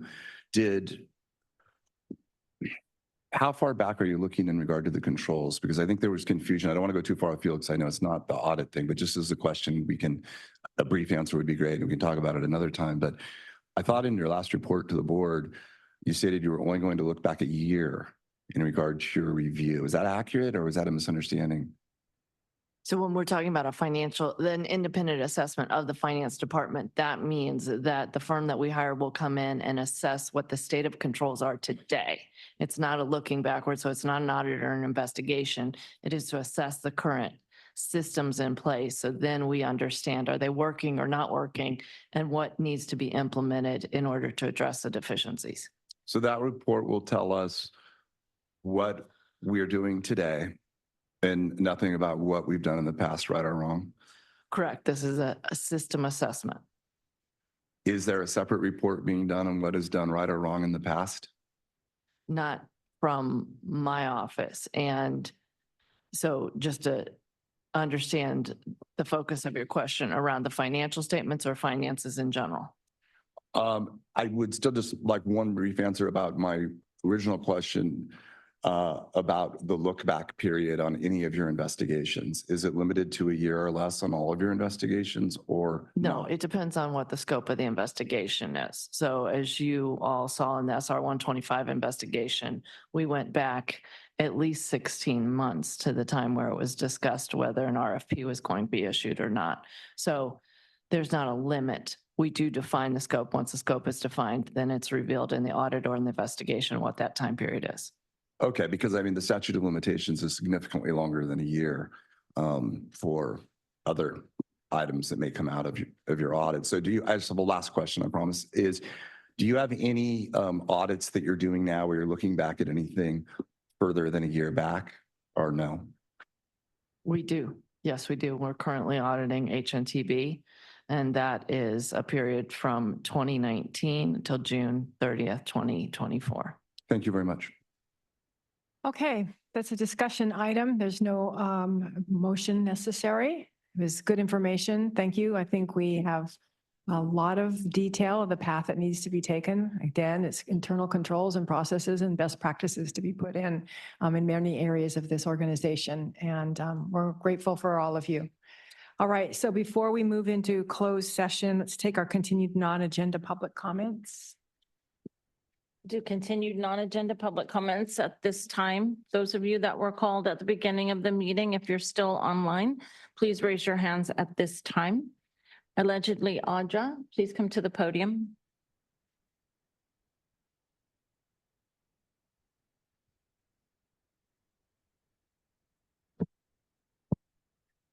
What to talk about? Oh, goodness. Well, how about the border? I have a friend down at the border in Jacamba who got beat the crap out of by an illegal that just crossed over the border. It was pretty crazy. And then he just wound up being released into San Diego. And I have another friend who's another reporter, and he actually found a whole passport of a terrorist on the watch list that has been since put into San Diego and then going off who knows where, right? But it's cool. I mean, there's nothing to worry about there. There's nothing to worry about unaccompanied minors either that have their birth certificates or documents dropped off at the border when they're supposed to be traveling from like El Salvador to Ecuador and back. I mean, it's totally not weird to find those in California at a place where they're being picked up by Border Patrol. So, I mean, it's just interesting that the border's secure, right? That's what you guys say, totally. And so, we have had a little girl be raped, but you know what? That's normal these days. I mean, it's totally like something that happens every day, but nothing to see there. So you guys, good for acknowledging exactly what's happening. Expired. Our next commenter, Mary D., please go ahead. Hi, Mary Davis with concerns about the Borders Committee. It seems you cancel almost half those meetings, which then begs the question of how seriously you take the critical issues before you, particularly the biochemical hazmat crisis, aka sewage, flowing from Tijuana. Next, while I appreciate Mr. Frankel's iTalk report, taxpayers are tired of the Lucy and the football moves. If SANDAG can't fulfill the ballot language, stop charging us. Mom and dad want their money back for breach of ballot contract. Also, as a gentle reminder, our government was designed by intent as a constitutional republic, a system that combines representative democracy with foundational laws that protect individual rights and minority opinions, even municipal ones, against the potential tyranny of the majority. Lastly, some of you directors do take your duties far more seriously than others, so thank you for that, those of you who do. And thank you to those who voted no on item 12. Our next commenter, phone number 672, please go ahead.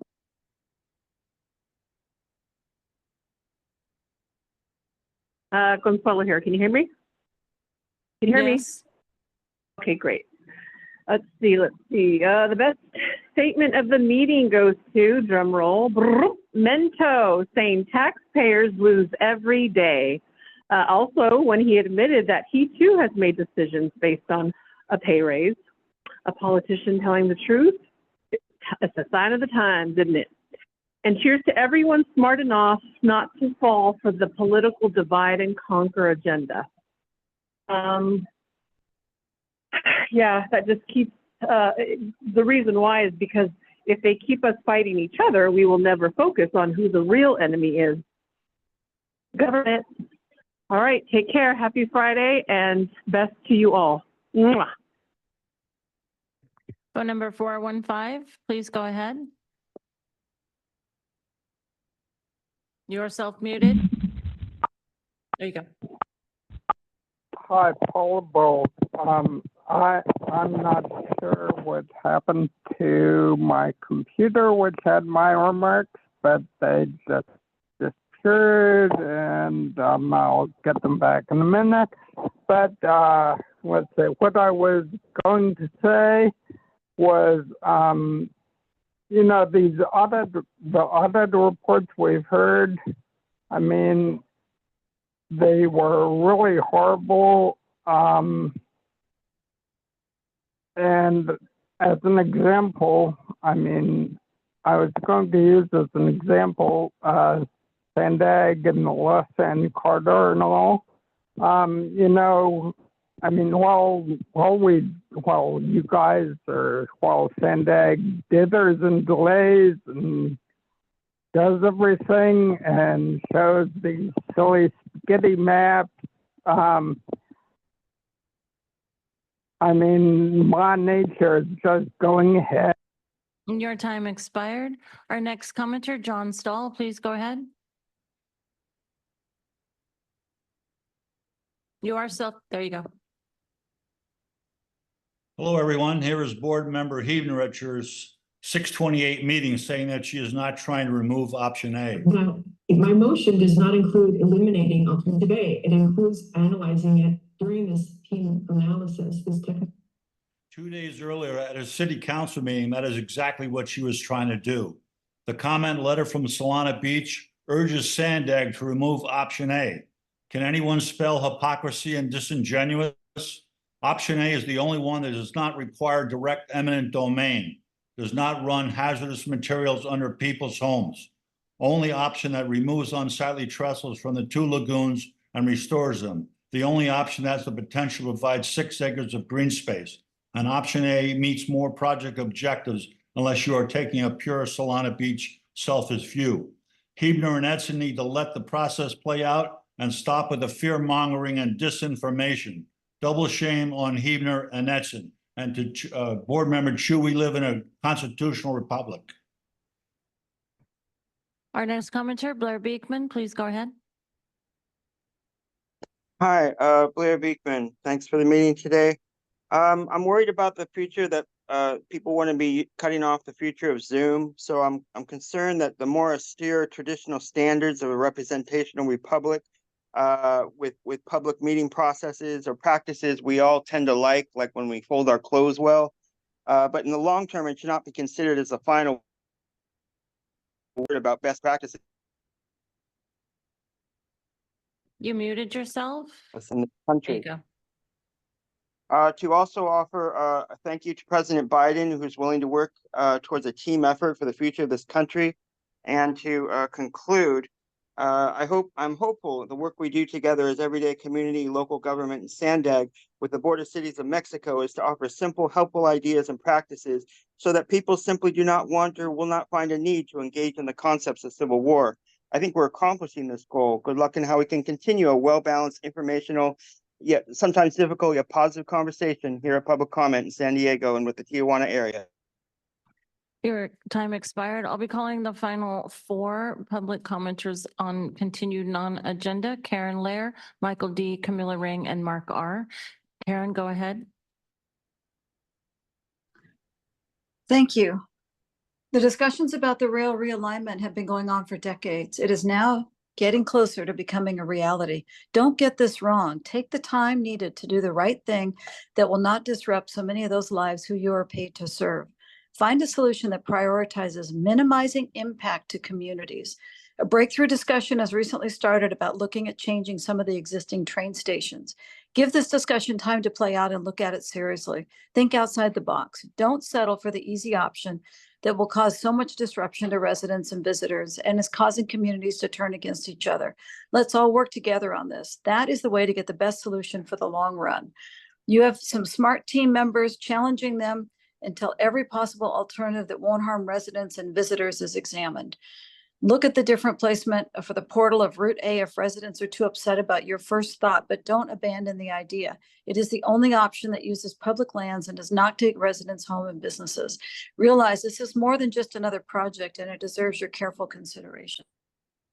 Your time expired. Michael D., please go ahead.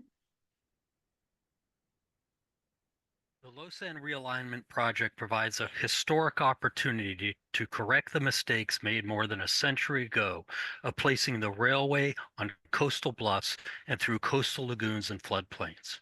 We now know about the serious threat of climate change and sea level rise to coastal infrastructure.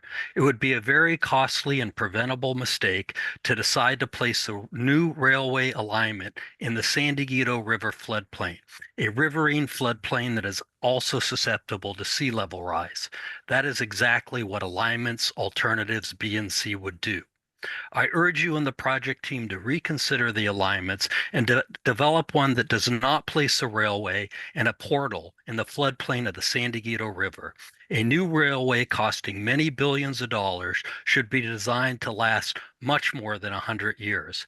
Please move the railway as far away from the coast as possible to protect it from sea level rise for a very long time. An alternative that parallels I-5 could achieve that goal.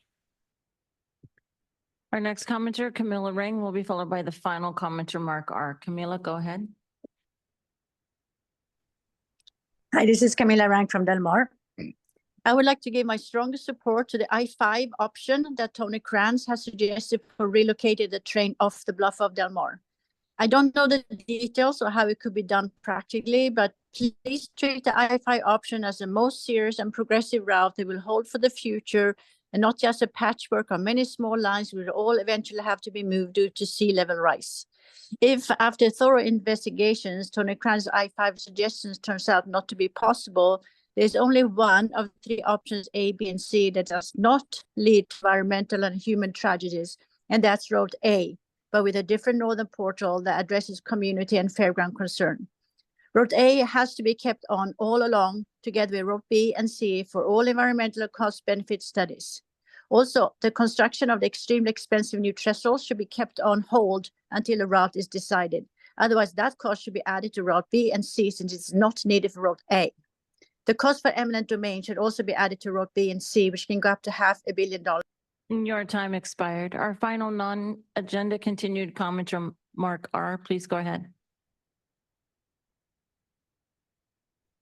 You are self-muted.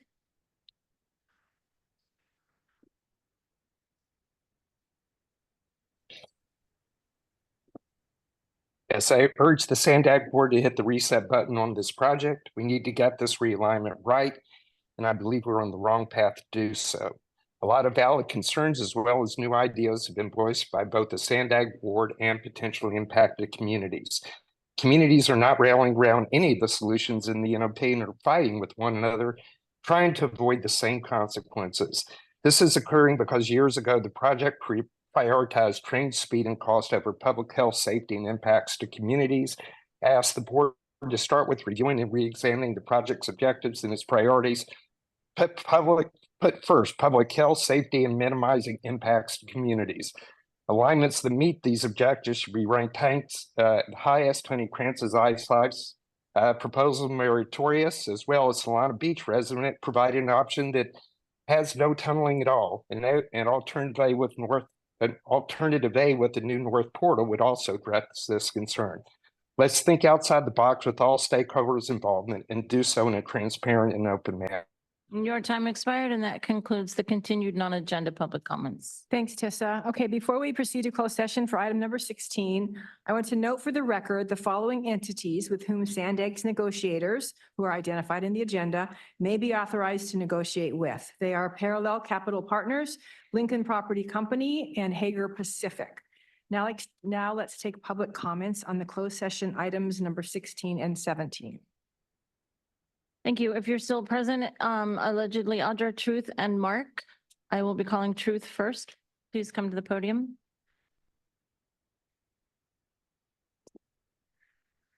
Sounds like we were missing some information to make a proper informed comment. I think you should just, let's just exit. Let's not do it today.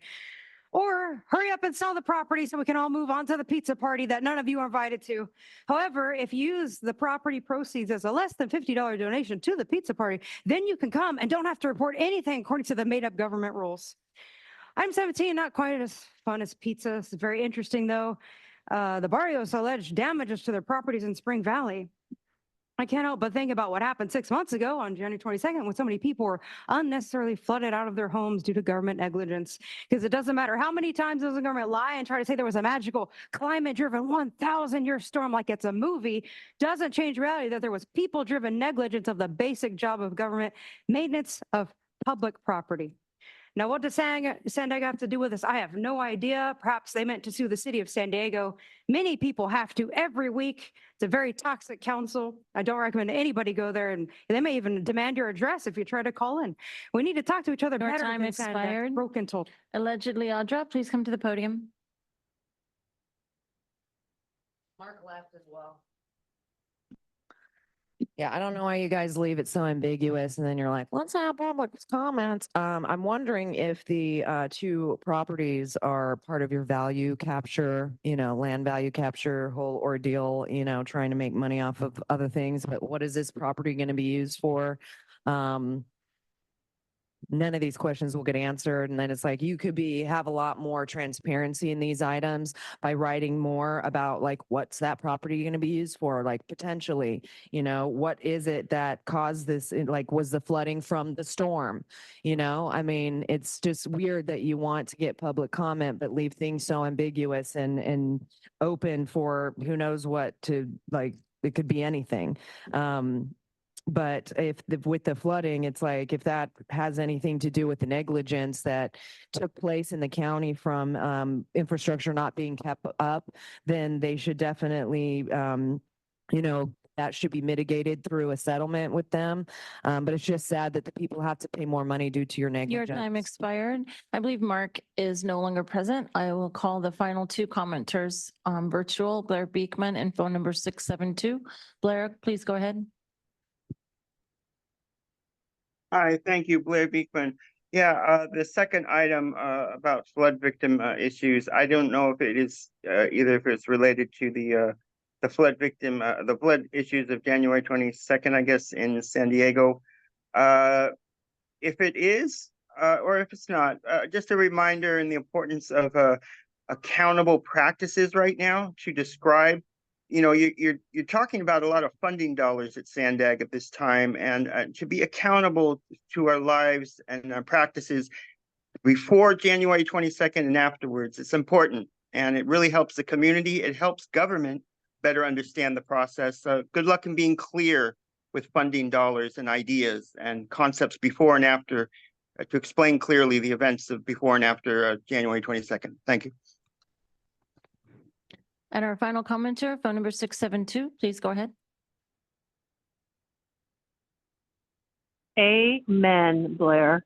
Yeah, it's very unfortunate that they are starting other projects, and yet we have people who are still living, who are now newly homeless due to their county vouchers being expired. And yet, you know, it's just, we have so many issues that need to be resolved, and yet this corporation continues to start new projects and can't even keep track of, it's just, it's so annoying. But all in all, you know, it was really nice to hear some new fresh voices and call-ins. And yeah, I encourage all of you to keep calling in and paying attention, because not many people are. So good luck with that. And that concludes the comments on closed session. Okay, thank you all very much. We're going to move into closed session. So those who don't need to be here, please leave. And those who do need to be here, please enter.